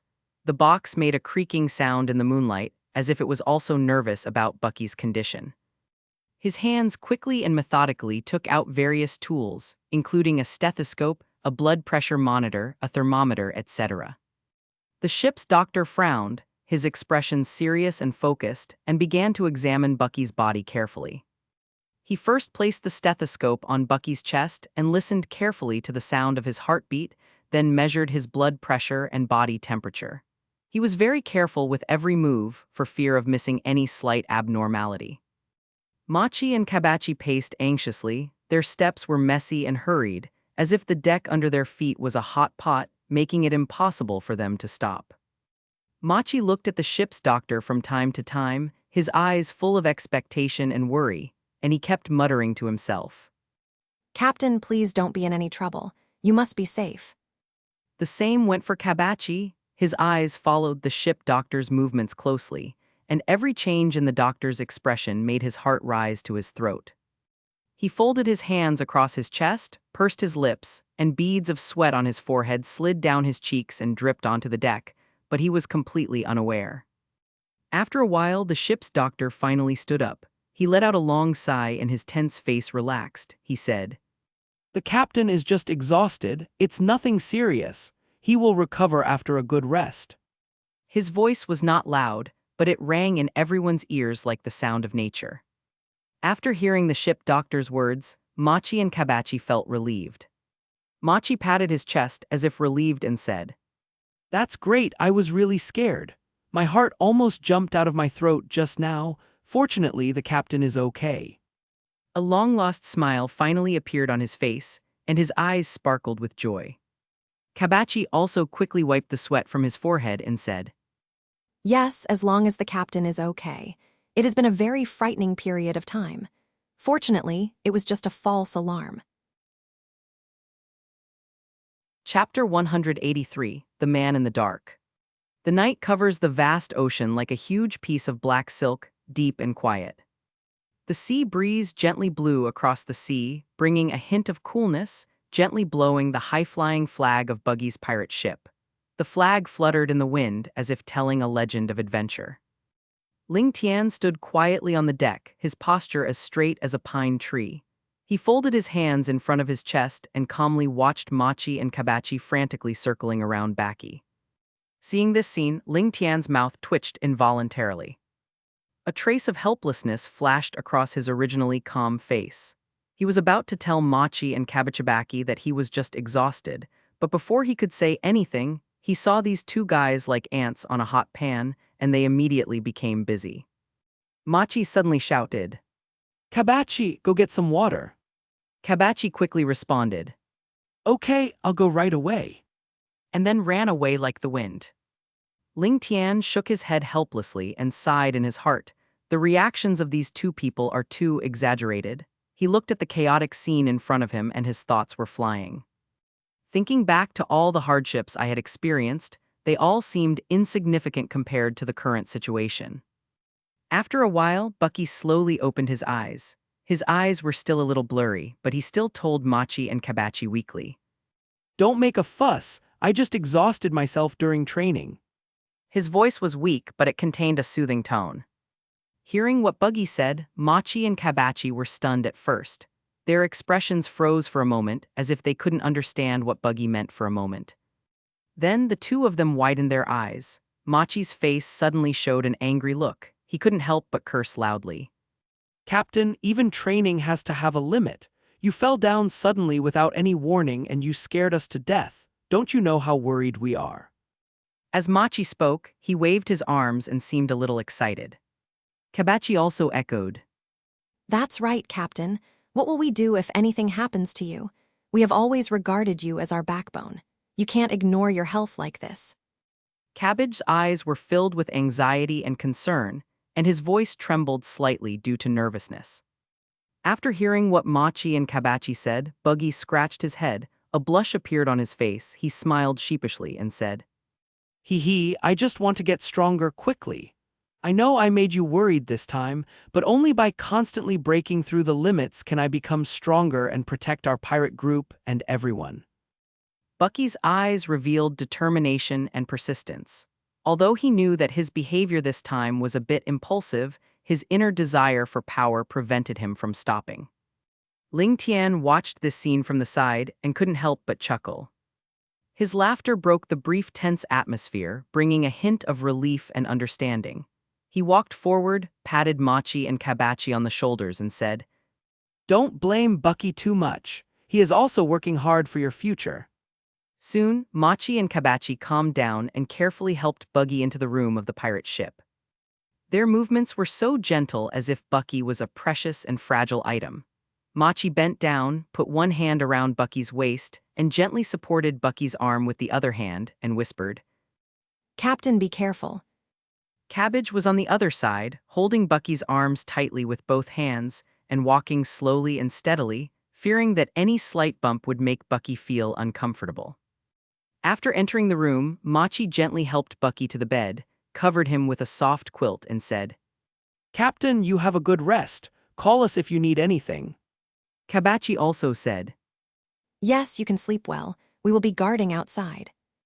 Their eyes were full of love and care, and then they gently left the room and closed the door.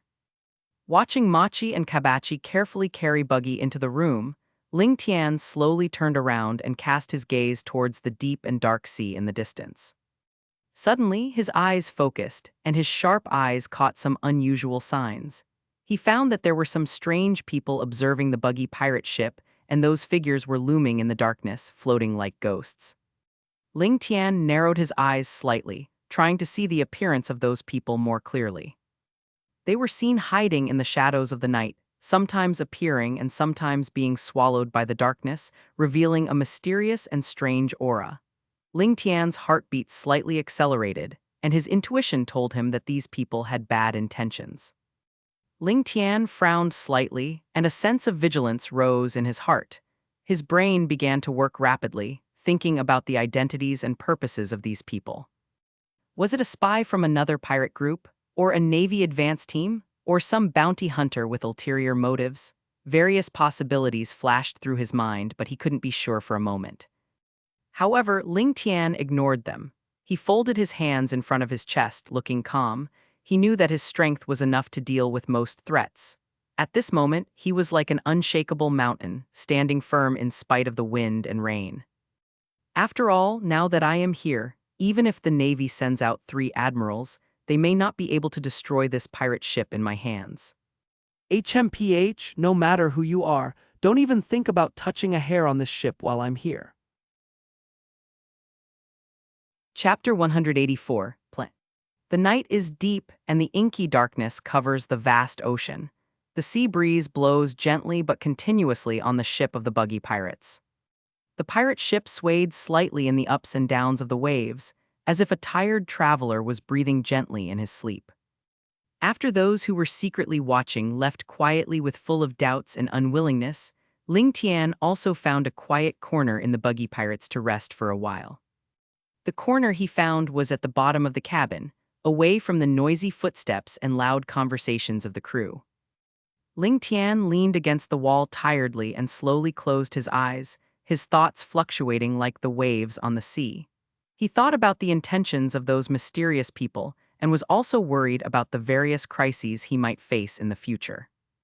As the night faded, the endless darkness seemed to be slowly torn apart by an invisible hand, and the dawn light quietly spread over the sea.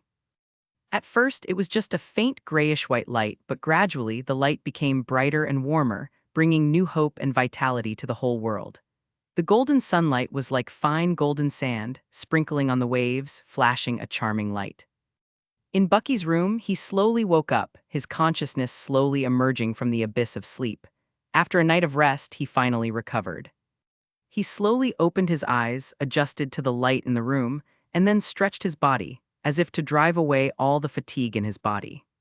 His joints made a cracking sound, and he moved his stiff body, feeling the strength returning. At this time, Lingtian walked to Bucky's room with steady steps.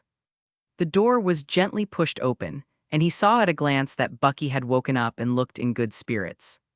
Seeing that Buggy had recovered his spirit, Lingtian did not hesitate at all and asked Buggy directly. Bucky, do you know that Ace will be executed in 3 months? His voice was low and serious, and his eyes were filled with deep worry. When Buggy heard Lingtian's words, he was struck by lightning. His body suddenly froze and he stood there in a daze. His eyes were wide open, and his eyeballs seemed about to pop out of their sockets. His face was full of disbelief, and he looked as if he had heard the most absurd lie in the world. His voice was trembling like a leaf falling in the wind, and he said tremblingly, What? Ace will be executed in 3 months? How is this possible? This is absolutely impossible. As he spoke, he shook his head frantically, as if trying to get rid of this terrible news from his mind. Machi and Kabachi, who were standing by, also remained silent after hearing Lingtian's words. They lowered their heads like children who had done something wrong, not daring to meet Bucky's gaze. Their faces were filled with guilt, and that guilt was like a heavy yoke, pressing them so hard that they could hardly breathe. Bucky looked at the two silent people, and his anger was instantly ignited. His emotions were completely out of control, and he shouted anxiously, Did you know about this a long time ago? Why didn't you tell me? Why did you hide it from me? His voice became hoarse with anger, and the veins in his neck bulged as if they would explode at any time. Machi slowly raised his head, his face full of helplessness and grievance. He looked at Buggy and said in a low voice, Captain, you are always training day and night in the scorched earth. Every time we want to talk to you, you are immersed in training and don't give us a chance to speak. We also want to tell you, but... As he spoke, his voice gradually faded away. Kabachi also said, Yes, Captain, we are also very anxious and have been thinking about telling you. But you have been training all the time, and we have no way to tell you.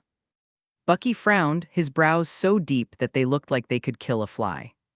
His face was full of anger and anxiety, the two emotions intertwined together, making his expression distorted and hideous. His lips kept trembling as he muttered to himself. No, I can't let anything happen to Ace. Absolutely not. Then he clenched his fists tightly, his knuckles turning white from the force, and said through gritted teeth, I'm going to push the city to rescue Ace. His words were full of determination and recklessness, as if he had already made up his mind to go forward even if there were mountains of swords and seas of fire ahead.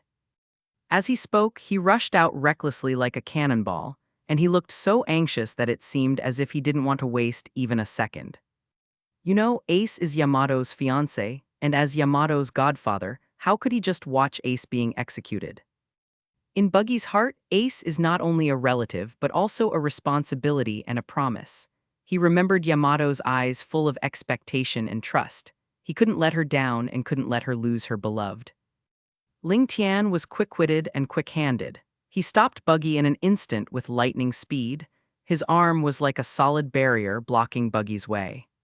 At the same time, he shouted, Bucky, calm down. If you act rashly like this, not only will you fail to save Ace, you will also get yourself involved.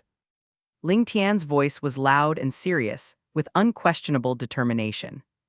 Buggy's eyes were red and bloodshot as if burning with rage. He glared at Lingtian and shouted, Brother Lingtian, what do you think we should do? Are we just going to watch Ace being executed? His voice was filled with endless grief and despair, and he was like a wounded beast, struggling and roaring in despair. How could I be willing to watch Ace being executed? But impulse won't solve the problem. Lingtian looked back at Buggy with a firm and calm gaze. You know what impel down is. It's heavily guarded and full of traps. If you rush in without a thorough plan, you'll just die in vain. But we don't have time. Buggy's voice was filled with tears. Every second we waste, Ace will be in more danger. The more times like this, the more we need to stay calm. Lingtian said loudly again, We must plan carefully and find the most feasible way to have a glimmer of hope to rescue Ace. Lingtian took a deep breath, trying to calm Buggy down, and then said solemnly, Bucky, we need to think long-term and not act blindly. We need to make a comprehensive plan that takes into account all possible situations. Let's gather at the Sabyati archipelago in 2 months, and then we'll discuss the specific rescue plan together. Only in this way can we have a greater chance of rescuing Ace and ensuring everyone's safety. Lingtian's eyes were firm and steady, and his voice was full of calmness and rationality. After listening to Lingtian's words, Bucky's mood calmed down a little. His originally rapid breathing gradually became steady, and his frown relaxed a little. He frowned and thought for a moment, constantly weighing Ling Tian's suggestion and his own eagerness in his mind. Finally, he seemed to have figured something out and nodded in agreement. Okay, let's do as Brother Lingtian says. Chapter 185, Discussion. After telling Bucky his plan, Ling Tian breathed a sigh of relief. He looked at Bucky with a determined look and prepared to leave. He slowly turned around, stood tall, and walked with steady steps towards the exit of the pirate ship. Each step he took was full of determination, as if he wanted to temporarily forget everything here. The corners of his clothes fluttered gently in the sea breeze, adding a bit of unrestrainedness. However, at this moment, Machi and Kabachi suddenly called out to Ling Tian. Moki widened his eyes and shouted at the top of his voice. Mr. Lingtian, please wait a moment. His voice was rough and loud, echoing on the empty deck. Kabachi also joined in the fun. He waved his arms excitedly and shouted. Yes, Mr. Lingtian, we want to spar with you. His face was full of anticipation and eagerness, as if he couldn't wait to compete with Ling Tian.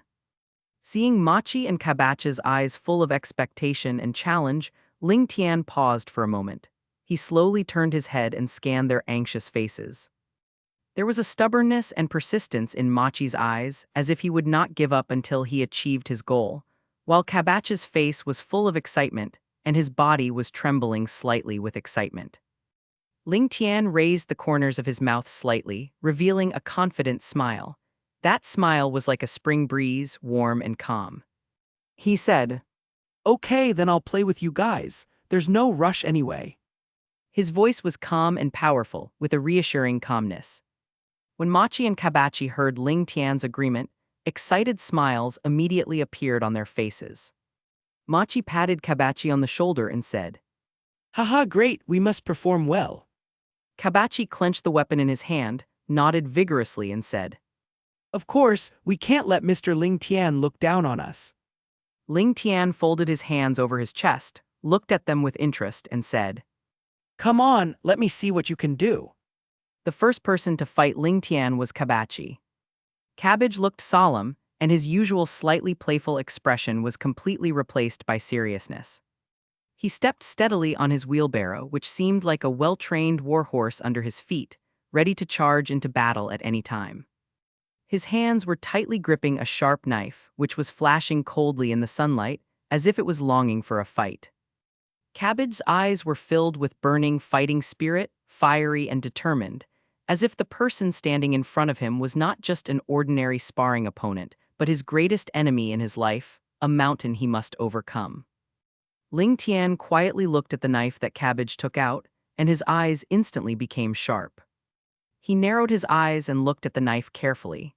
He saw that the blade was extremely sharp, the lines of the blade were smooth, and it exuded a faint sense of oppression.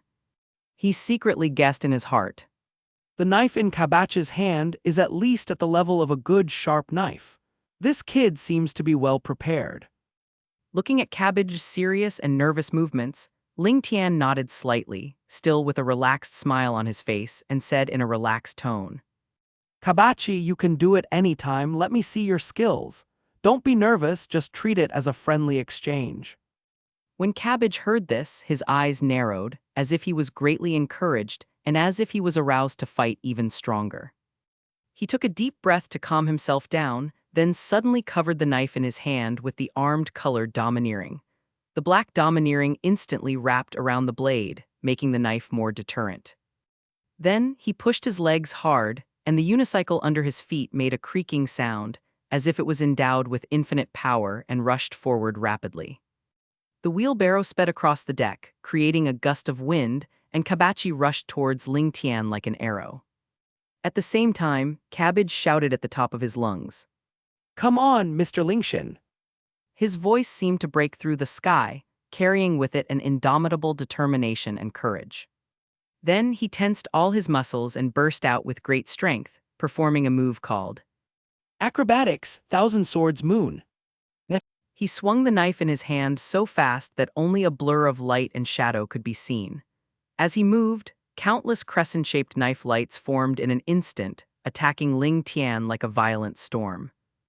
Those crescent-shaped blade lights flashed with icy cold light, and wherever they passed, the air seemed to be cut apart, making sharp, whooshing sounds. Seeing this, Lingtian just smiled slightly, looking calm and composed. He just waved his hand lightly. The action seemed casual but contained great power. In an instant, a strong wind blew around and the wind howled, forming a strong airflow. The powerful wind was like an invisible giant hand, destroying the dense sword lights emitted by Kabachi with overwhelming force. Those crescent-shaped sword lights instantly dissipated under the impact of the strong wind and turned into nothingness as if they had never appeared. Kabachi was shocked when he saw this. He didn't expect that his full-strength attack could be so easily resolved by Lingtian, but he did not retreat. Instead, he was inspired to fight even harder. He gritted his teeth, a look of determination flashed in his eyes, and he stepped on the unicycle again and immediately accelerated to chop towards Lingtian. At this moment, he had only one thought in his mind, that is, he must show his strength in front of Lingtian no matter what. Lingtian remained calm and unhurried. Facing Kabachi's swift attack, he showed no fear at all. He directly covered his hands with armament haki, and the black haki instantly wrapped around his hands, making them look even more indestructible. He faced Kabbage's attack without any intention of dodging. In an instant, Lingtian's hands covered with armed colors collided fiercely with Kabbage's knife, making a loud, clang sound. The sound was deafening, as if it could pierce a person's eardrum. The intense collision produced dazzling sparks that splashed everywhere, like gorgeous fireworks blooming in the night sky. During the battle, Lingtian's eyes were as sharp as lightning, keenly capturing Kabbage's every move. At the moment when Kabbage's old and new moves had not yet been used, Lingtian seized this fleeting flaw. His figure flashed like a ghost, and his right leg suddenly exerted force, like a cannonball fired from a gun, kicking Kabbage hard in the abdomen. Kabachi only felt an irresistible force coming at him, and he lost his balance in an instant, flying straight out like a kite with a broken string. Do you have any stronger moves? Chapter 186, Discussion. Lingtian slowly pulled out the flowing blade from his waist with a grim expression. The extremely sharp blade flashed a chilling cold light under the bright sunlight. In an instant, the surroundings seemed to be enveloped by this chilling aura. Kabachi's expression suddenly became solemn, his eyes like a hawk staring at the knife in Lingtian's hand that exuded a deadly threat. His eyes were full of vigilance and fear, as if that was not an ordinary knife, but an extremely dangerous existence that could take his life in an instant. Kabbage took a deep breath and his chest swelled up, as if he wanted to suck all the air around him into his lungs to give himself more courage and strength. Then, he very slowly and carefully placed his left hand on the blade, his movement so gentle as if he was caressing a rare treasure in the world. Then, he began to slowly slide the knife towards the tip, and every subtle movement seemed cautious, as if he was performing an extremely important ritual that concerned life and death. Fine beads of sweat oozed out of his forehead and slid down his cheeks, but his eyes never left the blade. As his fingers slowly slid, a ball of flame miraculously slowly emerged from the blade. The flame was just a tiny dot at first, and then it quickly spread out as if it had life. The flame was like a lively spirit, jumping happily, flashing with a bewitching light, and gradually covering the entire blade at an amazing speed. The blazing flames illuminated Kabachi's face red. As Kabachi successfully covered the blade with flames, the temperature around it rose sharply in an instant. The hot breath rushed towards us like a surging wave, making us feel as if we were in a blazing furnace. The air became scalding hot and dry, the grass on the ground quickly turned yellow, and the surrounding rocks seemed to be melting. Seeing Kabachi's actions, Lingtian couldn't help but exclaimed, A devil fruit user! There was surprise and confusion in his voice, his eyes fixed on the flames burning on Kabachi's blade, his brows furrowed. However, when Lingtian calmed down and carefully observed the flame on the blade of Kabachi, he soon discovered some clues. The shape of the flame was swaying, and it was not the stable and regular flame produced by the devil fruit ability. Its color is also slightly unique, with a different kind of depth and mystery, which is obviously different from the flames produced by the devil fruit abilities he is familiar with. The flame on Kabach's blade is exactly the same as the flame of Buggy's grace, sun. Lingtian secretly guessed in his heart. It should be that Buggy gave part of the flame of grace to Kabachi. Thinking of this, his eyes became sharper. Cabbage's eyes at this moment were full of confidence and determination, a determination to fight to the death. He held the knife wrapped in flames tightly in both hands. The muscles in his arms bulged high and veins popped out due to the force. He shouted loudly, "Take it!" The sound seemed to penetrate the sky and shock people's hearts. Then he swung the knife with all his strength. In an instant, a fire dragon roared out from Kabach's knife. The fire dragon was huge and lifelike, rushing towards Lingtian with its fangs and claws bared. The flames on the fire dragon burned fiercely, as if they were going to burn everything in their path. Wherever the fire dragon passed, the air was burned and distorted, making a sizzling sound, as if it was groaning in pain. The temperature around rose sharply, and the soil and rocks on the ground were baked and cracked. Lingtian saw this but did not show any panic. He stood there quietly, his posture straight as a pine tree, his eyes calm as water. His eyes were fixed on the roaring fire dragon, as if he was examining a trivial trick. His breathing was steady and even, not affected at all by the seemingly terrifying attack before his eyes. He exudes an innate calmness and composure, as if everything is under his control. Lingtian narrowed his eyes slightly, his expression calm, and whispered, "Benkai Zenka no Takai." In an instant, a heat wave that was even hotter than Kabach's flames suddenly emanated from Lingtian's body. The heat wave was like a surging torrent of magma, carrying an endless breath of destruction, spreading wildly around Lingtian. His whole body seemed to be covered by a layer of blazing light, which was so bright and dazzling that it was impossible to look directly at it. In this light, Lingtian looked like a demon from hell, emitting a terrifying aura. Lingtian's movements were light yet contained a great deal of strength as he gently swung his sword. This swing seemed simple and casual, but in fact it contained an extremely terrifying force. A sharp sword energy instantly burst out from the blade. The sword energy was like a substance with suffocating high temperature.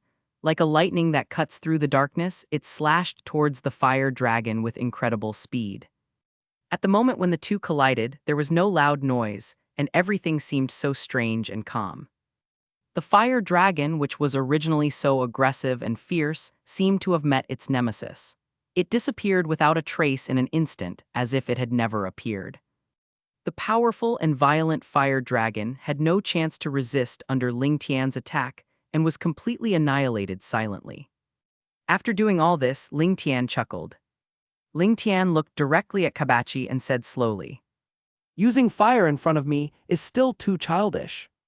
When Kabachi heard this, he felt unwilling. His eyes were bloodshot due to anger, he clenched his teeth, and the muscles on his face trembled slightly due to extreme anger. "This has just begun." He roared at the top of his lungs, as if he wanted to use this roar to vent his inner anger and indomitable spirit. Lingtian raised the corners of his mouth slightly, revealing a confident and slightly provocative smile, and said, "Come on, let me see what else you can do." His eyes were full of anticipation and calmness, as if he had already won. Kabachi gritted his teeth, his eyes revealed a determination and rushed towards Lingtian again. He exerted force on his feet, the unicycle turned rapidly, and the whole person rushed away like a burning meteor. Each of his attacks was accompanied by a raging flame, which was surging as if to devour everything in an attempt to break through Lingtian's defenses. Lingtian, on the other hand, had a calm expression on his face. His body was as agile as a ghost, and the knife in his hand danced tightly in his hand. Every time Cabbage's attack came, he was able to resolve it just right, with his movements smooth and graceful, as if he was performing a gorgeous dance performance. "Your attacks have no effect on me." Chapter 187, Fire. At this time, Lingtian had already released the Bankai of the Zenkadachi. There was no trace of fatigue or tension in his voice, only full of confidence and calmness. At this time, Cabbage was already sweating profusely, with sweat constantly dripping from his forehead and across his face, which was distorted with anger. His breathing became rapid and heavy, and every breath was like pulling an old bellows. But he still did not give up, and his inner stubbornness and indomitable spirit made him continue to launch round after round of crazy attacks. Lingtian remained calm and composed throughout, his eyes fixed on Cabbage's every move. Just when Cabbage was about to attack fiercely again, Lingtian seized the opportunity, nimbly dodged Cabbage's attack by leaning sideways, and at the same time slashed at Cabbage with a backhanded knife. Kabachi quickly returned to defense, holding the knife in his hand across his body, but his arm was still cut by Ling Tian's sharp knife energy. Oh!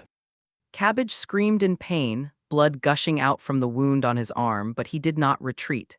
Instead, he was stimulated by the pain and attacked even more frantically. The fight between the two became more and more intense, their figures intertwined in the firelight, and every collision produced dazzling sparks. The surrounding air seemed to be ignited, the temperature rose sharply, and the entire venue was engulfed in a sea of fire.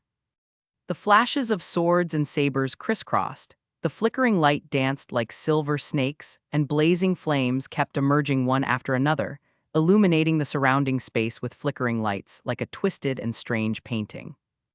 Every flash of the sword was like a bolt of lightning that cuts through the darkness, carrying with it a sharp chill. Every ball of fire was like a ferocious beast that broke free from its restraints, raging with fangs and claws. Ling Tian's figure was as nimble as a dragon, and his steps were as light as a swallow. He strolled leisurely in this chaotic battlefield, wielding the knife in his hand like a nimble dragon, flowing like clouds and water, and easily resisted Kabach's wave after wave of violent attacks. There was no sign of effort on his face. His expression was as calm as water, and his eyes were calm and firm, as if this fierce battle was just an ordinary drill for him. Cabbage's eyes were wide open, his eyeballs were bloodshot, and his eyes seemed to be spitting fire. His face was flushed red, as if it had been burned by fire. Every muscle was tense with exertion, and the veins on his forehead and neck bulged like winding earthworms. He was breathing heavily, and each breath was heavy and rapid, as if a bellows was being pulled with difficulty.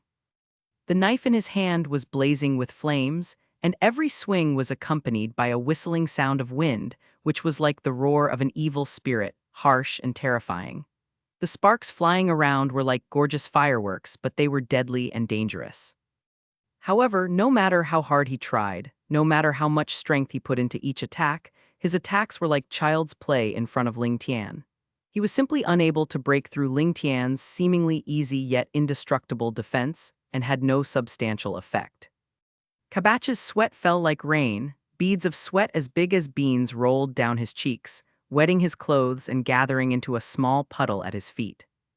A hint of despair gradually appeared in his eyes, and that despair, like a haze, began to slowly erode his heart. But his inner stubbornness and unwillingness to admit defeat were like an unshakable mountain, allowing him to hold on to the last line of defense and refuse to give up easily. Mr. Ling Tian, this is my last attack. Kabachi suddenly shouted at Ling Tian at the top of his lungs. His voice was hoarse and full of determination, as if it was a cry squeezed out from the depths of his soul. As he spoke, he took out a trace of flame from the blade in his left hand, and the flame danced on his fingertips as if it had life. The flame was like a lively heart, beating, flickering, and emitting a frightening light. It seemed to be eager to break free, to devour everything, to destroy everything. As the flame was taken from the blade by Kabachi, something strange happened. The flames seemed to have life and quickly spread to Kabachi's body. His entire body slowly began to burn with flames. The flames leaped and licked his skin, and his hair danced wildly in the flames. Every strand of hair was like a burning silk thread, flashing with dazzling light. Cabbage's face was illuminated red by the flames, and his eyes were filled with final madness and determination, a reckless and desperate determination. His eyes seemed to be able to penetrate the flames, shooting straight at Ling Tian with endless fighting spirit and the courage to fight to the death. Seeing Cabbage, who looked like a god of war rising from the flames, Lingtian's eyes also became serious. His eyes were fixed on Cabbage, and his originally relaxed demeanor disappeared, replaced by an unprecedented concentration and caution. He slowly pulled out the lightning from his waist, his movements steady and powerful. The lightning flashed coldly under the firelight, and the light was like frost and snow in the cold winter, revealing a hint of chill. The blade trembled slightly, as if it couldn't wait to meet the upcoming fierce collision. Then I'll be more serious too.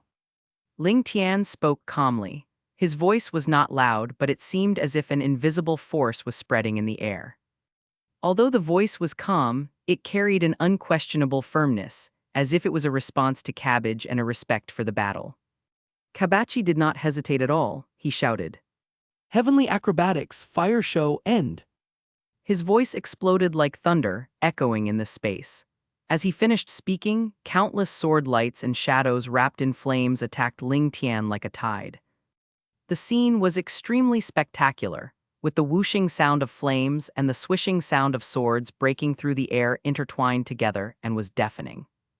Countless flames, sword lights, and saber shadows seemed to converge into a burning ocean, covering the sky and the earth. It seemed as if the entire world was shrouded in this burning light, leaving people nowhere to escape. At the center of this intensive attack, there is a long sword burning with blazing flames. It is like a roaring fire dragon with bared fangs and claws. The flames on the flaming sword danced and spewed, rushing towards Lingtian with the momentum of destroying everything. Wherever it passed, the air was burned and distorted, as if the space was about to be torn apart by this powerful force. Seeing this, Lingtian also shouted softly. Two swords style Tianren Black devour. Chapter 188, The End. In an instant, the two attacks collided violently like two meteors. Lingtian's black sword was like a hungry beast, carrying endless desire and violent power, instantly devouring most of Kabach's swordplay. Wherever the black sword passed, it was like a dark abyss that ruthlessly swallowed up all the light. Kabach's flaming swords and sabers seemed so fragile in front of the black sword that they were instantly sucked into the vortex of darkness and disappeared without a trace. However, when the black sword collided with Kabach's flaming sword like thunder, the situation suddenly changed. The raging flames burning on the flaming sword seemed to possess an unyielding will, stubbornly resisting the devouring power of the black sword. There was only a loud bang, like a landslide, which caused ripples in the surrounding air. In this violent collision, the black sword was instantly destroyed and turned into countless black fragments, which scattered around like black snowflakes. However, something unexpected happened. When Lingtian's black sword was destroyed by Kabach's flaming sword, the seemingly shattered black fragments did not disappear. They seemed to be attracted by some mysterious force and began to gather around them in an instant. At first, there were only some tiny black air currents surging, and then these air currents converged together at an astonishing speed to form a huge black hole. This black hole exudes a terrifyingly powerful suction force, as if it is the most terrifying existence in the universe. Its edge flickers with a strange light, and the surrounding space is distorted beyond recognition. Kabach's flaming sword was also unable to resist this powerful suction. The flames on the flaming sword were pulled and twisted little by little, and the originally blazing flames began to dim and waver. As the powerful suction of the black hole continued to work, the flaming sword was swallowed up bit by bit, as if it was swallowed by a giant beast. As the flaming sword was completely swallowed by the black hole, Kabach's strength was instantly drained. His originally tense body suddenly relaxed, as if all his strength was drained away in an instant. His face turned as pale as paper, and his eyes were filled with disbelief and extreme exhaustion. His body swayed a few times as he tried to keep his balance, but ultimately he was unable to resist the feeling of exhaustion. His legs went limp and he ended up half-kneeling on the ground. The moment his knees touched the ground, a small cloud of dust was raised. His hands hung limply at both sides of his body, and the knife in his hand almost slipped out of his hand. He was breathing heavily, and every breath seemed so heavy and difficult, as if he had to inhale all the air around him into his lungs to relieve the extreme fatigue of his body. His face was full of fatigue and helplessness, like a traveler who was almost exhausted after a long journey in the desert. Sweat continued to flow down his forehead, mixed with dust, leaving dirty marks on his face. His eyes became dull and lifeless. His previous fighting spirit and determination had been completely worn out, leaving only a deep sense of powerlessness. Looking at Kabachi half kneeling on the ground, Lingtian walked over slowly. His steps were steady and firm, and every step he took on the ground made a slight but clear sound, as if it was the drumbeat of fate. The knife in his hand was already sheathed, and the sheath flickered dimly in the light of the fire. He approached Kabachi step by step, his posture upright like an unshakable mountain. Walking in front of Kabachi, Lingtian stretched out his hand, which looked firm and powerful in the firelight. His fingers were long and strong, and his palm was broad, as if it could bear all the weight. The firelight danced on his hands, outlining firm lines. Looking at Lingtian's outstretched hand, Kabachi was stunned for a moment. Then a trace of gratitude flashed in his eyes, and he held Lingtian's hand tightly. He could feel the power coming from Lingtian's hands. It was a warm and powerful force. With the help of this power, Kabachi stood up with difficulty. His legs were still trembling slightly, but with Lingtian's support, he finally managed to stabilize his body. As expected of Mr. Lingtian, the gap between you and me is really huge. Kabachi looked at Lingtian and couldn't help but sigh. There was no longer any stubbornness or resistance in his voice. Instead, there was only admiration for Lingtian's strength and helplessness towards himself. At this moment, his tone was full of self-mockery and loss, as if he had already recognized the insurmountable gap between himself and Lingtian. Lingtian smiled slightly. That smile was as warm as the spring breeze, and said, Your strength should not be underestimated. With time, you will surely achieve something. Lingtian's eyes were full of sincerity and encouragement, and his voice was gentle but powerful, as if it could penetrate the haze in Kabachi's heart. After hearing this, a glimmer of hope flashed in Kabachi's eyes. Although the light was faint, it was like a spark in the darkness. He nodded heavily and said, Thank you, Mr. Lingtian, for your encouragement. I will continue to work hard. There was an extra firmness and determination in his voice, as if at this moment he had found the direction to move forward again. The two smiled at each other, and that smile contained understanding and respect for each other. The flames around them gradually died down, no longer jumping and raging, leaving only some weak sparks flickering in the darkness. The smoke of the battle slowly dissipated, the dust that had filled the air gradually settled, and the world seemed to have returned to peace. Seeing that the thrilling battle between Lingtian and Kabachi had come to an end, Machi, who was standing aside, finally had a hint of relaxation on his tense face. He turned his head quickly, his eyes anxiously scanning the surrounding crew members, and immediately shouted, Quick, hurry up, you guys! Take Kabachi back immediately and let him have a good rest. Be gentle and don't touch his wound. Chapter 189, Flame Armor. After arranging all this, Machi stood there, his chest heaving violently. He took a deep breath, trying to calm his pounding heart. Every breath he took seemed like he was trying to squeeze out the anxiety and tension in his heart. After a while, he finally felt that his mood had calmed down a little.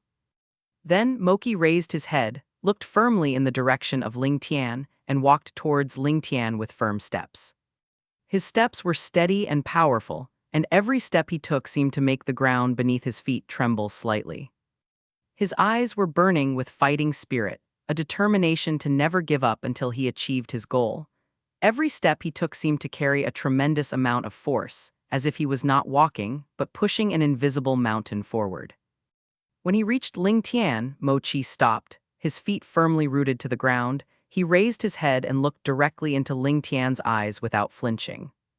There was no fear in his eyes, only determination and challenge. Mochi said, Mr. Lingtian, now it's my turn to challenge you.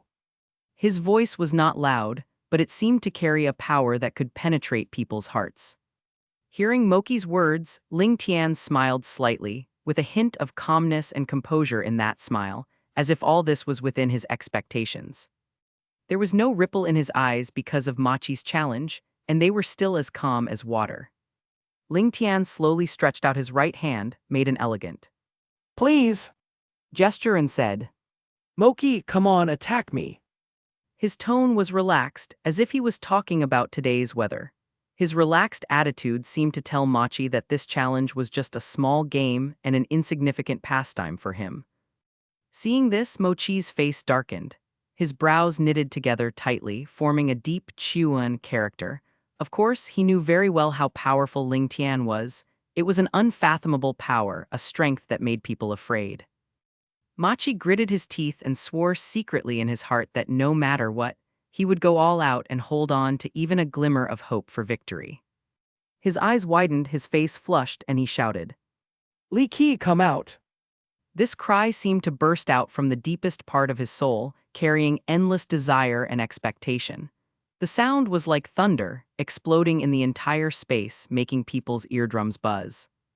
Following his powerful shout, a huge lion rushed out from the corner like lightning. Li Jai had a sturdy figure, smooth and powerful muscle lines, and a huge body full of oppression. It strides forward with its head held high, majestic, and awe-inspiring, each step carrying a natural royal dignity. Its steps are firm and powerful, and its feet make a dull sound when they land, as if announcing its arrival to the world. Seeing Li Jai, Lingtian couldn't help but look him up and down. His eyes were like two sharp rays, moving quickly over Li Jai's body. A hint of doubt flashed in his eyes at first, followed by an unconcealed surprise. The change in Nech is indeed quite big.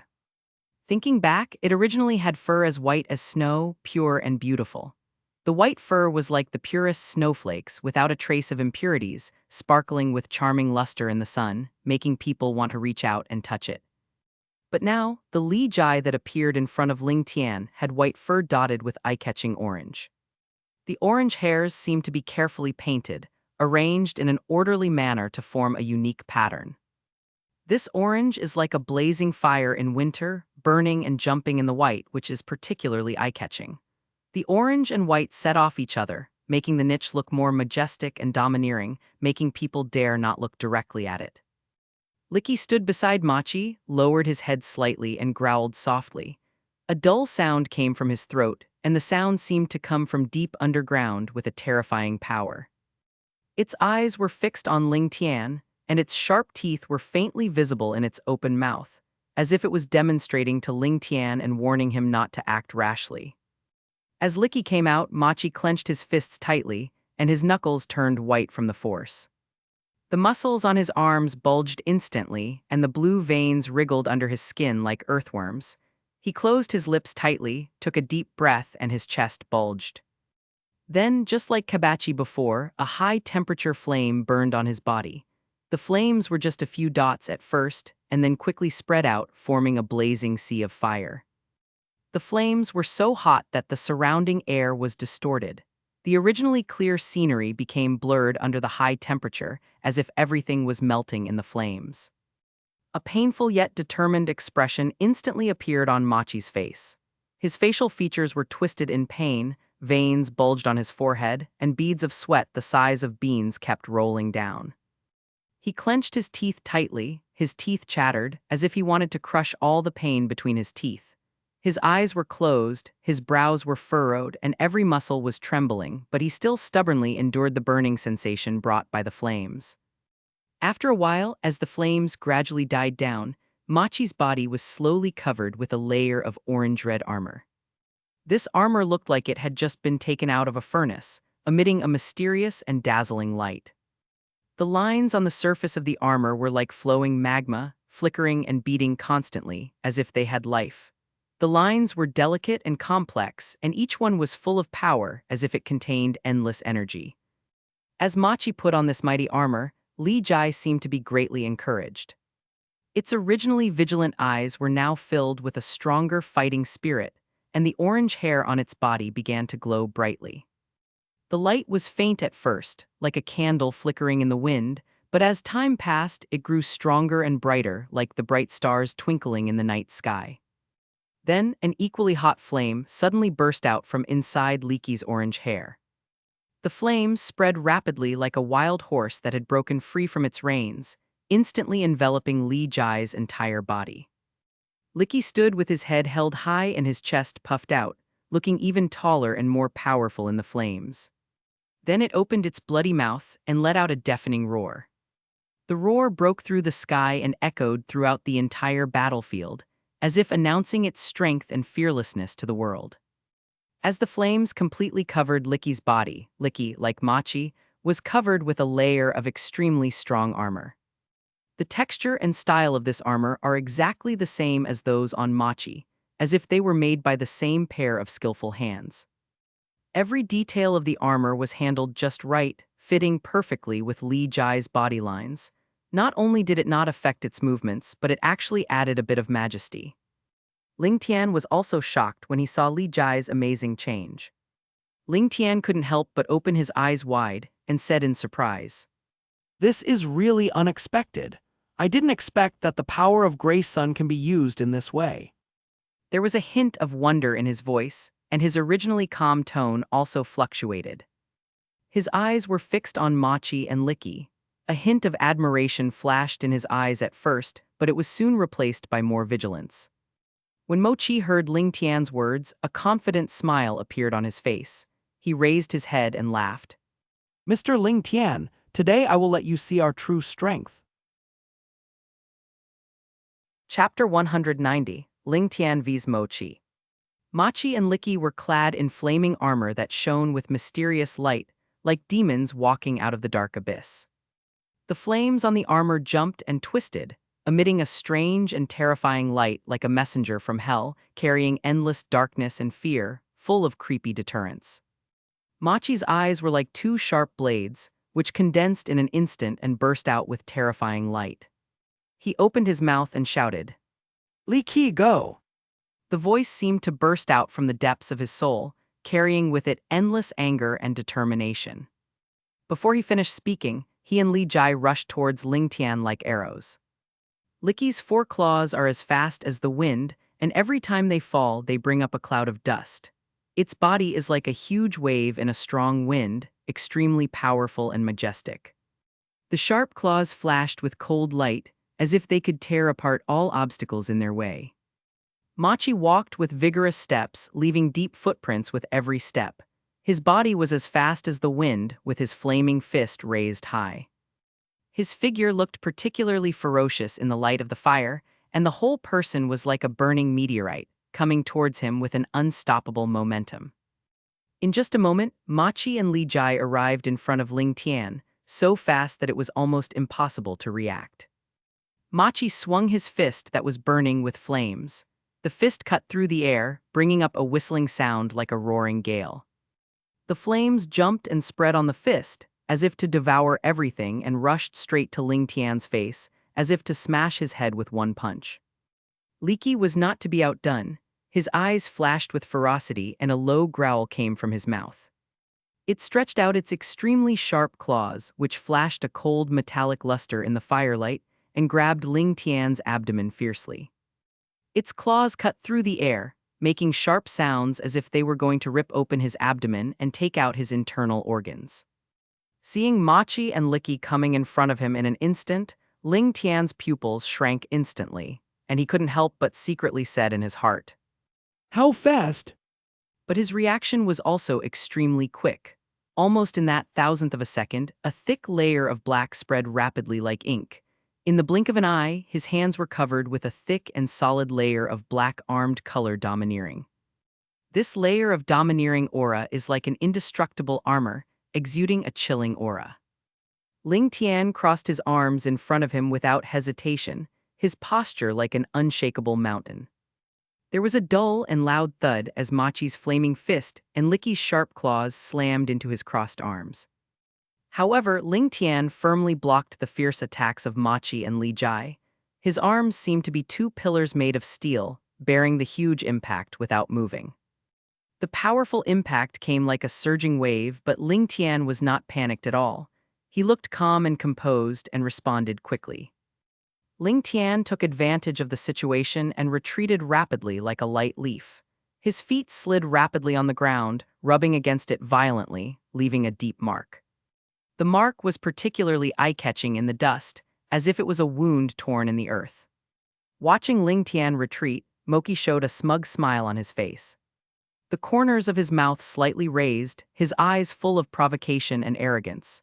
He said to Lingtian, Mr. Lingtian, this set of flame armor can greatly increase my speed, be careful. His voice was full of provocation and confidence, and every word seemed to carry invisible pressure. The voice echoed in the air, making the atmosphere around them even more tense. After saying this, Machi turned around, his movements smooth and swift. His body spun rapidly like a whirlwind, and he raised his right foot and swung it towards Lingtian at an extremely tricky angle. During this swing, a crescent-shaped flame slash instantly flew out from under his feet. The flaming wave was like a burning crescent moon, carrying with it extremely high temperature and fierce momentum, whistling towards Lingtian. Wherever it passed, the air seemed to be ignited, making a sizzling sound, and was burned and distorted, forming an illusory heat wave. Seeing Machi's movements, Lingtian instantly realized that Machi was using Storm Kick, one of the 6 Navy styles. There was a flash of surprise in his eyes, but he quickly regained his composure. He thought to himself, I didn't expect Machi to have mastered such a difficult technique. but his hands did not slow down at all. Lingtian knew very well that there was no room for hesitation at this moment. He took a deep breath, as if he wanted to inhale all the air around him into his lungs to calm his inner turmoil. Then, he also raised his right foot, and all the strength in his body instantly gathered in his leg, and then he swung it vigorously. A black mist kick instantly shot out from the bottom of his feet, like a black lightning, with a resolute momentum, and greeted Machi's flaming mist kick. The black legs exuded a mysterious and powerful aura, as if they could tear apart all obstacles. The 2 storm feet collided in the air, making a deafening roar. The flames and black energy intertwined and confronted each other, and for a moment, the light was radiant and dazzling. The entire space was illuminated by this powerful energy, as if day had fallen. But just a moment later, the power of the 2 storm kicks canceled each other out and dissipated into nothingness in the air. The brilliant light was like a flash in the pan, disappearing without a trace in an instant. Just as Lingtian was looking at Moki intently, a sense of warning suddenly arose in his heart. This warning sign instantly spread throughout his body like an icy electric current, making him realize that something was wrong. His eyes widened instantly, and his gaze quickly scanned the surroundings. I found that Li Jai was no longer beside Mochi. At this moment, a loud boom. Chapter 191, The Sixth Jingmen. After dodging Li Jai's swift attack, Ling Tian's figure retreated rapidly like a ghost with extraordinary speed and agility. His movements were smooth and flowing, his posture graceful yet resolute. As he retreated, his feet moved like a dragonfly skimming the water. Every tap of the ground could instantly change direction and avoid possible subsequent attacks. His eyes were fixed on Machi and Licky in front of him, with a vigilant light flashing in his eyes, which was like the stars in the cold night, cold and bright. Looking at Machi and Licky in front of him, Ling Tian couldn't help but nod slightly, with a hint of appreciation in his eyes, and praised. Your cooperation is indeed good, and your strength should not be underestimated. His voice was steady and clear, standing out in the chaotic battlefield. When Moki and Li Jai heard Ling Tian's praise, they were stunned at first, as if they did not expect to receive praise from their opponents in such a fierce battle. Then they smiled sheepishly. Mochi scratched his head, a hint of naivety on his face, and said, Mr. Ling Tian, thank you for the compliment, but we will not show mercy because of this. His tone was firm and his eyes were burning with fighting spirit, showing his determination to continue fighting. Licky also growled. The sound was deep and powerful, as if responding to Machi's words. Its eyes were full of fighting spirit, and its hair trembled slightly in the wind, showing its strength and majesty. Ling Tian crossed his hands on his forehead with a serious expression, as if he was thinking about the next tactics.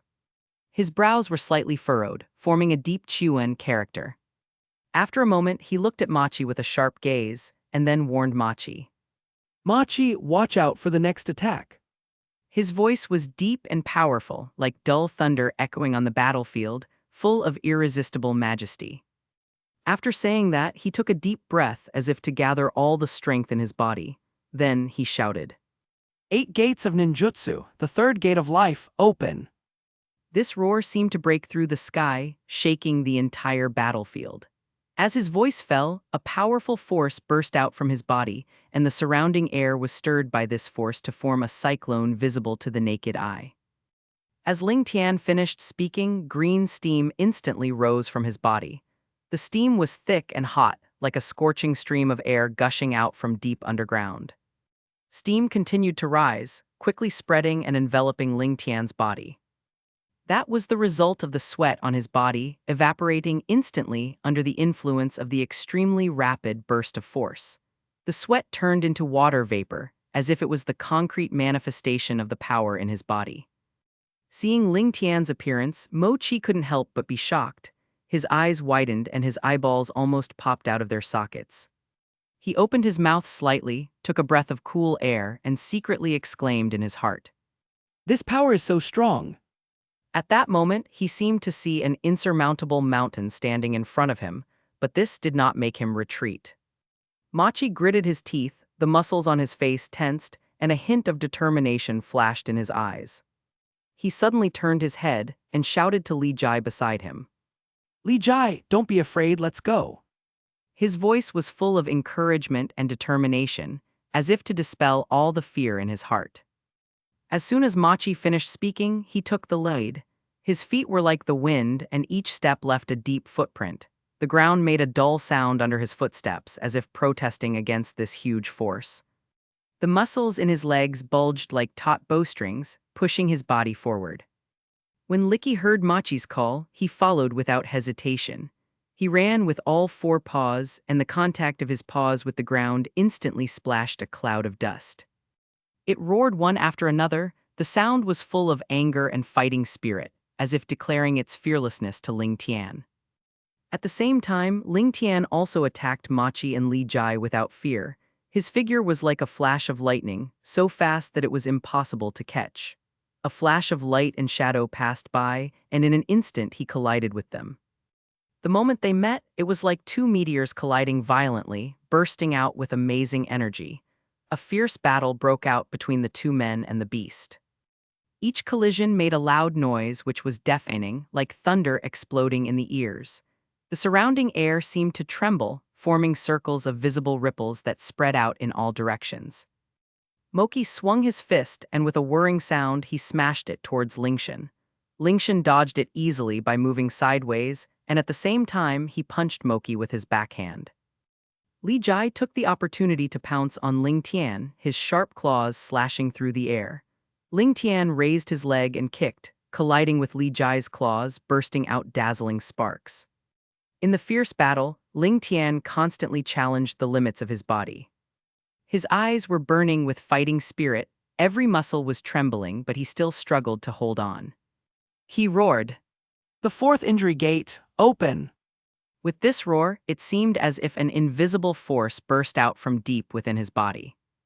His aura rose again, like a volcano about to erupt, and his power surged even more violently. The surrounding air was stirred by this powerful force into a vortex. The 5th Dumen, open. Lingtian's voice was like thunder, as if it would break through the clouds and shake the heaven and earth. At this moment, his speed and strength were elevated to a whole new level. His body radiated a dazzling light that made it impossible to look directly at him. The strong wind howled around him, as if cheering for his strength. 6 Jingmen, open. Lingtian at this moment was like a god of war. His speed increased extremely quickly, and his whole body turned into a phantom, making it difficult for people to capture his true figure. His aura became extremely powerful, as if it could crush everything. In an instant, Lingtian launched an attack like a torrential rain, beating Machi and Li Jai to retreat step by step. Machi's fists swung with all his might and Licky's claws pounced swiftly, but their attacks all missed. There was an expression of disbelief on their faces, and their eyes were filled with shock and panic.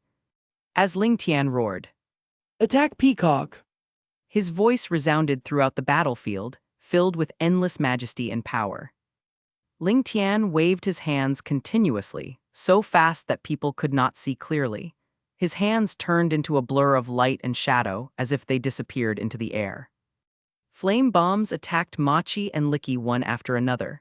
The flame bombs carried blazing heat and powerful impact, as if they were going to burn everything to ashes.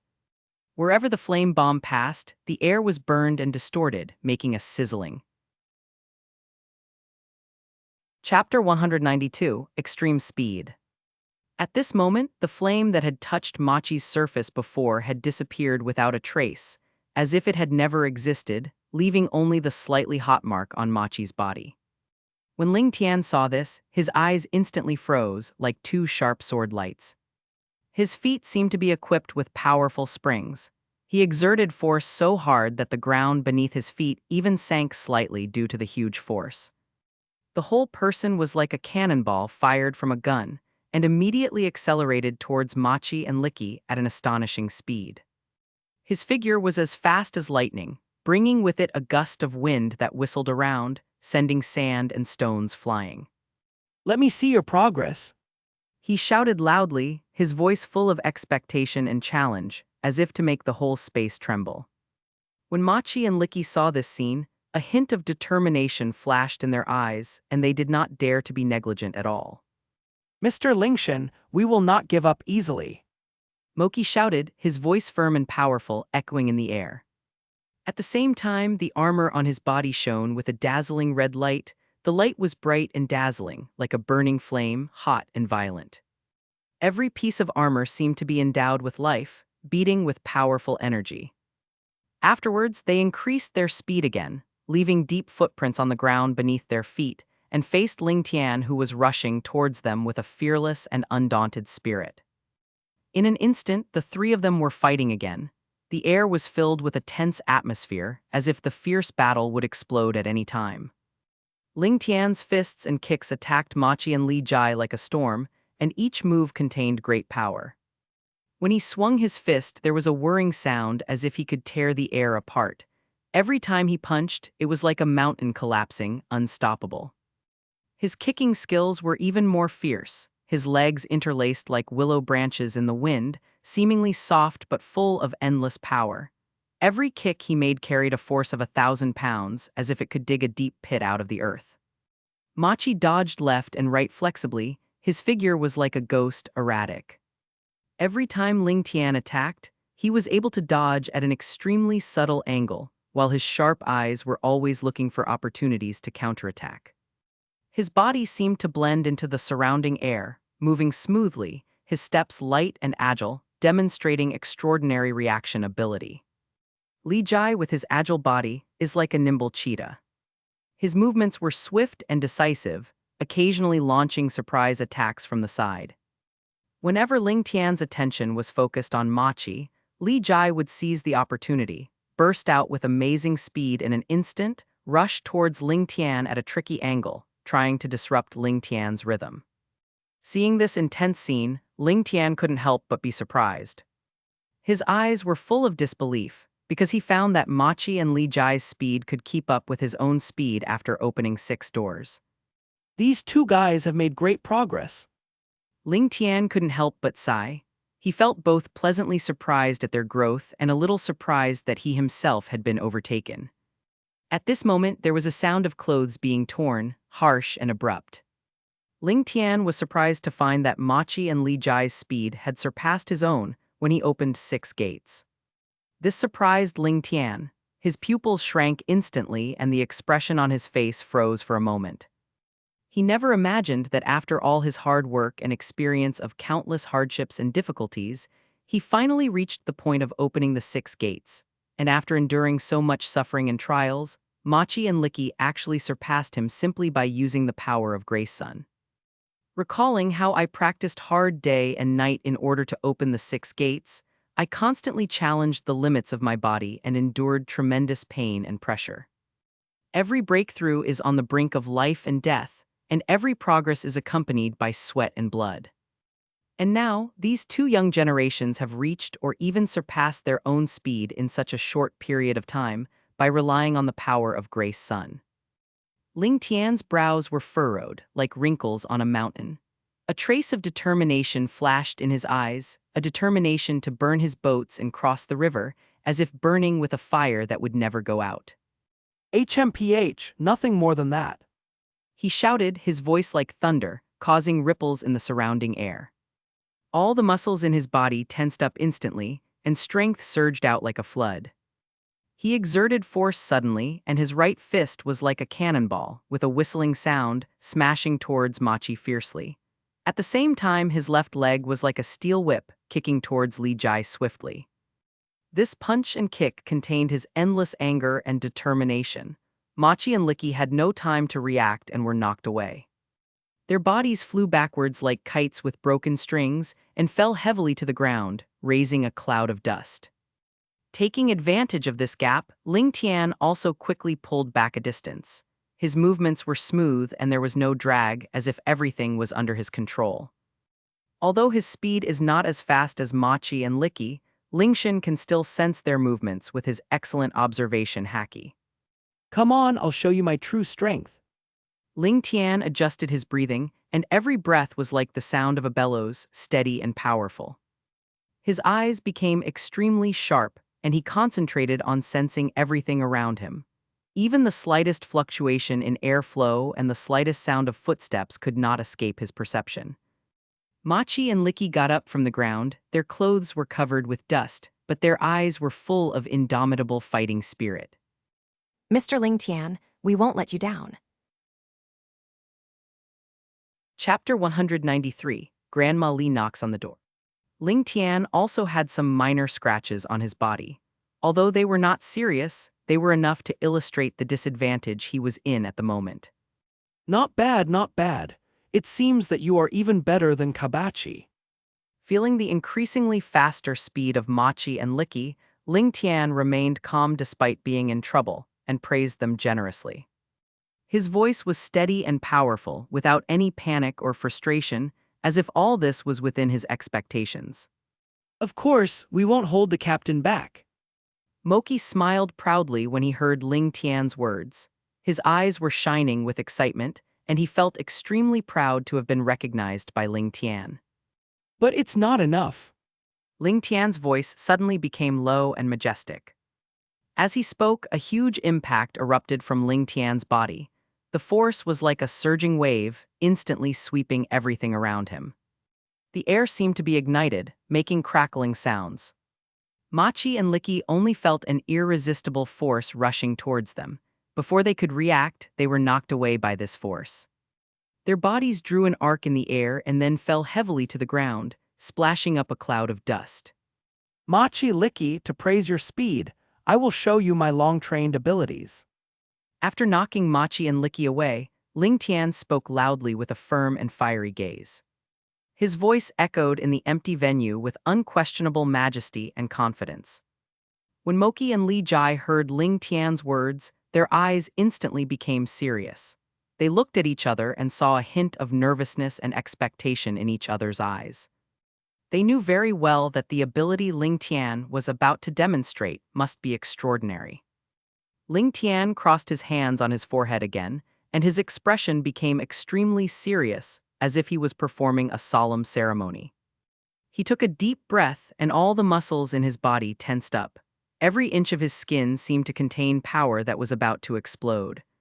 The seventh shocking gate, open. As Lingtian's words fell, a powerful and shocking air wave burst out from Lingtian's body. The air wave was like a surging tsunami, sweeping wildly around Lingtian. Under the impact of this force, the ground was splashed with sand and rocks, and deep cracks appeared. This powerful air wave almost capsized the buggy pirate ship in the distance. The flags on the pirate ship were fluttering in the wind, and the ropes were creaking, as if they would break at any time. The crew panicked and grabbed the fixed objects around them to avoid being thrown out.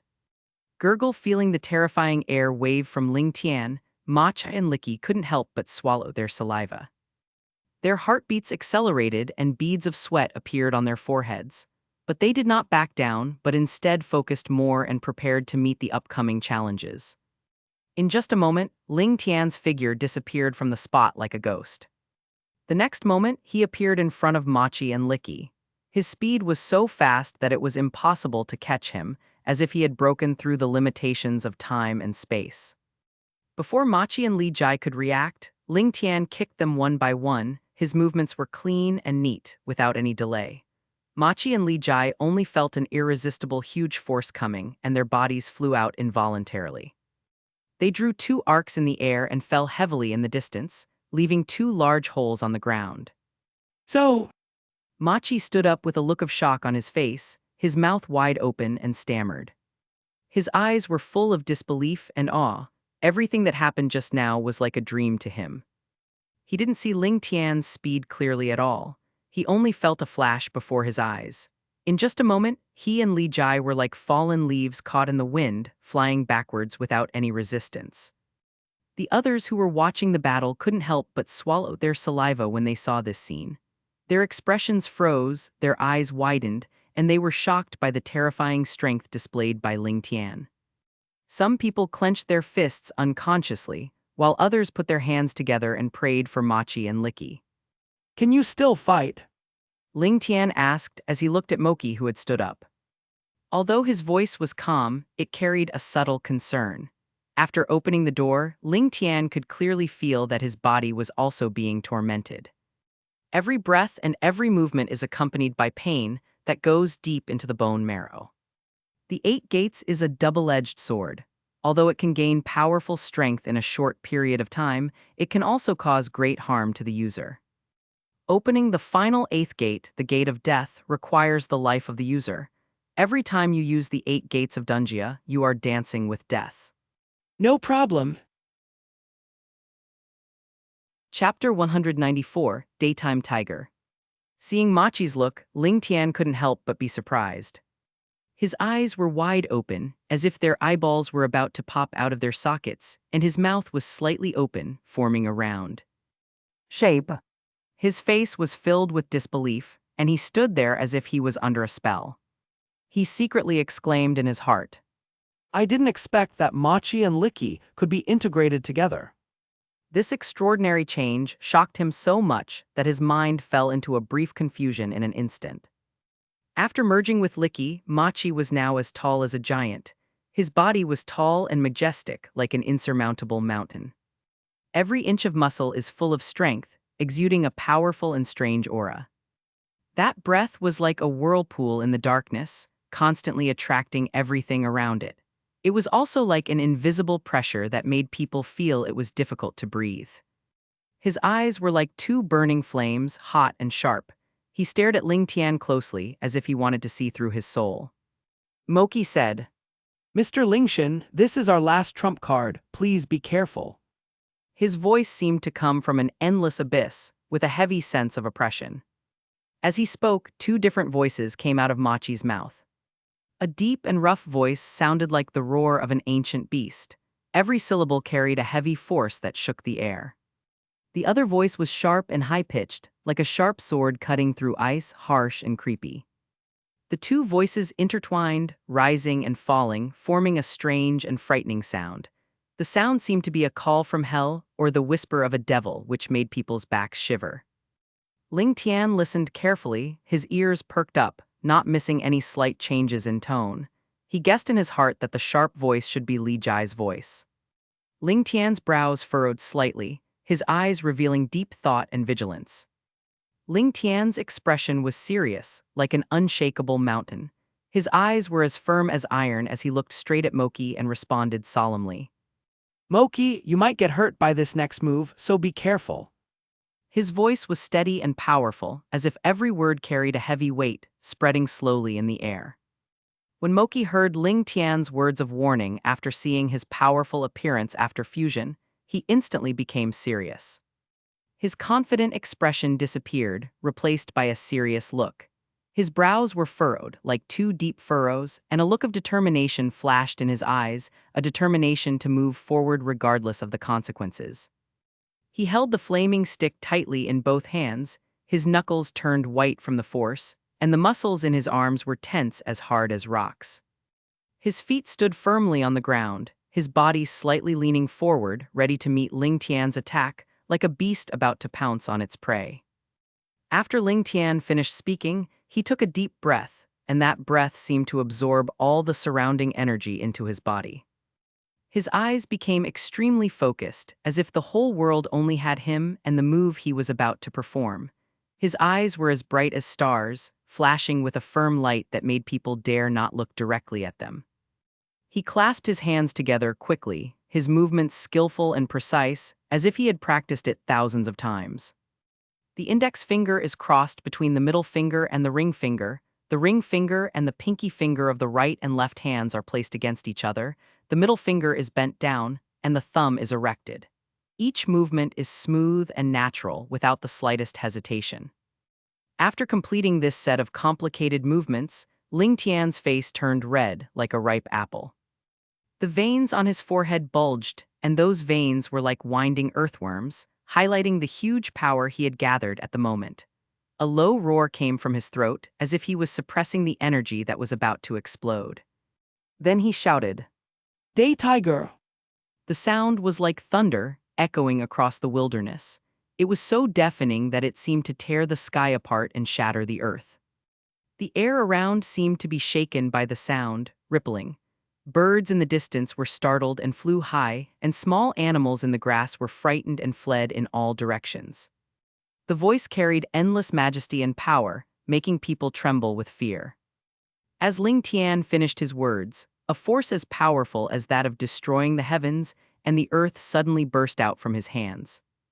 That power was like a long-sleeping beast that suddenly awakened, with endless anger and violence.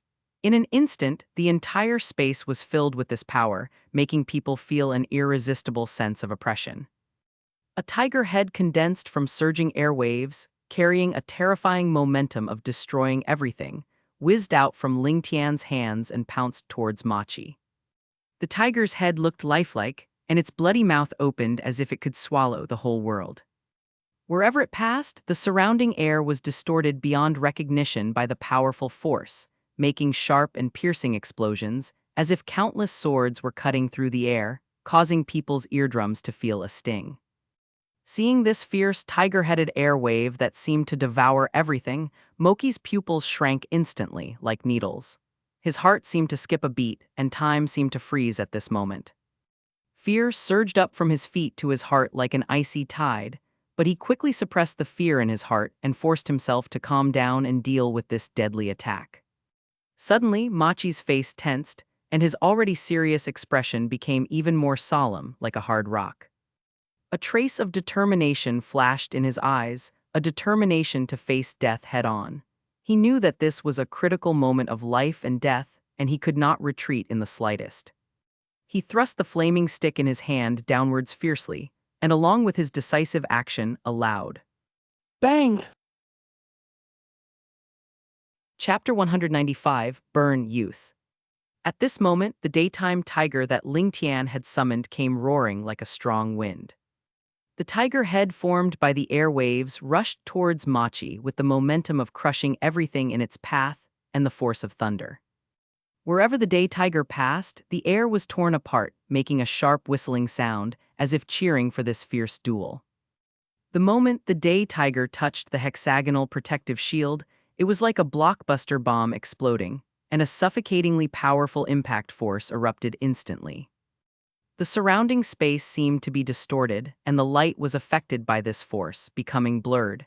It seemed that the space could not bear such a huge pressure at this moment, and it made an overwhelmed, cracking sound.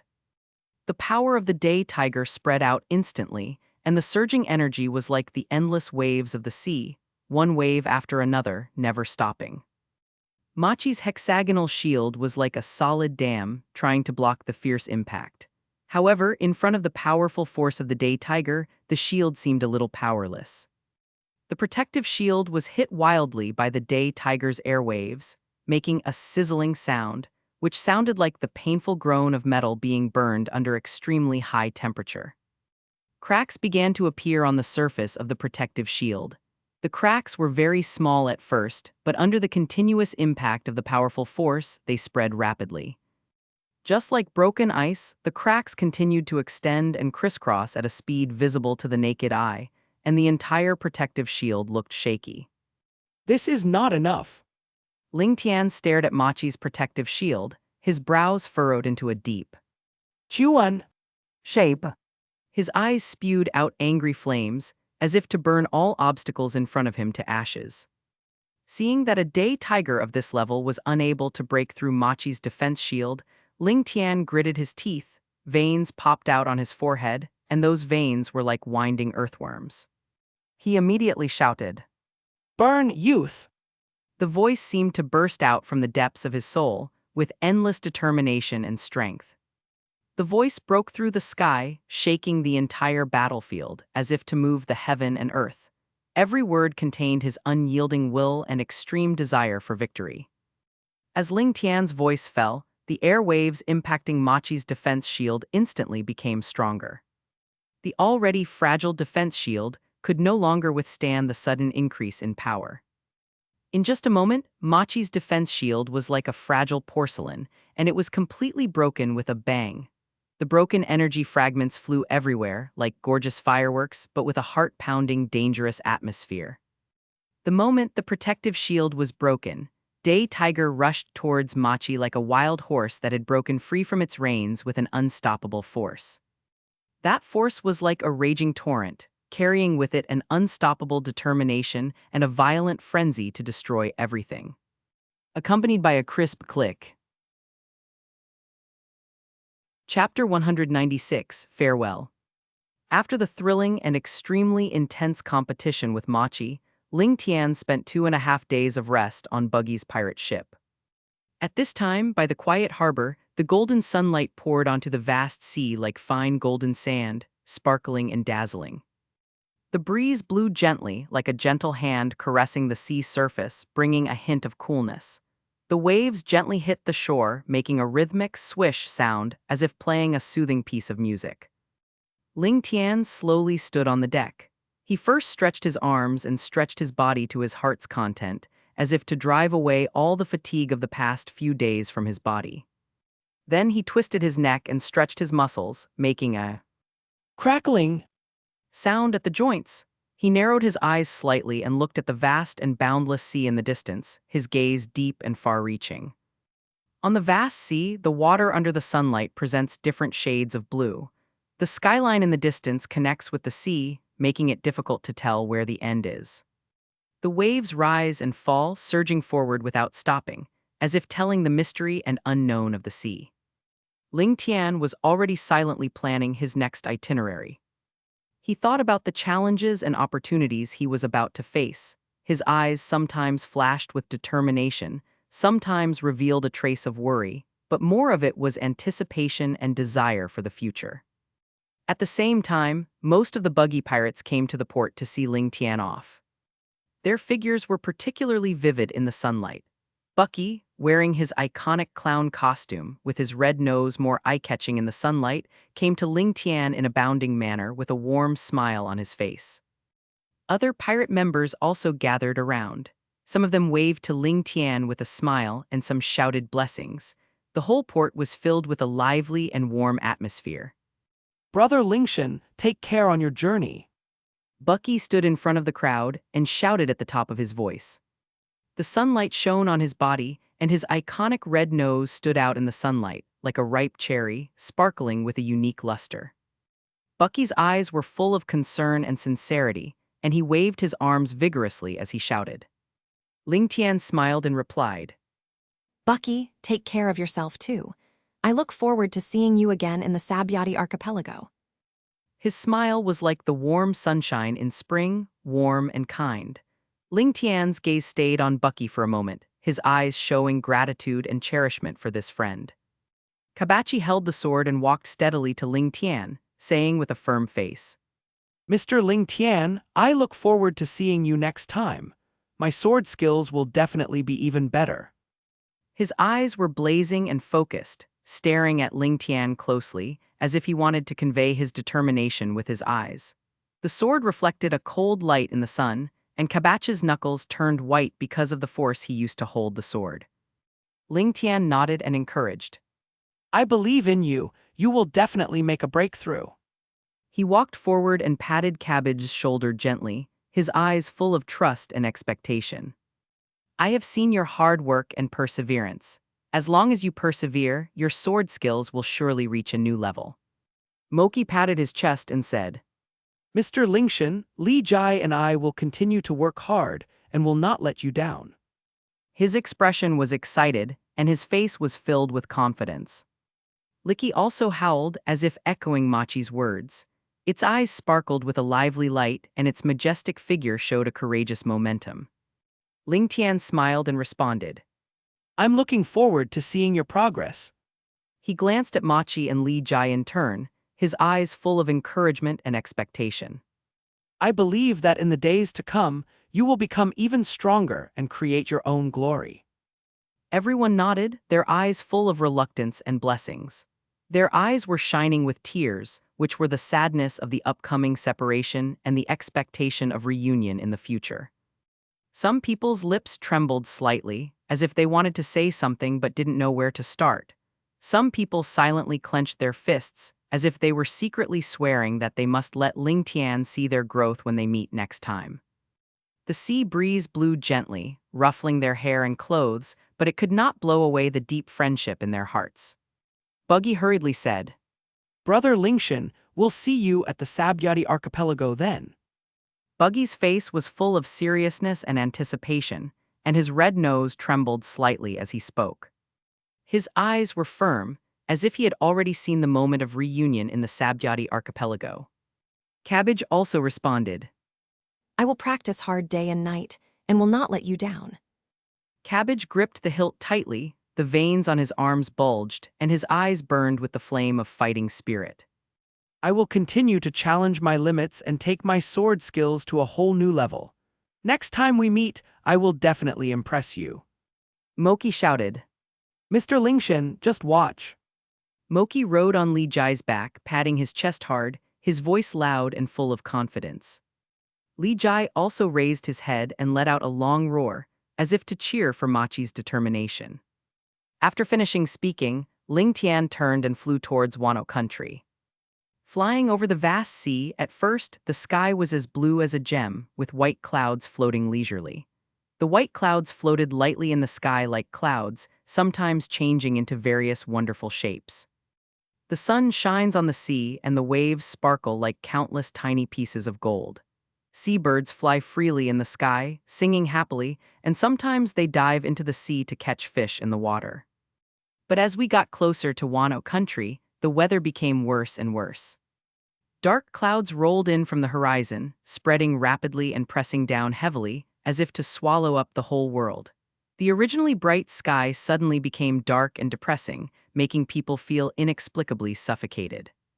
The wind roared like a mad beast, and it whistled past, raising huge waves that surged toward the sky like mountains. The waves collided with each other, splashing countless white waves that covered the sky. Despite the harsh environment, he still moved forward firmly. After all, this time he has a clear goal: to find Kaido. Of course, this time Lingtian still had to use the bracelet to guide him. He knew very well that his sense of direction was a mess, and he was completely directionally challenged. If Lingtian had to rely on his terrible sense of direction, let alone finding Wano country, he might have wandered around in circles in this vast ocean for days and nights and still be going in circles, or even getting further and further away. This bracelet must be reliable. Don't lead me astray. Chapter 197, Yamato. Finally, after 2.5 days of long and arduous flight, Lingtian finally arrived above Wano country. At this time, the sky above Wano country was covered with dark clouds, like a huge black iron pot upside down above the head, heavy and depressing. Lightning flashed and thunder roared, and the lightning flashed through the clouds like silver snakes, instantly illuminating the dark sky as bright as day. Then there was a deafening thunder, as if the gods were roaring in anger. Lightning flashed through the darkness, illuminating the mysterious country below. In that brief light, you can vaguely see the undulating mountains and the scattered buildings, but it is full of unknowns and mysteries. The wind was howling wildly, as if countless invisible hands were trying desperately to pull Lingtian down from the air. When Lingtian arrived above Wano country, the sky, which was already shrouded in haze and gloomy and depressing, now looked even more eerie and spooky. The strong wind was like a furious beast, howling and raging wildly. The sharp sound of the wind seemed like its angry roar, as if it wanted to tear everything under the sky into pieces. The dark clouds were like a surging black ocean, violently rolling and piling up layer by layer in the endless sky, so thick that they almost dripped water. Each dark cloud is like a vortex containing huge energy, as if the heaven and earth are brewing a huge storm that can destroy the world. At this moment, a huge figure like a mountain came rushing from the bottomless, thick clouds in the distance. It was so fast, like a meteor across the night sky, instantly attracting all of Lingtian's attention. Lingtian's heart suddenly tightened, as if being grasped by an invisible hand, and his breathing stagnated. His eyes instantly focused like a sharp sword, full of vigilance and alertness. He saw a giant dragon stretching out its huge wings that were big enough to cover the sky. As the wings flapped, strong winds surged along with it like surging waves.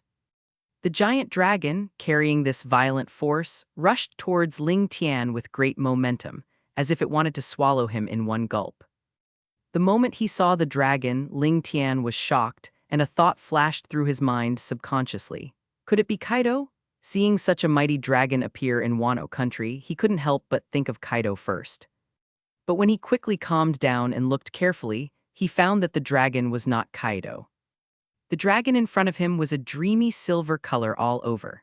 The luster was not ordinary silver white, but shone with an elusive, mysterious glow, just like cold iron under the cold moonlight, cold, hard, and exuding an awe-inspiring aura. Every scale on its slender and agile body is like a carefully carved work of art, exquisite and closely arranged, with smooth lines and a sense of power.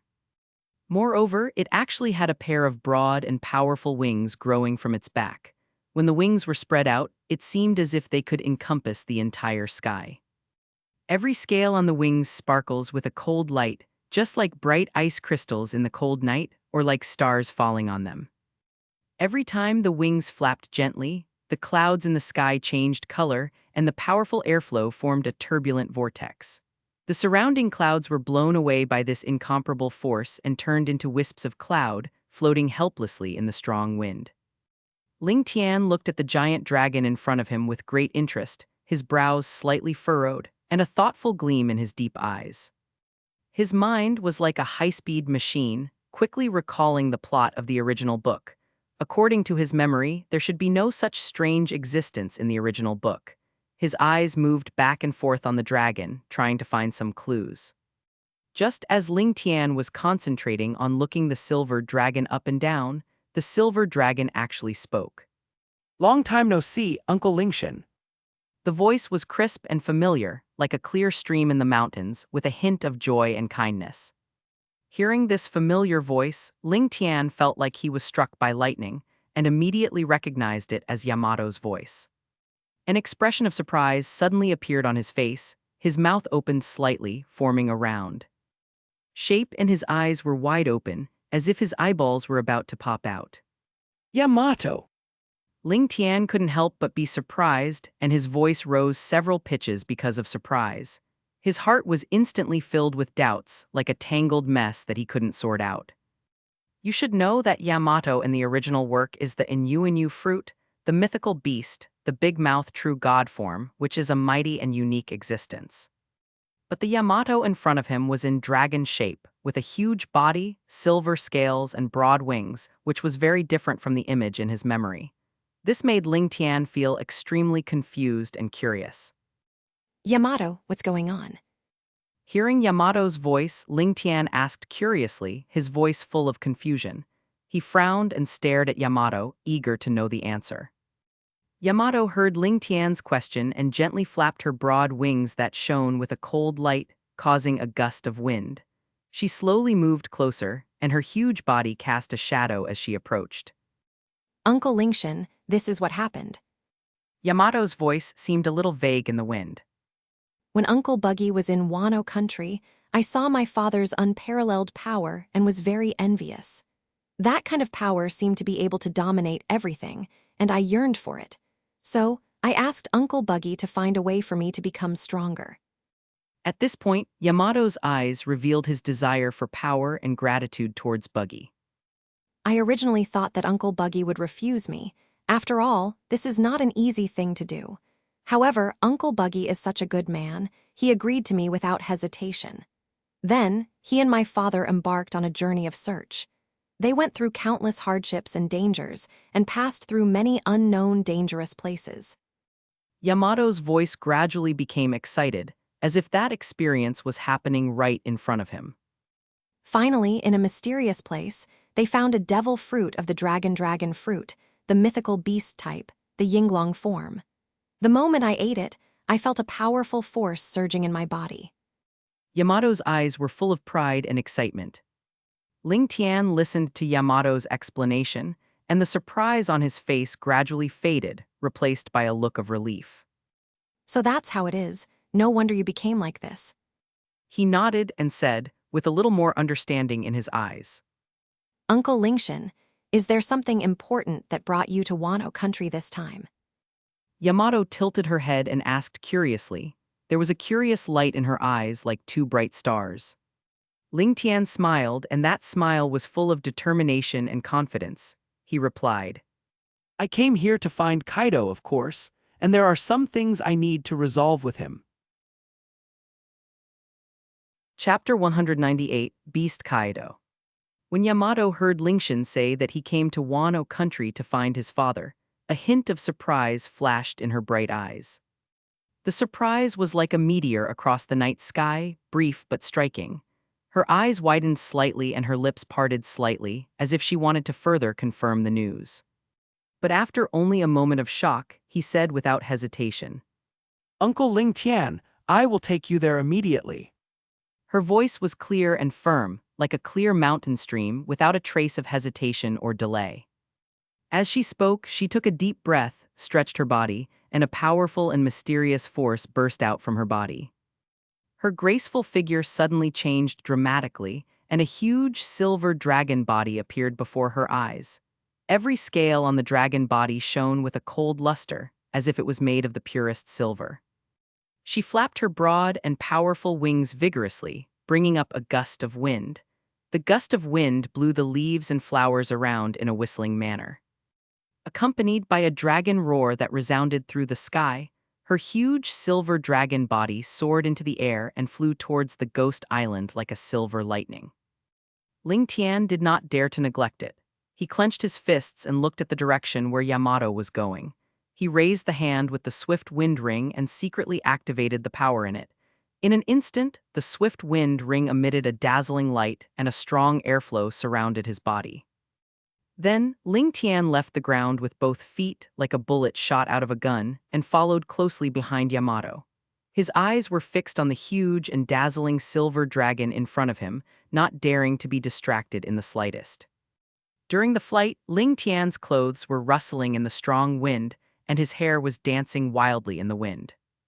He gritted his teeth and used all his strength to mobilize the power of the wind ring. There seemed to be an invisible thrust under his feet, pushing him forward at an astonishing speed. When Lingtian followed Yamato to fly towards Onigashima, he keenly discovered that the situation around Wano country was unusual. The originally peaceful and tranquil coastline was now filled with a tense and murderous atmosphere. On the beach by the sea, rows of soldiers were lined up neatly. They were dressed in black armor, holding sharp spears and shields, with firmness and determination in their eyes. Their ranks were neat and uniform, motionless like sculptures, yet exuding a chilling aura. On the sea, warships were densely distributed, with their bows raised high and their sharp horns flashing coldly in the sun. The flags on the warships fluttered in the wind, making a rustling sound. On the decks of each warship, there were huge crossbows and catapults, and the soldiers were busy operating these weapons, ready to go into battle at any time. Patrolling birds occasionally flew across the sky, their eyes sharp as eagles, vigilantly observing the movements around them. In the distant valley, the sound of low horns and the shouts of soldiers could be heard faintly, as if they were conducting a tense pre-war drill. On the coastline, the Pirates of the Beast's pirates were on full alert, each of them standing tall, like rows of upright green pines. They were wearing heavy armor that shone coldly under the sunlight, and they held various weapons in their hands, including sharp swords, pointed spears, and heavy battle axes, each of which exuded a chilling aura. They looked around vigilantly, their eyes full of determination and resoluteness. That gaze seemed to be able to penetrate all the fog, not missing any slight movement. The sweat on the forehead slid down the cheek, but no one raised a hand to wipe it off. Everyone was concentrating on their posts. On the city wall, cannons were arranged neatly, with the muzzles pointing at the vast sea like the mouths of ferocious beasts. These cannons are huge in size, with the barrels cast from solid metal and carved with complex lines and patterns, demonstrating the exquisite craftsmanship and powerful military force of Wano country. There were mountains of shells piled up next to the guns, and soldiers were busy moving among them, doing final checks and preparations. The warships patrolled back and forth in the harbor, their bows splitting the calm water, leaving streaks of white waves. On the sides of the warships stood rows of soldiers, their eyes sparkling, their weapons tightly grasped. The flags on the ship fluttered in the wind. The patterns on the flags were bright and eye-catching, dancing with the wind, as if showing the majesty and determination of Wano country to the world. Seeing this, Lingtian frowned and guessed in his heart. Kaido probably already knows about Ace's situation, so he is gathering his forces to rescue Ace now. His eyes were filled with worry and thought, and various possible situations kept flashing through his mind. As he thought about it, he quickened his pace and followed closely behind Yamato. His heartbeat quickened and his breathing became rapid. At this moment, the wind was whistling in his ears, and he seemed to hear faint shouts and screams coming from the wind. Soon, under the leadership of Yamato, Lingtian arrived at Ghost Island. The island was filled with a mysterious and gloomy atmosphere, and the surrounding vegetation was lush, but there was an inexplicable sense of depression. As soon as he arrived at Onigashima, Yamato instantly transformed into a human form. In a flash of light, her huge silver dragon body disappeared, and she turned back into a graceful young girl. She took big steps and ran towards Kaido's hall. Her steps were quick and powerful, as if she was full of urgency. Her long hair fluttered behind her like a black flag. At this time in Wano country, because Odin became the vice captain of the Whitebeard pirates, Kaido is now the acting general of Wano country. Kaido sat on the majestic throne in the hall, his head supported by one hand and his eyes somewhat lazy. His burly figure exuded an awe-inspiring aura, with his muscular lines looming. Beside him, several subordinates were respectfully reporting on various matters. General, our troops have been assembled and are ready to set off at any time. A subordinate said respectfully, his voice trembling slightly, revealing his inner nervousness. Kaido nodded slightly, still silent, as if thinking about something. General, this operation is very risky. Should we reconsider it? Another subordinate said worriedly, his brows furrowed and his eyes full of concern. Kaido raised his head, a hint of impatience flashed in his eyes, and he snorted coldly. HMPH, what is there to consider? Ace must be saved. His voice was like thunder, echoing in the hall, making people's ears buzz. Just then, Yamato rushed into the hall. Father, Uncle Lingtian is here. Yamato shouted loudly, his voice full of excitement. When Kaido heard Yamato's voice, he immediately looked towards the door, only to see Lingtian slowly walking in. Brother Lingtian, why are you here? Chapter 199. Chapter 199 Plan. Chapter 199 Plan. Kaido, I heard that you are going to save Ace now. Is this true? Lingtian, who came to the main hall of Onigashima, couldn't wait to ask Kaido directly as soon as he stepped into the hall. His voice echoed in the empty hall, with a hint of urgency and worry. That's right. Kaido answered Lingtian's question without hesitation when he heard it. His voice was like a huge bell shaking the hall. Kaido's huge body stood straight, his eyes burning with rage and eagerness. Don't act impulsively. Lingtian frowned and walked quickly into the hall, saying solemnly. His steps were heavy and powerful, and every step seemed to be filled with deep worry. Kaido frowned, his knife-like wrinkles filled with anger and anxiety, and he shouted. Brother Lingtian, Ace is trapped in the Marine headquarters. The longer we delay, the more danger he will face. I can't wait any longer. His voice was full of anxiety and uneasiness, like the roar of a trapped beast. Lingtian walked up to Kaido, looked directly into his eyes that seemed to be burning with flames, and said firmly. Kaido, I understand your anxiety. Ace is in deep trouble now, and we are all very anxious. But think about it calmly. What is the Marine headquarters? It is a heavily guarded dragon's den and tiger's lair. Countless masters, sophisticated fortifications, and all kinds of unknown traps and mechanisms. If we go there rashly, it will be like a moth to a flame. Not only will it be difficult to rescue Ace, but we may also put ourselves in an irretrievable, desperate situation. What's more, the Navy announced that Ace will not be executed until 3 months later. This means that we still have time to prepare and the opportunity to make a more comprehensive plan. Lingtian continued, his eyes full of calmness and rationality. Kaido clenched his fists, his joints crackling, and the powerful force seemed to be able to burst the air in his hands. He said unwillingly, "Then, Brother Lingtian, what do you think we should do?" There was a hint of helplessness and eagerness in his voice, and he expected Lingtian to come up with a feasible plan. Lingtian pondered for a moment, his eyes deep, as if he was quickly deducing various possible situations in his mind, and slowly said, "We need a detailed plan and sufficient preparation. The Marine headquarters is not an ordinary place. There are many masters and strong people there. Not to mention those famous admirals, there are countless masters hiding in the dark. Moreover, the Marine headquarters must have set up many traps, and every step may be murderous. If you rush in directly on impulse, it will be like a moth to a flame. You will die in vain and will not be able to save Ace at all." Kaido snorted coldly, and a stream of heavy air blew out of his nose like an angry bull. "Are we just going to sit there and wait? Ace is suffering there. Every minute and every second is torture for him, and it is torture for me too." "No." Lingtian waved his hand, his expression serious and earnest. "Of course we can't just wait. First of all, we have to collect intelligence. This is the top priority. We must understand the deployment of the Navy headquarters, their personnel arrangements, which masters are stationed in which key positions, how many regular troops there are, and how many hidden forces there are. We also need to find out their fortifications, what kind of defense lines they have, and whether there are any special defense mechanisms. More importantly, we need to know the exact location where Ace is imprisoned. This is the core goal of our action." Lingtian paused and continued. "At the same time, we must gather more reliable allies to enhance our strength. 2 fists cannot defeat 4 hands. When facing the powerful Navy headquarters, the principle of strength in numbers is particularly important. Only by gathering more strong men can we have a greater chance of winning." Kaido paced back and forth, his footsteps were heavy, each step left a deep mark on the ground, and he seemed a little anxious. "How long will this take? I can't wait any longer. Every second I wait, I feel like I am letting down Ace." 2 months. Lingtian said firmly, his eyes looking directly at Kaido without the slightest retreat or hesitation.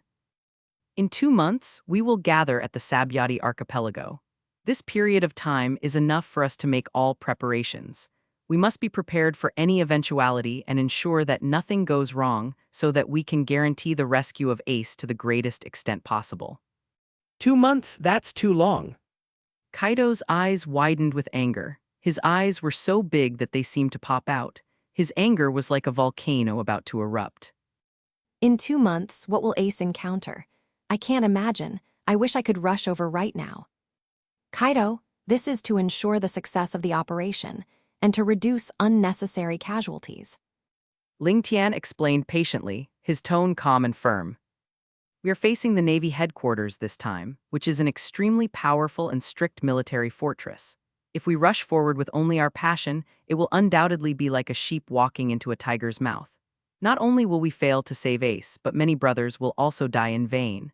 We shoulder the expectations and trust of many people, and we cannot act so impulsively." Kaido stopped, his strong chest heaving violently, breathing heavily, his eyes still burning with anxious flames, but he also began to think about Lingtian's words. There was a fierce struggle in his heart. On the one hand, he was extremely worried about Ace's safety, and on the other hand, he was concerned about the consequences of the failure of the operation. At this time, Yamato stepped forward, her eyes revealing firmness and rationality, and said, "Father, I think what Uncle Lingtian said makes sense. We can't let our emotions get to our heads and act blindly. We must be fully prepared and make a detailed plan to ensure that we can rescue our husband. Otherwise, our impulsiveness will only make things worse." Kaido was silent for a moment, his clenched fists gradually loosened, and finally nodded and said, Okay, Brother Lingtian, I'll do as you say. But in these 2 months, we must hurry up and prepare everything. Every minute and every second cannot be wasted. Lingtian said, Of course, next we need to send out the most elite spies to obtain intelligence. They must have excellent reconnaissance and response capabilities and be able to bring us the most accurate and detailed information without being discovered. At the same time, contact various heroes and invite them to participate in this operation. There is strength in numbers, and only by gathering more strong people can we have greater confidence. Kaido said, My intelligence personnel can set off immediately. They are all rigorously trained and experienced veterans who will definitely complete the mission. But inviting allies may not be that easy. All forces have their own considerations and interests. It is not easy to convince them to participate in this dangerous operation. Lingtian said, I have some connections on the sea, and I will contact some powerful forces. I will try my best to explain the situation to them and persuade them with reason and emotion. However, we must also be careful not to let the Navy know about our plan. This operation must be kept absolutely confidential. Once the news leaks out and the Navy is on guard, our operation will become more difficult. Chapter 200, The Headache of the Warring States Period. Above the vast ocean, there is a magnificent and majestic island called Marineford. The island is towering into the clouds, majestic and magnificent like an unshakable fortress, standing firmly in the surging waves. The buildings on the island are arranged in an orderly manner. The majestic fortress, towering watchtowers, and neatly arranged barracks all demonstrate its solemnity and dignity as the headquarters of the Navy. This is the headquarters of the Navy, symbolizing absolute justice and power. It is like the last line of defense in this vast ocean, guarding the peace and order of the world. Admiral Sengoku sat in a spacious office. The wall behind him was covered with maps and medals, showing the Navy's glorious achievements and vast jurisdiction. However, at this moment, there was a pile of documents in front of him. The mountains of papers seemed like invisible mountains, pressing him to the point that he could hardly breathe.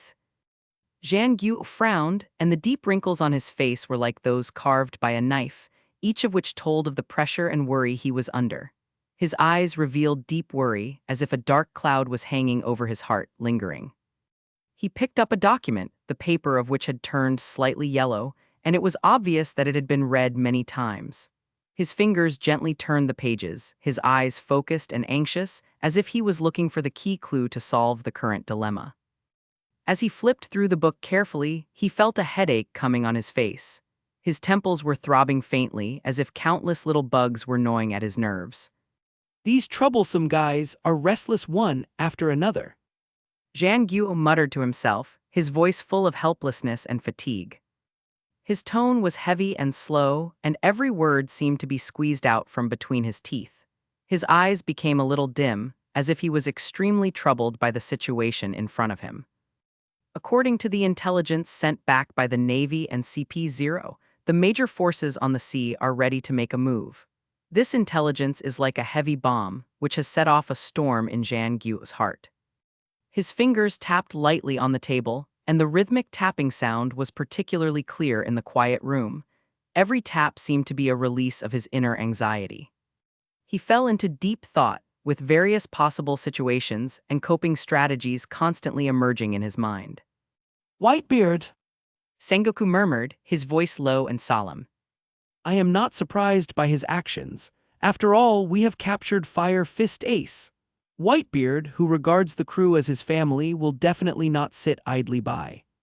Sengoku's eyes became deep, as if he had traveled through time and space and saw the unforgettable figure of Whitebeard. The tall and mighty image of Whitebeard clearly emerged in his mind. His body was as big as a mountain, as if it could support the entire sky. Whitebeard's iconic white crescent-shaped beard fluttered in the wind like the mane of a wild lion, and his terrifying ability of the tremor fruit was still fresh in Sengoku's memory. Every time Whitebeard activates his ability, the entire space seems to tremble, as if the heaven and earth are about to collapse. The Whitebeard pirates are powerful, and their captains are all strong men. This battle will probably be a fierce one. Sengoku took a deep breath, his chest rising and falling with his breathing. His eyes became firm and sharp, and he began to secretly plan a countermeasure in his mind. Marco's Phoenix Fruit ability and Jaws' Diamond Body, neither of them should be underestimated. Sengoku's fingers tapped unconsciously on the table. The rhythm was sometimes fast, sometimes slow, as if simulating the upcoming fierce battle. But according to the intelligence sent back, not only Whitebeard, but also Kaido, one of the four emperors, is gathering troops, and he seems to be ready to attack the marine headquarters together with Whitebeard. Kaido, how did he get involved? Sengoku frowned even more tightly, and his forehead was instantly covered with deep wrinkles like ravines. He stared at the information in front of him, trying to find out the motive of Kaido's actions. Did he reach an agreement with Whitebeard? Zhang Guo was full of doubts, and this thought made him feel uneasy. Kaido, the madman known as 100 Beasts, his mind has always been unpredictable. Sengoku's thoughts turned rapidly. Is he trying to take advantage of the situation, or does he have another conspiracy? Is he trying to use this opportunity to weaken the power of Whitebeard and the Navy so as to expand his sphere of influence? Countless questions swirled in Zhang Guo's mind, giving him a splitting headache. Zhang Guo stood up, his movements were heavy and resolute. He slowly walked to the window, put his hands behind his back, and looked solemnly at the rough sea outside. The endless blue stretched all the way to the horizon, and the waves surged and beat against the shore, making a deafening roar. I thought dealing with Whitebeard alone was difficult enough, but I didn't expect Kaido to join in the fun. Sengoku shook his head, his face full of helplessness and distress.